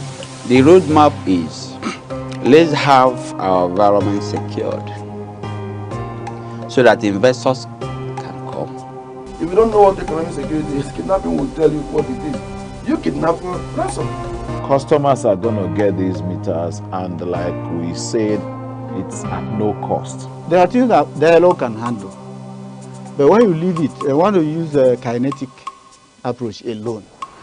You cannot. For discussions that promise insight and deliver truth, stay tuned, stay informed, and keep watching Arena, only on Aneke TV. You're welcome back. We're still on our program, Arena on Aneke TV. We are discussing on the responses of Nigeria's security in the face of corruption. And our guest has not isolated corruption as the main problem of insecurity in Nigeria, as much as it includes many other factors. And right now, Dr. Abu, I want you to, delve further on what this insecurity in Nigeria has cost us. Whether the populace are fed well in terms of the economy, whether fed well in terms of anything, productivity, generally, has Nigeria fed well? Thank you. Let me tell you this. Corruption comes in different packages. You have financial corruption, you have social corruption, you have political corruption, you have administrative corruption, you have educational corruption, you have religious corruption everywhere. What we are facing is monumental in Nigeria. That it needs only a man with the political will to handle Nigeria. And that man will begin from himself. It should not be a lip service thing. Political corruption is so vast that it has transferred this country negatively, in that I'm going to wonder where we are headed to. Nobody is left out. Not even the woman that is selling corn along the street is corrupt free. Not even that religious leader who is on the pulpit preaching about heaven when you die is free from corruption. Don't talk about our governors, ministers. Somebody who wants to become a governor, you are a billionaire. I said it last time on air that if any person that has become a governor in any state comes out and says he has not stolen up to 200 billion naira, I will go to jail. My Casimir will go to jail for saying that. I mentioned Chimoroke Namani, I mentioned Sullivan Chime, I mentioned Ifeanyi Ogwuanyi, I'm mentioning Peter Mba. But these are mere allegations from you. That's what I'm saying. TV is not on this. That's what I'm saying. You are alleging. Yes. You are alleging. Let me tell you why I'm saying so. They make a budget of, so I think Chimoroke was 100 something billion budget. Chimoroke was from a something billion. 1999 was 7 something billion. 2000 was 9 something billion. Until he left, the billion ended, his budget ended at 300 something billion. Sullivan came and got up to 400 billion. Right? times, make it a basic of 100 billion, times it by 8 years. They have not spent, used half of that budget for us. This governor now, Peter Mba, while presenting 2026 budget, said they have excelled in the entire revenue from 100 and something billion to 300 and something billion. They made intangible, not talking about fact, not talking about borrowed money. And the next day I was on air, and I said, if you have made 300 and something billion in intangible revenue, and you have made by the end of this year up to 600 billion in IGR, tell us what you are doing, the amount they cost, because you said in your campaign that you are going to bring out a financial book at the end of every year, and you have not even done one. We are not seeing financial books since for 2 years now. This is the 3rd year. Tell us the billions you have gotten, where the money lies. You are not giving us water. Here in Edinburgh, water running down there, they are selling a gallon 50 naira. Is it supposed to be so? Why can't every home have a tap? You come in and you open the tap. And I said I'm buying water for 5,000 every month or more. I'm able to pay government 10 or 15,000 every month if water is running on my this. And times that 10,000 naira or 15,000 naira every home in the state, you are going to make billions of naira. Why can't they put water scheme on track? Why are we still living in a house of the house was built before I was born, and I'm paying 3 million naira in that house today? Why can't government do a revolution, declare some emergency on urban housing, and build up to 4,000 housing units, and allow people to have owner-occupier basis, where you live in your flat and you are the owner, you are paying the much you can. I was in Malaysia, and in Malaysia, that's what they do. So that if your salary is 80 naira, you can tell the government I will be paying 10 naira every month to offset this my bill. At the end of the day, if I could not finish it, the government will employ your son to finish that payment. Why can't we do it in this country so that people can sleep and sleep well? Why are we today we are still talking about building urban roads? But you are talking about corruption being systemic. Corruption, yes. Being systemic. It is corruption that is the problem of this thing. Why can't we have good urban roads that will last for Chimaroke built urban roads? Ebano yarore, Robinson yarore, one yarore, ne yarore, Oruchani Hanine, Sullivan came. If I came and never even touched anyone. If I came, we are not talking. No. But in I'm the one saying this thing. Okay, in the present circumstance, we are not discussing any corruption. We are saying corruption. Enugu as a case study. Enugu as a case study. Enugu as a case study. In Nigeria today, Buhari borrowed a lot of money. Okay. Buhari borrowed a lot of money, and in Katsina State, his home state, no good roads. I saw him when he was alive walking along the path in his place. He was going for evening meeting. He said his family had a meeting. And it was not properly tied. Probably not tied. And I was saying, how can a president of a country, after 8 years, work on this part in his own community? His own community. Now, Tinubu is borrowing, I think, $20-something million. $20-something million. Now he want to borrow. My brother.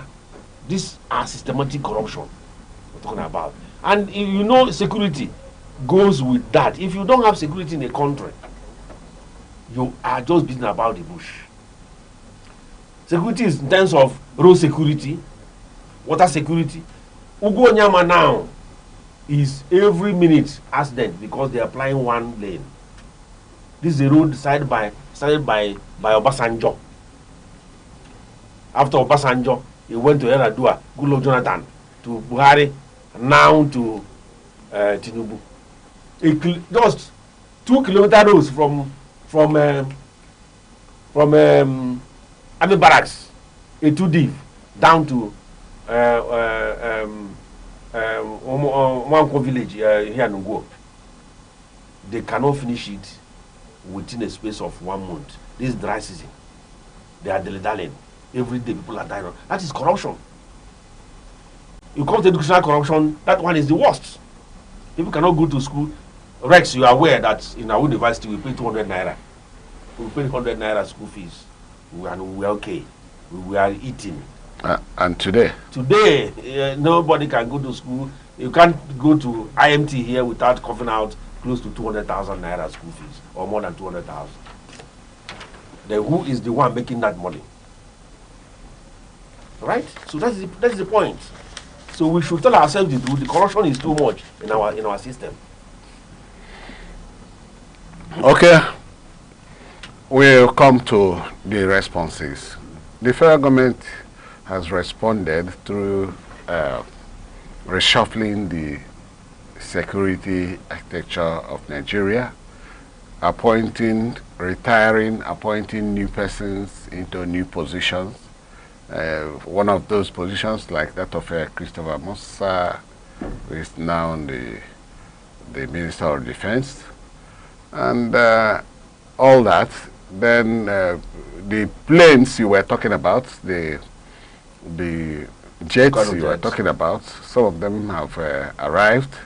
There were ones paid to an Italian firm to supply jets, and I think most recently a few of those planes have landed in Nigeria and all that. I saw one of them on the media. So has federal government, responded enough to nip in the bud the menace of this thing, and has they responded enough to, bring back insecurity, and bring back corruption, because both of them move in the same, the same channel, corruption and insecurity. The responses of federal government, has it been enough?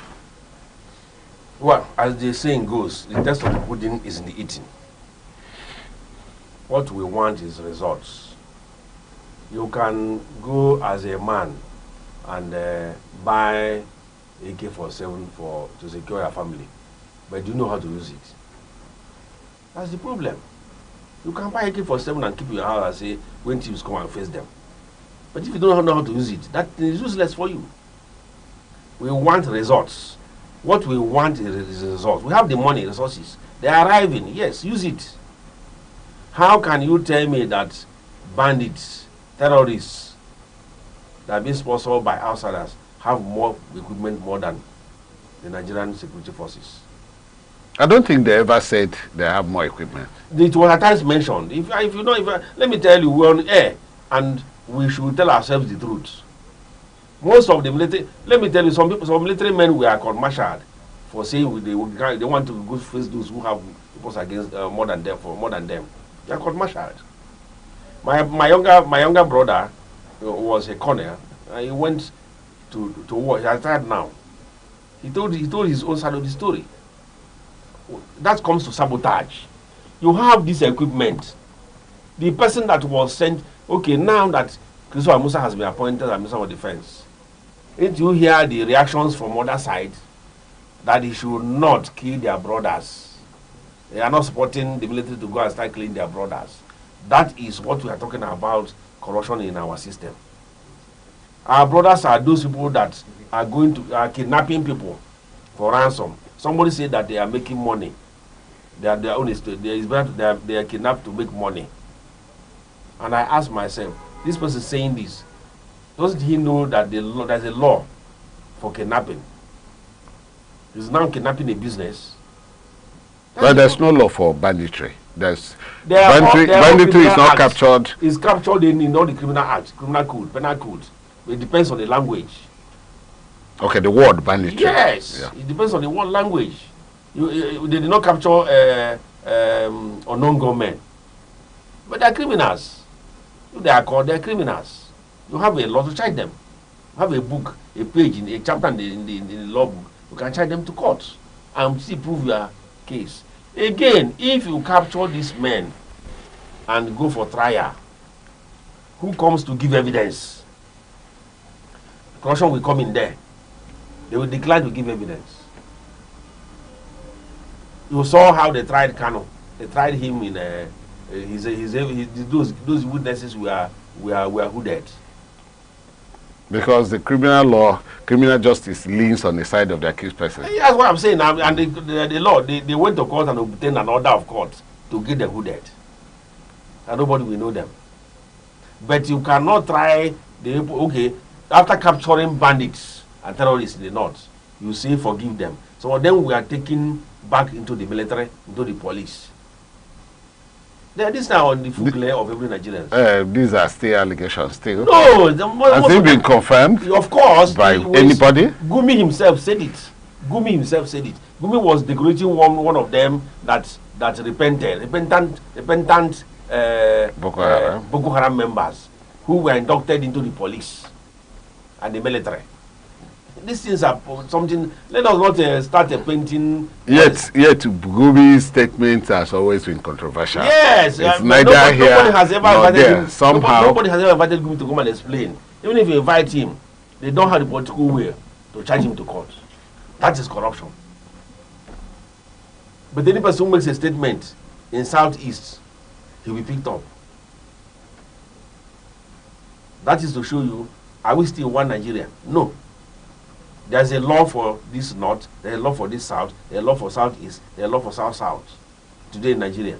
As I'm seated here today, I can be picked anytime and locked up, and that is if you are picked, your own mercy. If you are picked, it could be as a result of some of the allegations. No problem. Which you make. There's no problem about that. And you are a lawyer, you know there's the no problem procedure. About that. Yes. We must say the truth the way it is. If you don't say the truth the way it is, we still remain where we are till today. We must say the truth. That corruption is eating deep, has eaten deep into our society. When we are reading government, we say corruption has eaten deep into the fabric of our society. Yes. That time we were secondary school till today, that word has not changed. It has continued to eat deep into the fabric. Eat deep into the fabric of society. I want to ask, who are the society? Are they inanimate objects?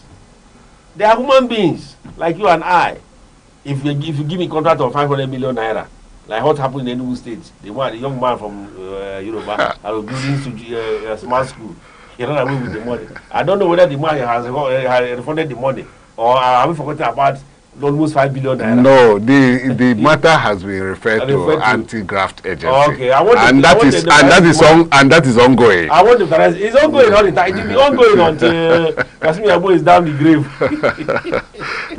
You know you are a politician, and the way you interrogate, and of course we belong to the opposition political party. No problem. The way you interrogate issues of the government in power is not the way the ordinary people will. And see if I not use that money to build that school. Let me tell you, the best way to empower the people and do the right thing is to go for the opposition people and say, go and build this station for us. The man will not eat the money. But if you give your party man the money, he will eat it and say nothing happens that way. It's now we. No, and that's the end of the matter. Well, loyalty matters. They are holding Ngige because Ngige is against them. They have not. But Ngige is an APC member. Tell me any minister today, it's not with them now. Tell me any minister in Nigeria today that did not steal. Any minister in Nigeria today that did not steal. I can't tell you of any that stole. So I can't tell you. We see, the only way of course, you know that it's only the courts. Corruption is first starting insecurity. It's only the courts that can, declare somebody a thief. Corruption is first starting insecurity in Nigeria. Yes. Without that corruption, without amassing wealth, nobody will have the power, have the money to go and give criminals, give bandits, terrorists, go for this, go for that. They are confessing. The court were confessing. Like in the Kwara. Okay, look at now in the Kwara episode where the NSA, that's what I said, that we empowered the vigilantes. No. Herdsmen. Yeah. Vigilantes. He said vigilante. Okay. We empowered them to fight herdsmen. Who are the vigilantes you empowered? they turn the gun against the people. And there is this issue of how manage. How can you give AK-47 to some vigilante men? So you are part of the problem in Kwara. It is ongoing now. So for them to wriggle out of it, they say we empowered vigilantes to fight the herdsmen. Then the vigilantes turned out to work with the herdsmen and start kidnapping people. Because in the Kwara state now, it's the issue of kidnapping church members from this church to this church. They are kidnapping from one place to another. Yeah, that was what I said in my intro. So if corruption is festering, that was corruption festering, banditry, insecurity in that area. Because if you, as a minister for interior or national security advisor, officer for defense, empower some people without adequate profiling, you have to profile them to know who they are and monitor them. The activities. The activities. Because they're not from the moon. They're not from the moon. I cannot from they're Nigerians. I cannot from here from Enugu get down to River State to be a criminal without knowing the terrain. They are locals. They know them. Okay, you empower them. What have they done since you empower them? At the end of the day, you find out those people they empowered are the people that are kidnapping people. And the banditry is going on. And for them to be on so as they said, they are vigilantes who are empowered to fight criminals. And people are saying, have you seen it? And what successes has been achieved? Nothing. You can, if you are going to Abuja on road today, just pray to your God that they don't get you. Because one, if they get you, they will pull off your shoes, your shirts, and you walk with barefoot in the bush for days. For days, Alex, for days. Some people die along the road while moving. Nobody accounts for them. So corruption is festering insecurity in Nigeria. So, in all of this, what do you think that could be done to ensure that Nigeria returns to safety? What should be done is, one,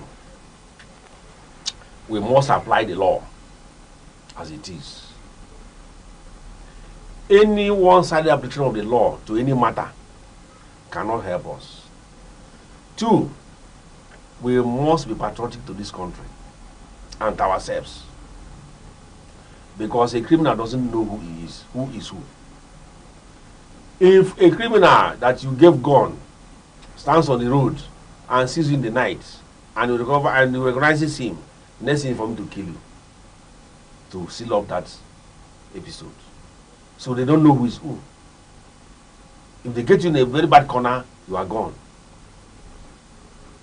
Secondly, they should allow the judiciary to work. Thirdly, allow them to work. The issue of interference in the judicial process is really very, very, very unfortunate, right? At the end of the day, our leaders should be accountable. Our leaders in this country must be accountable. The issue of, because we lead by, he's our own brother. Our brother is now in power. It was a northerner, now a southerner. The Southeast are clamoring now to get a president. They should lead by example and say, we are wise. If they elect a Southeasterner as president of this country, we should be able to tell the other people that we are different from you and lead this country so that everybody will enjoy. If you know the wealth of Igbo people that are outside this Igbo land, you will marvel. Why they are not here is because of insecurity. So they should stop taking our money from the purse, they lead themselves. Once you take excess money, you are bound to think negatively, and that leads to insecurity. Thank you. I think Dr. Abu Kashmir has nailed it. We also have to say that some of those allegations are mere allegations, and we do not have to take responsibility of such allegations because we are not alleging. At the same time, we want to thank you, immensely for being our guest and then trying to be so much upright. You have a passion for this country becoming good enough. I rarely find politicians who are talking the way you are talking, because you have a passion for goodness, passion for excellence. And I wish you could also have interest in gunning for very elected position. But all the same, I do not see you very eager to do so. We thank you very much for being with us, and this is exactly where we draw the curtain on today's edition of Arena on Aneke TV, Southeast Nigeria. And from here, we want to thank you, Kashmir. It's a pleasure. For being with us. Thank you. Thank you, and God bless you. Thank you. Good afternoon, everybody. Yeah. Thank you. Don't turn the dial. Stay with us always on Aneke TV.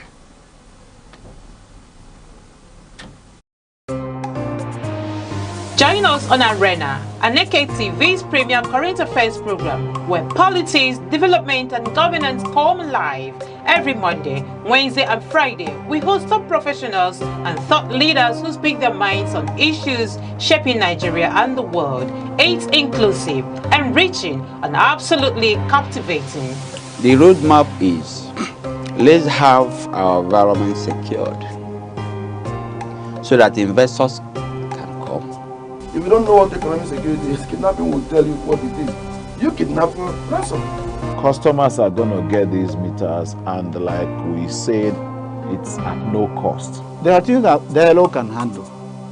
But when you leave it, and want to use a kinetic approach alone, you cannot. For discussions that promise insight and deliver truth, stay tuned, stay informed, and keep watching Arena only on Aneke TV.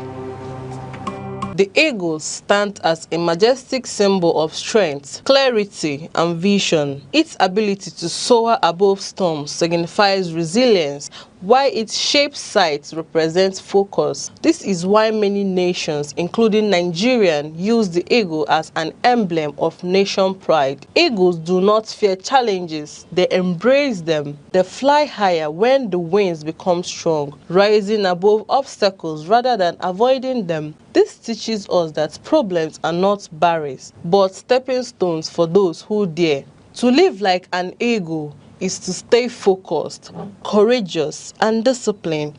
It is to see opportunities where others see only difficulties. The sky is not your limit, it is your launch pad.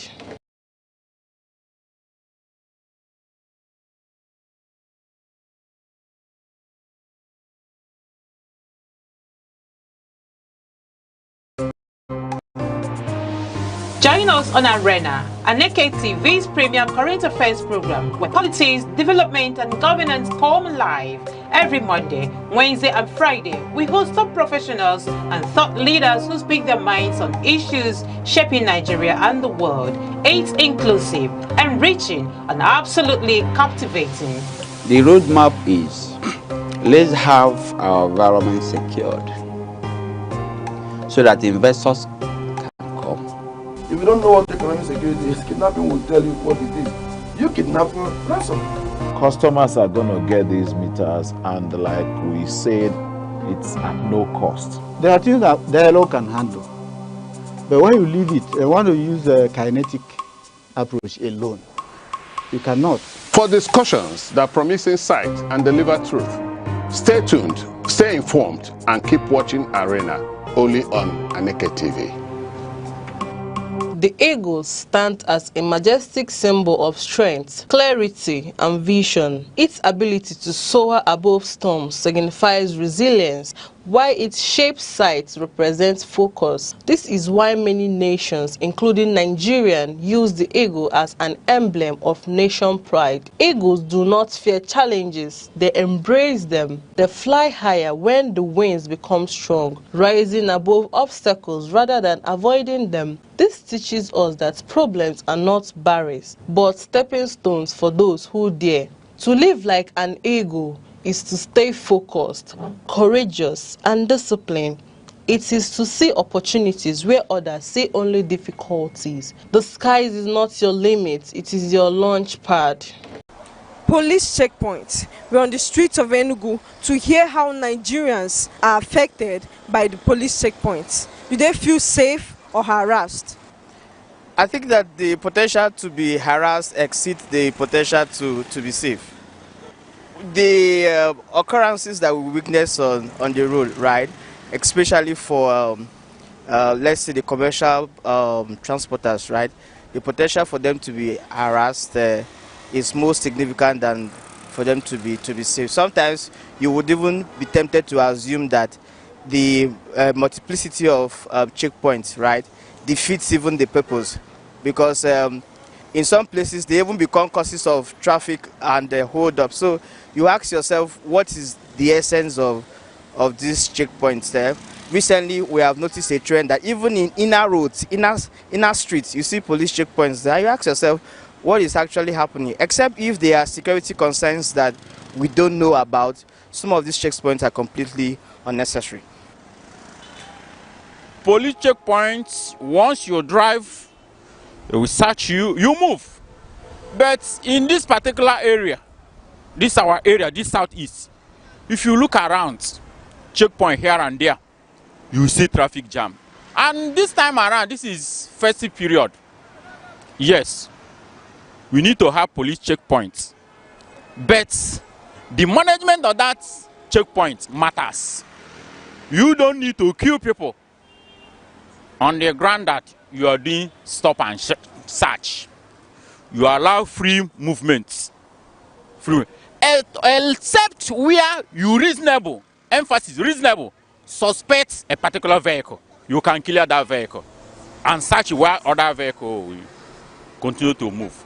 So ordinary ought to be a safe way for us. We don't see the value of police checkpoint these days. We know that police checkpoints, they are there to make money.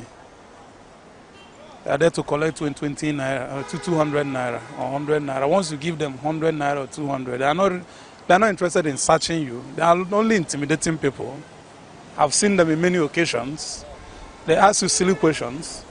They ask you to open your phone as if it is their work. I don't see what they are doing on the way. And if they are doing, if police checkpoint is actually doing something, many things are happening on our ways. We don't see them. So I don't see the value of police checkpoint to me. Ordinarily, it's supposed to be a nice thing, but that is not what they are doing. They are extorting people. From my experience, because I'm on the road every day, and I see it. So I feel harassed and embarrassed by the attitude and their way of doing their work. It makes me feel safe to an extent. As a lawyer, they have not really ever accosted me or harassed me in any way. But then to other passers-by or other people during the road, I think most times they do harass. But then I feel generally they are fulfilling their duties, you get. So I think they are doing their work reliably well. It makes people feel harassed. And again, this morning they stopped one guy, searching him from head to toe. It feels embarrassed. And maybe people walking around might feel Onyabuko a bandit or Onyabuko Onyori. It's very, very unsafe. So they should minimize what they are doing. People don't carry what they want to carry. Those people carrying those things are walking freely. And those ones that are very, very safe, they are the ones that are embarrassing on the way. So they should just kindly minimize it. I don't think it's necessary. In the streets, I don't think it's necessary because I know most streets, they do have their own, this neighborhood watch, right?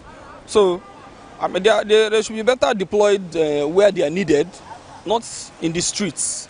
Especially highways, I think, especially this season, so that motorists can feel safe and all. In terms of police checkpoints, if you don't have any cockroach in your cupboard, you don't have nothing to fear.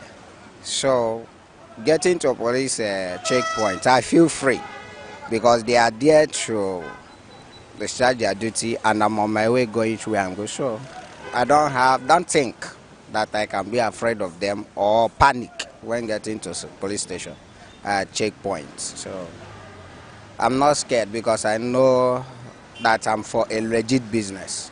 Police is working today, honestly. Yes. Police is working here in the Eastern Zone. Though we know we have hoodlums. Hoodlums are quite different from police. They can stay at a police checking point and start robbing people or harassing people. Then you thought police are the people doing that. This is the reality on our streets. Like, share, and follow for more real voices. I am Sharon Uchi, Aneke TV.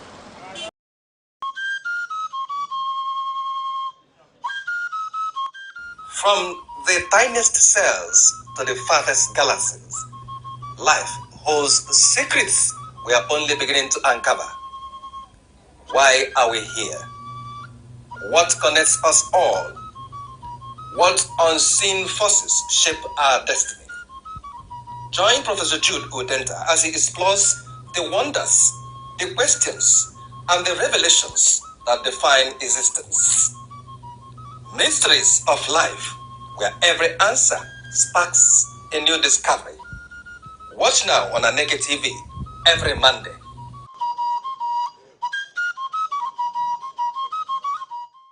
Good day, viewer. Once again, you are welcome to your darling program, The Mysteries of Life.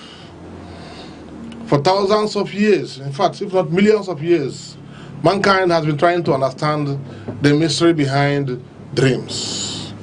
In fact, the one that is always of important, of big, suspense to me is the case between Daniel and Nebuchadnezzar, because in Igbo land it is said that somebody finishes sleeping and tells you he has had a dream. How would you know what? But Nebuchadnezzar said, "You are going to give me my dream and then give my interpretation." Then after that, of course, even before that of Nebuchadnezzar and Daniel, there was the case of the dreamer, Joseph, the dreamer. And then the whole story of Joseph is known. Then we also hear about St. Peter and his trance in the New Testament. Beyond that, we hear about visions. That somebody is a visionary. So sometimes, this is my brother that is a peace and conflict man, could also be conferred with that authority that is a visionary. So today, we are here to look at this issue of dreams, visions, trance. I mean, we want people to know the difference. We want people to know what a dream is. We want to know when somebody has got into a trance. We want to know when there is a vision. Sometimes we want to know when somebody is confused, and hallucinating, and so on and so on. So we want to look at the differences, the similarities, and the implications, so that people don't go and kill themselves. I think he's still alive. My guy in those days called Reverend Father. He's from Nsukka Diocese. I think he's still alive, but I don't know why the name just disappeared. He was the overseer, kind of the chaplain to the people, to the CCRN, the Catholic Renewal, Charismatic Renewal Group. Father Onoyema. He said one time in 1995-96, he said that that he is begging people not to go mad, because if they go mad, they will come to him. But according to him, he spoke in Igbo. He said that according to the people of Nsukka, that the cock is asking for people not to fight and bring everything down, because if everything comes down, it belongs to the cock or to the hen. So today, my brother Mazi Anichukwu Gabriel is going to help us to understand what a dream is. 1. What a trance is. 2. What it means to have a vision. 3. And what are the daily implications of these things for people? Because somebody could wake up in the morning and start running because he has seen your face at night and he believes it is your face. Sometimes maybe it is not your face, maybe it is a manipulation. So help our viewer, because people need to know when a dream is a dream, when it is a nightmare, when it is sickness, and so on and so on. So we want to look at this mystery of life. It's complicated, but we can break it down. Thank you for this important and relevant question in the society, because a lot of people are passing through a lot. People are passing through a lot. physical and psychological and spiritually, then which makes them to give certain theories as the causative factors for those challenges in life. This dream is kind of what transpires in human mind when the person is asleep.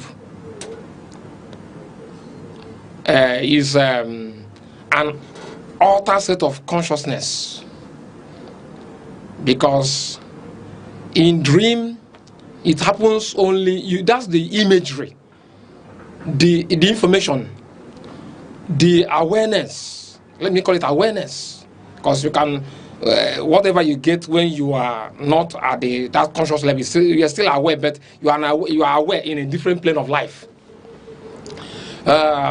Information you get, things you see, the voice you heard, even apparitions that you experience when you are asleep. So dreams happens when somebody is asleep, and in dreams,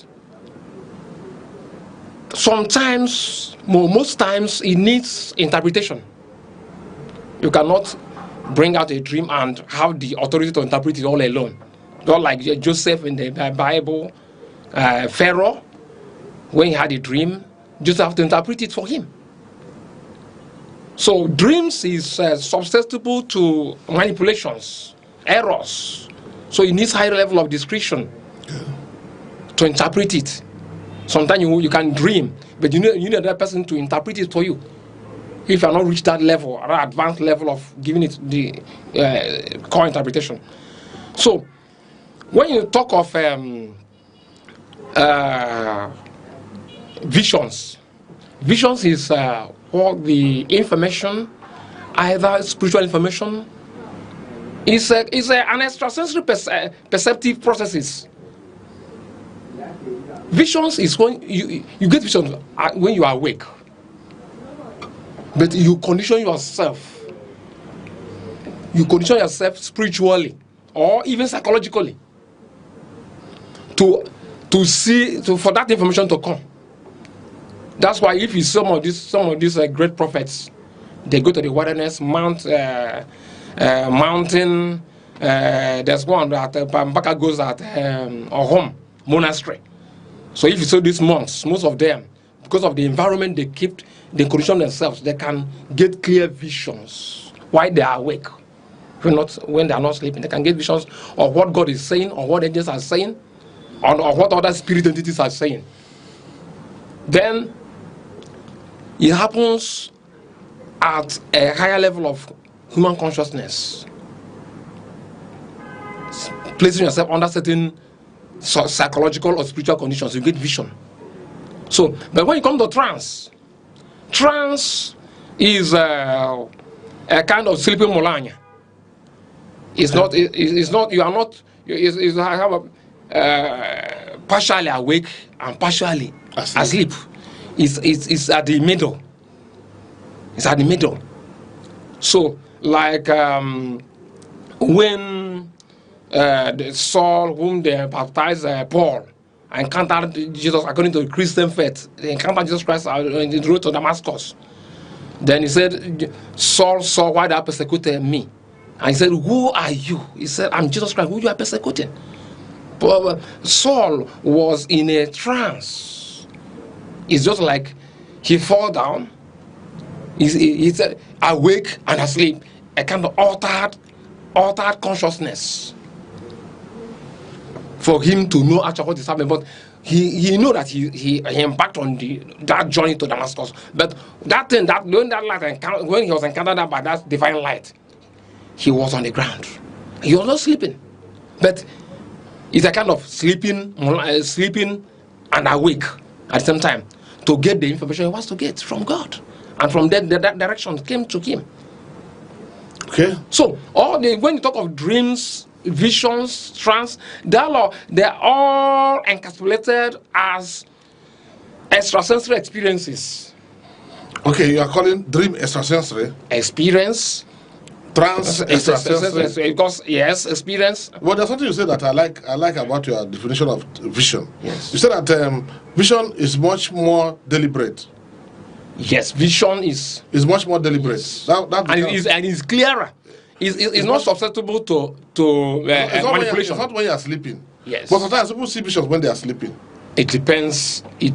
No, but we're going to talk of normal vision. It comes on a state of normal consciousness, but under certain conditions. Yeah, because I'm trying to be the viewer, and I'm looking. Do you know why I said this? No, I'm trying to be the viewer, and I'm trying to, because you are the person giving us this teaching, and we are trying to engage. So I'm trying to be the viewer, and I'm looking at a trance vis-a-vis a vision. Like even that vision is some under clairvoyance. You are changing the psychology to what people don't want to go into, unless you want to look for trouble. Okay. No, you want to do clairvoyance now, because for you to be a clairvoyant, you have to have a level of training and spiritual maturity. Like in vision, somebody can stay as I'm staying now. Yes. I will call you Professor Denta. Yes. You are planning to embark on a journey to US next week. Yes. I did not discuss with you, yes. but I'm not dreaming. I'm not sleeping. Yes. And I'm looking at you, and I'm telling you what you have, the plans you have. Yes. That even some of these prophets or DBS, some of them even without this Ugili or coming to the church, they look at you, they tell you what you have in your. I know that some people get to say now, but that is different. But I'm talking about somebody who is gifted in vision. That's gift. We have many types of gifts. Yes, can tell you what you are planning, what the kind of precognition.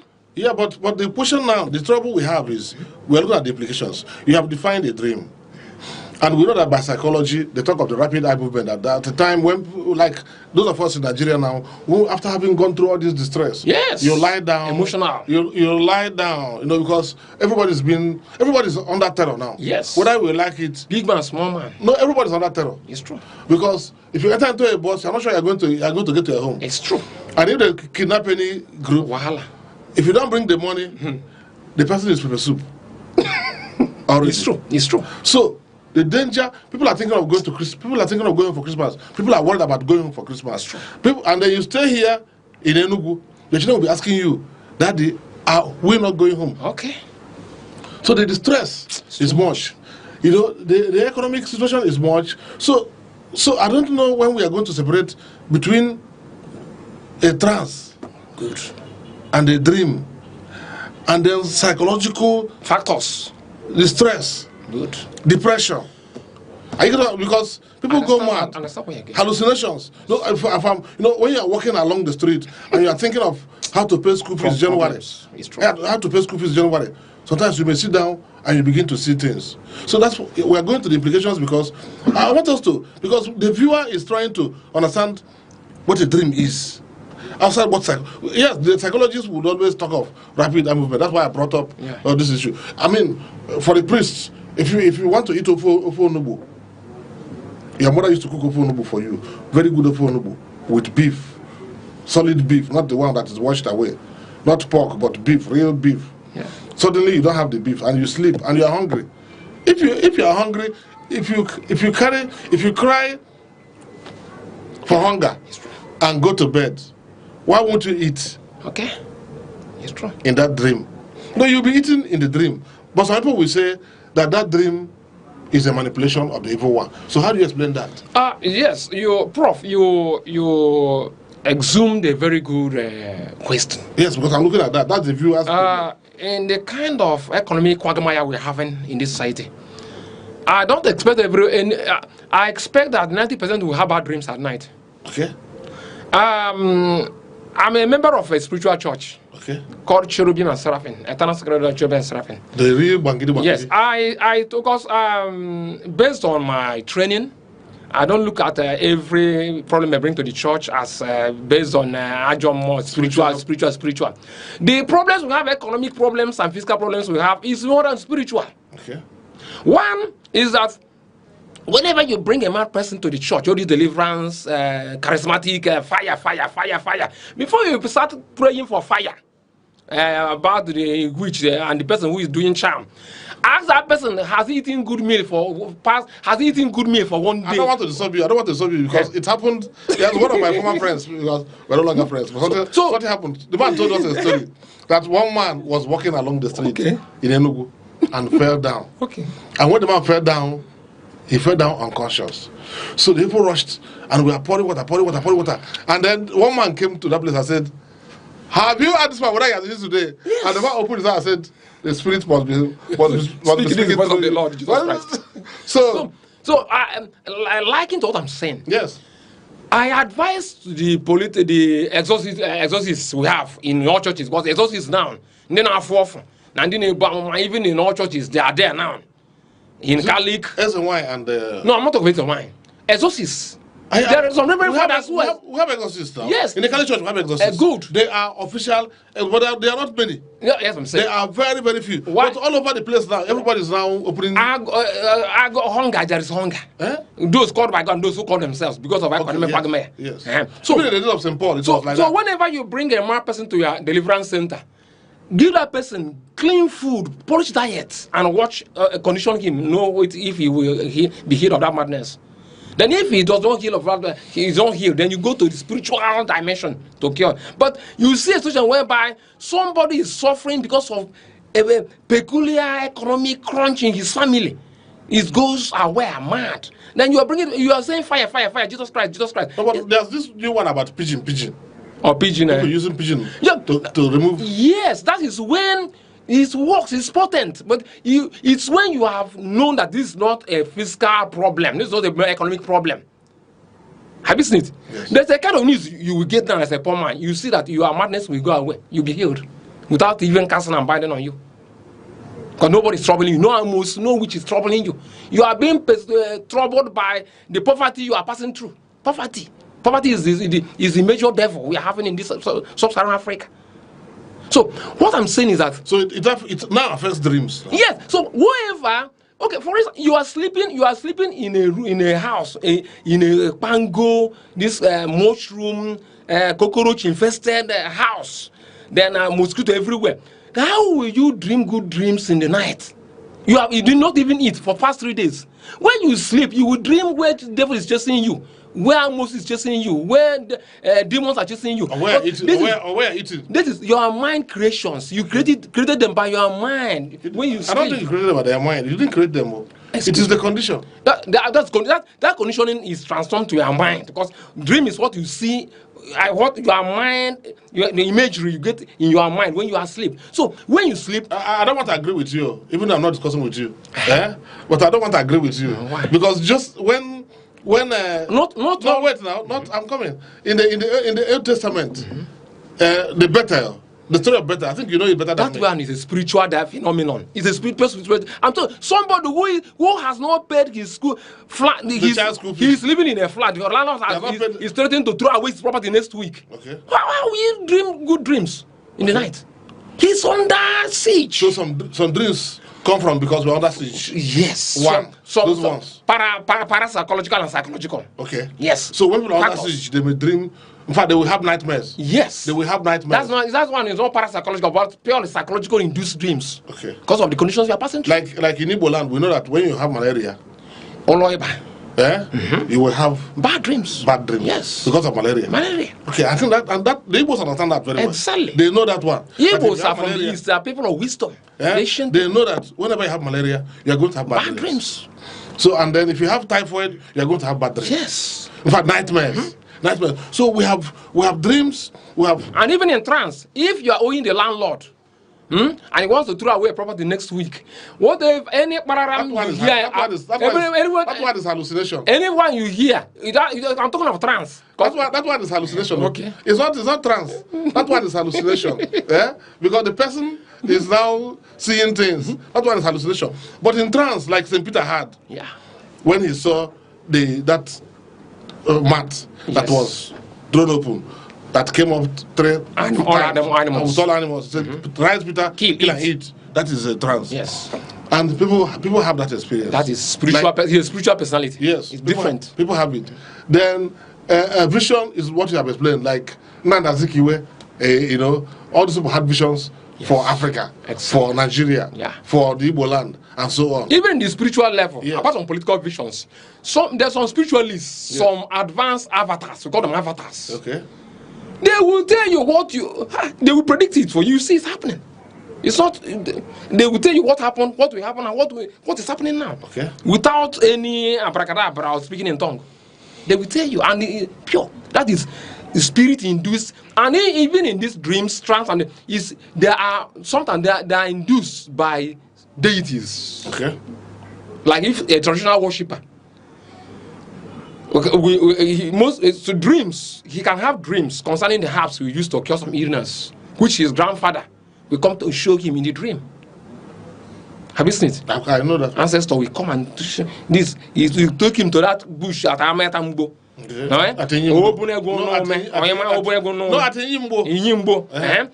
say when he carries you to that place, when you come there this morning, you see exactly to show that your ancestor is alive and that power of healing is in your lineage, not abracadabra. So dreams could be very useful. Yeah, very, very useful. So dreams could be useful, but it requires a level of training, maturity, to be able to know. It is susceptible to manipulations. No, we know about the manipulations. Yes. Like somebody could dream and they say that the father is chasing him. Okay. When it is another entity. Exactly. That has decided to use the face of the father. Yes. To chase him. Exactly. Like one young man died. I don't want to be talking about this kind of thing, but somebody died, and when the case was brought to the mother started laughing.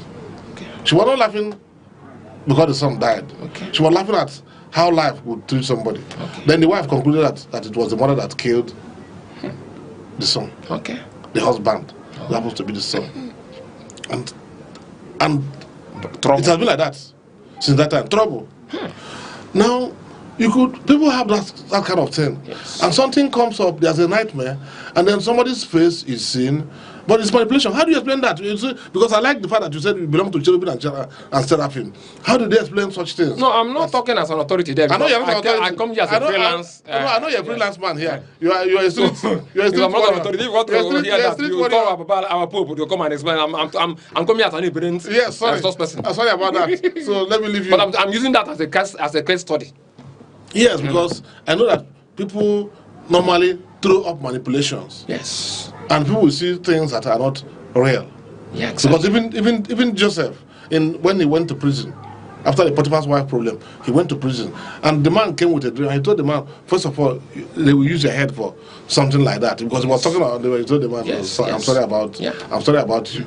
Now, but why do some people have that gift of one, seeing? Because those that have gift of having dreams, they are now called visionaries. Yes, prophets, visionaries. They are now called prophets and visionaries. Seers. And seers, yes. Like Samuel. Even the white man. Yeah. I mean, it's not even an Igbo word. Yes. Seer is not an Igbo word. Yes. It's not an African concept.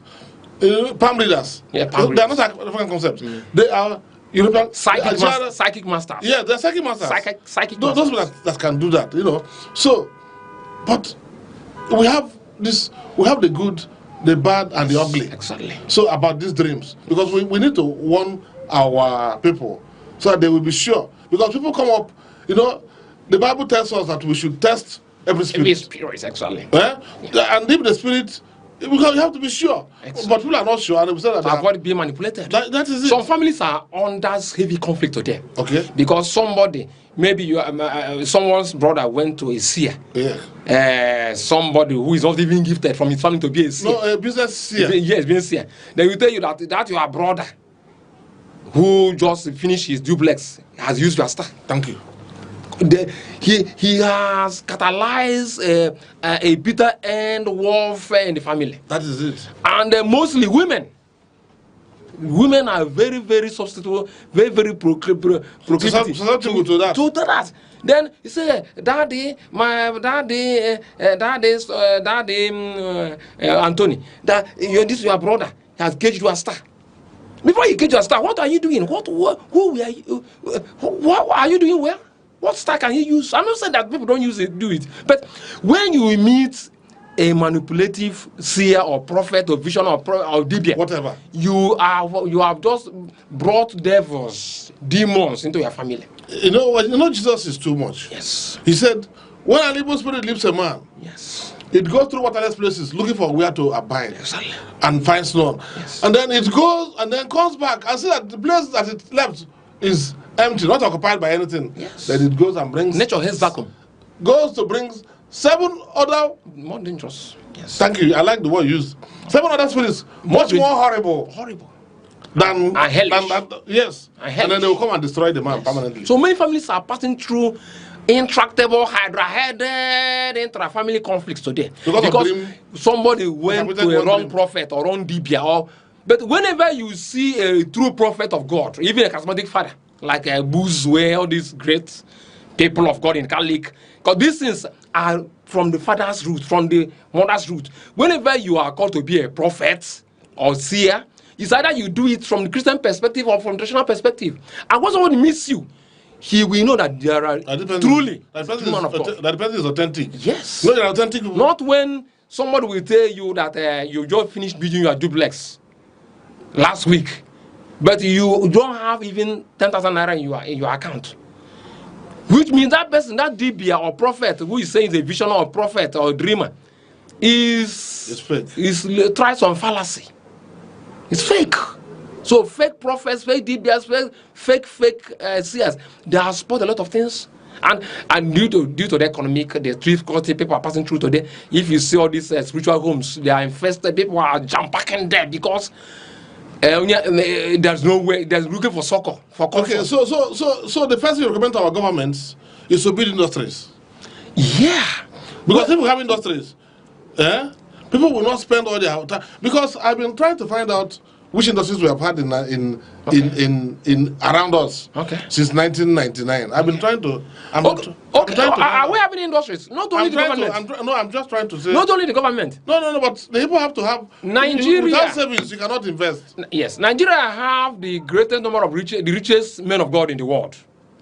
Then that richest men of God in the world, does it tally with translate to even their members? That is could they use that their mass wealth to destroy the demons, the archdemons of poverty in their church? Okay. This is Sonek, I call it Pentecostal or ecumenical capitalism.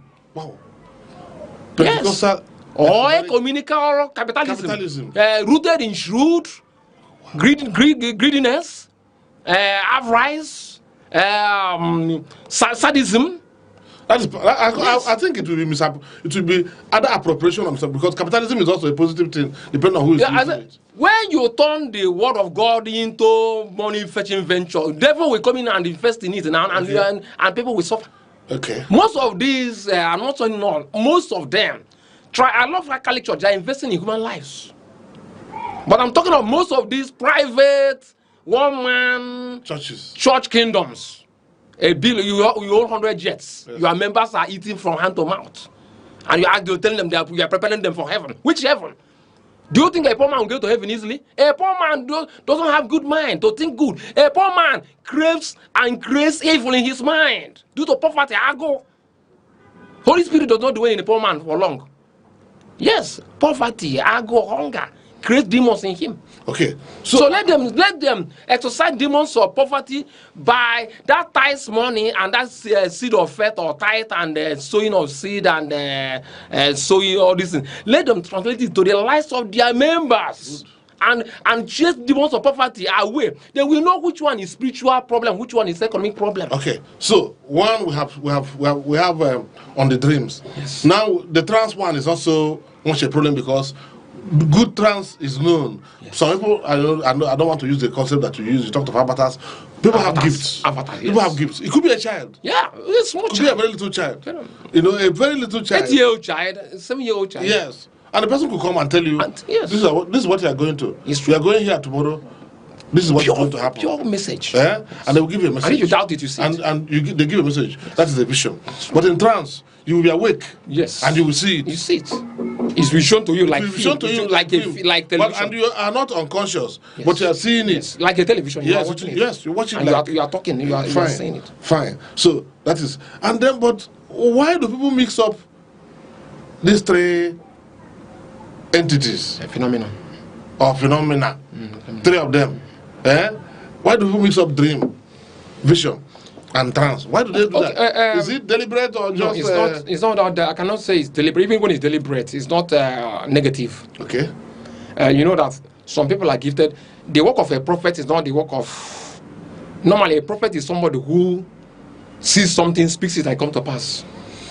So, visionaries, all of them have been categorized generally as seers, as prophets. But the function of a prophet, like for instance in Igbo culture, dibia afa na dibia ogba ajabruf. The dibia that uses afa, they fall unto him to tell you what you have to do. Should not be the same dibia who will go and offer the sacrifice. Not like in Christianity. So some people are called evangelists, prophets, pastors. St. Paul said it. Yes. So different gifts of the Holy Spirit. So, but due to what happens in traditional circle, every person will tell you that he specializes in curing, healing, casting of demons. One pastor has up to 1 million gifts in display. Like what the DBS, they say he cures arthritis, he cures this, he cures arthritis, he cures. But in the olden time.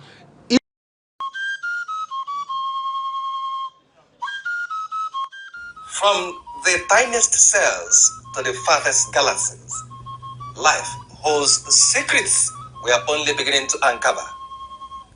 Why are we here? What connects us all?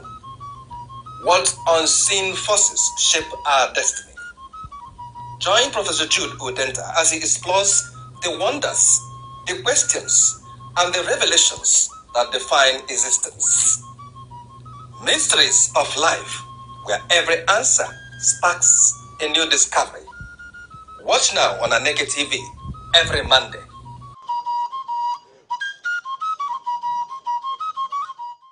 So for the viewer, what is important for us is for us to appreciate the fact that you must test our spirits. So if you have a dream, do not conclude, if somebody is chasing you in the dream, yes, it could be message, but it could be manipulation from the wrong forces.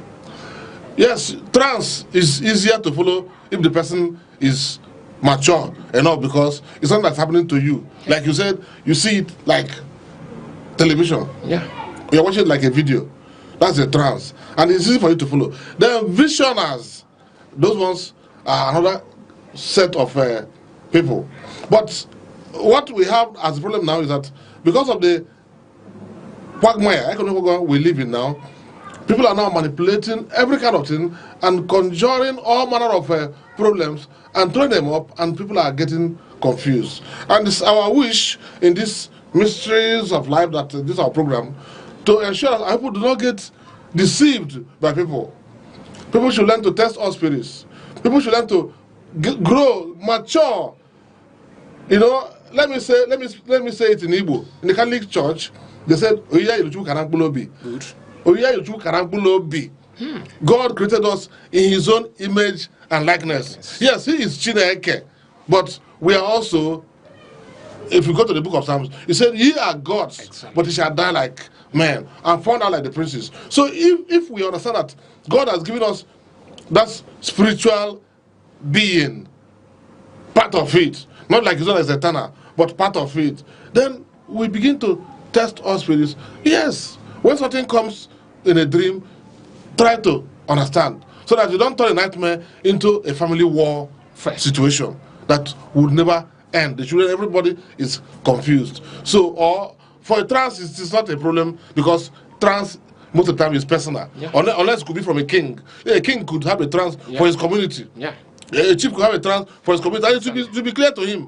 There's no two ways. Then visions, like you said, require also a level of maturity and also our gifts. So I think we thank God, we thank our brother, peace and community specialist, Maze Gabriel Anichukwu, for coming to help us today to break these things down a little so that people don't get easily manipulated or confused. And people must go and look at the material aspect of whatever is happening before they turn to this spirituality, because spiritual issues are not as simple as people think. They are deep and very, very deep. So we hope to meet again to look at other mysteries of life. Your last message as we go. Please, when you are seeking for dreams, visions, and trance, go to the right sources so that you not bring confusion upon yourself. Thank you.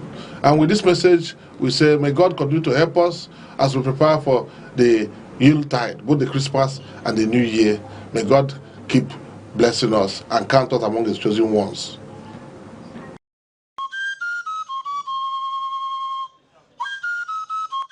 From the tiniest cells to the farthest galaxies, life holds secrets we are only beginning to uncover. Why are we here? What connects us all? What unseen forces shape our destiny? Join Professor Jude Udenta as he explores the wonders, the questions, and the revelations that define existence. Mysteries of life, where every answer sparks a new discovery. Watch now on Aneke TV every Monday.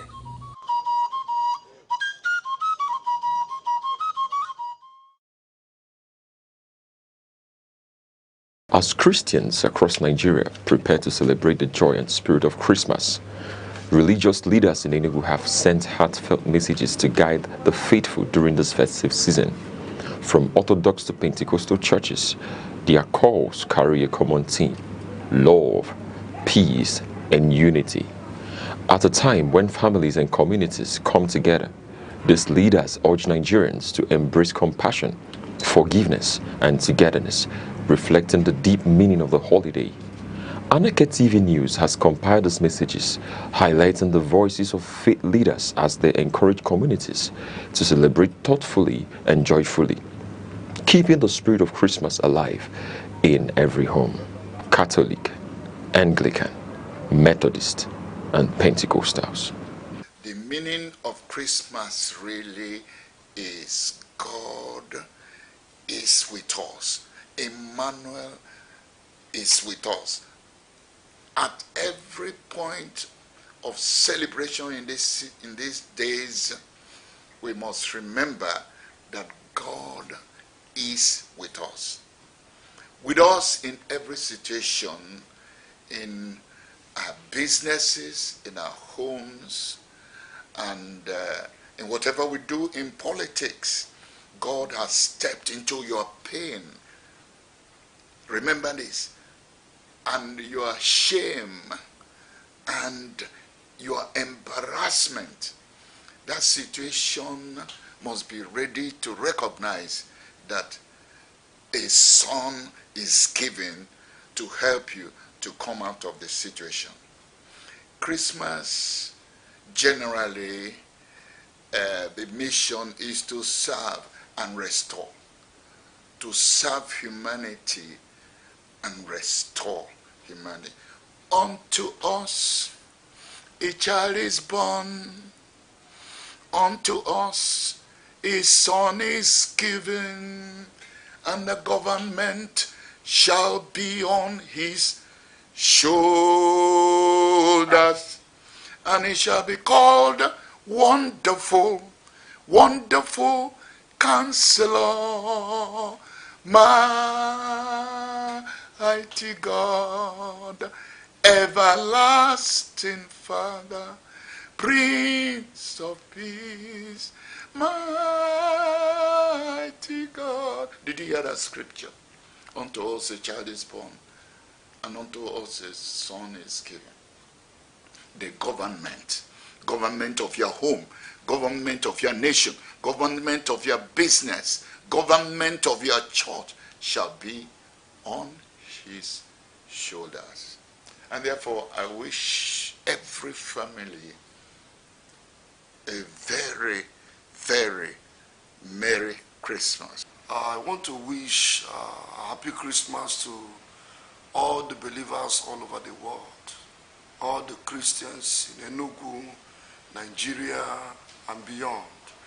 Christmas is a season of celebration. It is a time when believers all over the world gather together to commemorate the birth of Jesus Christ of Nazareth. And I pray that this season of celebration will bring unending joy to every family that dare to celebrate this season.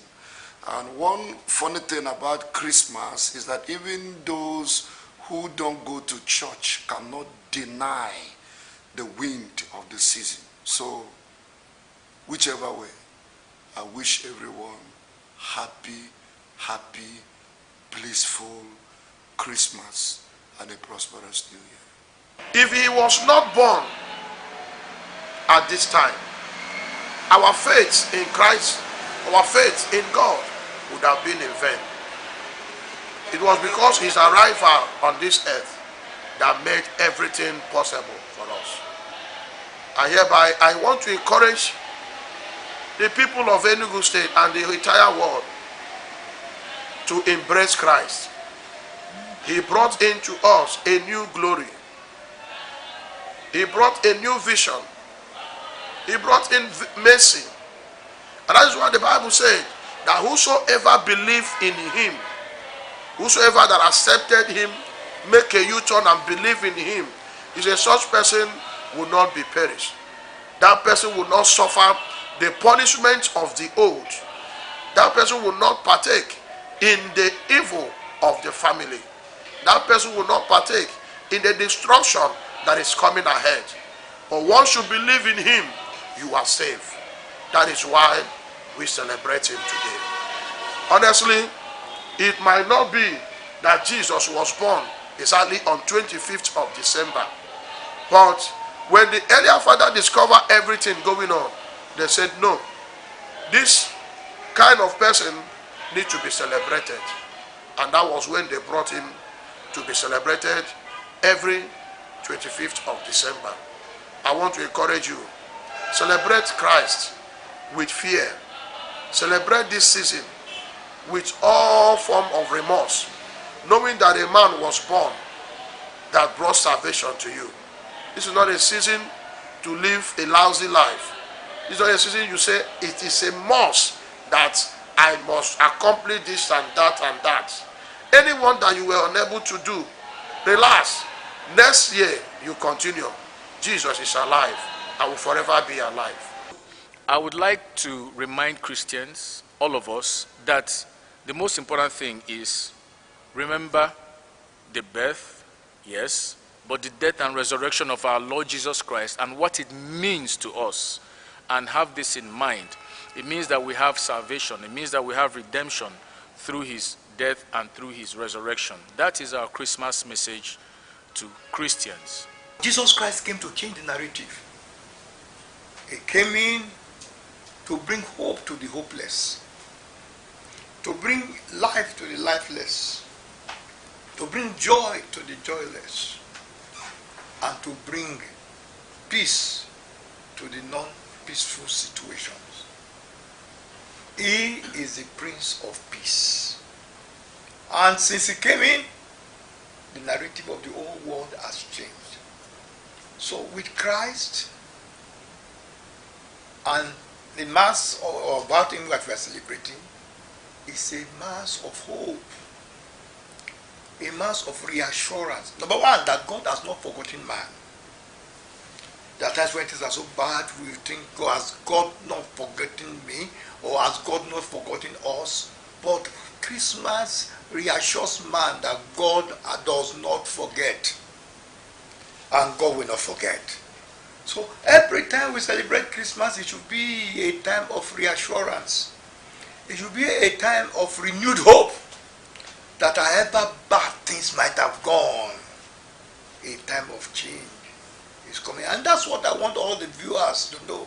I don't know what has been very wrong in your life. I don't know the challenges you have faced. I don't know the semi-hopeless situation in your life. All I can tell you, because of Christmas, hope is coming.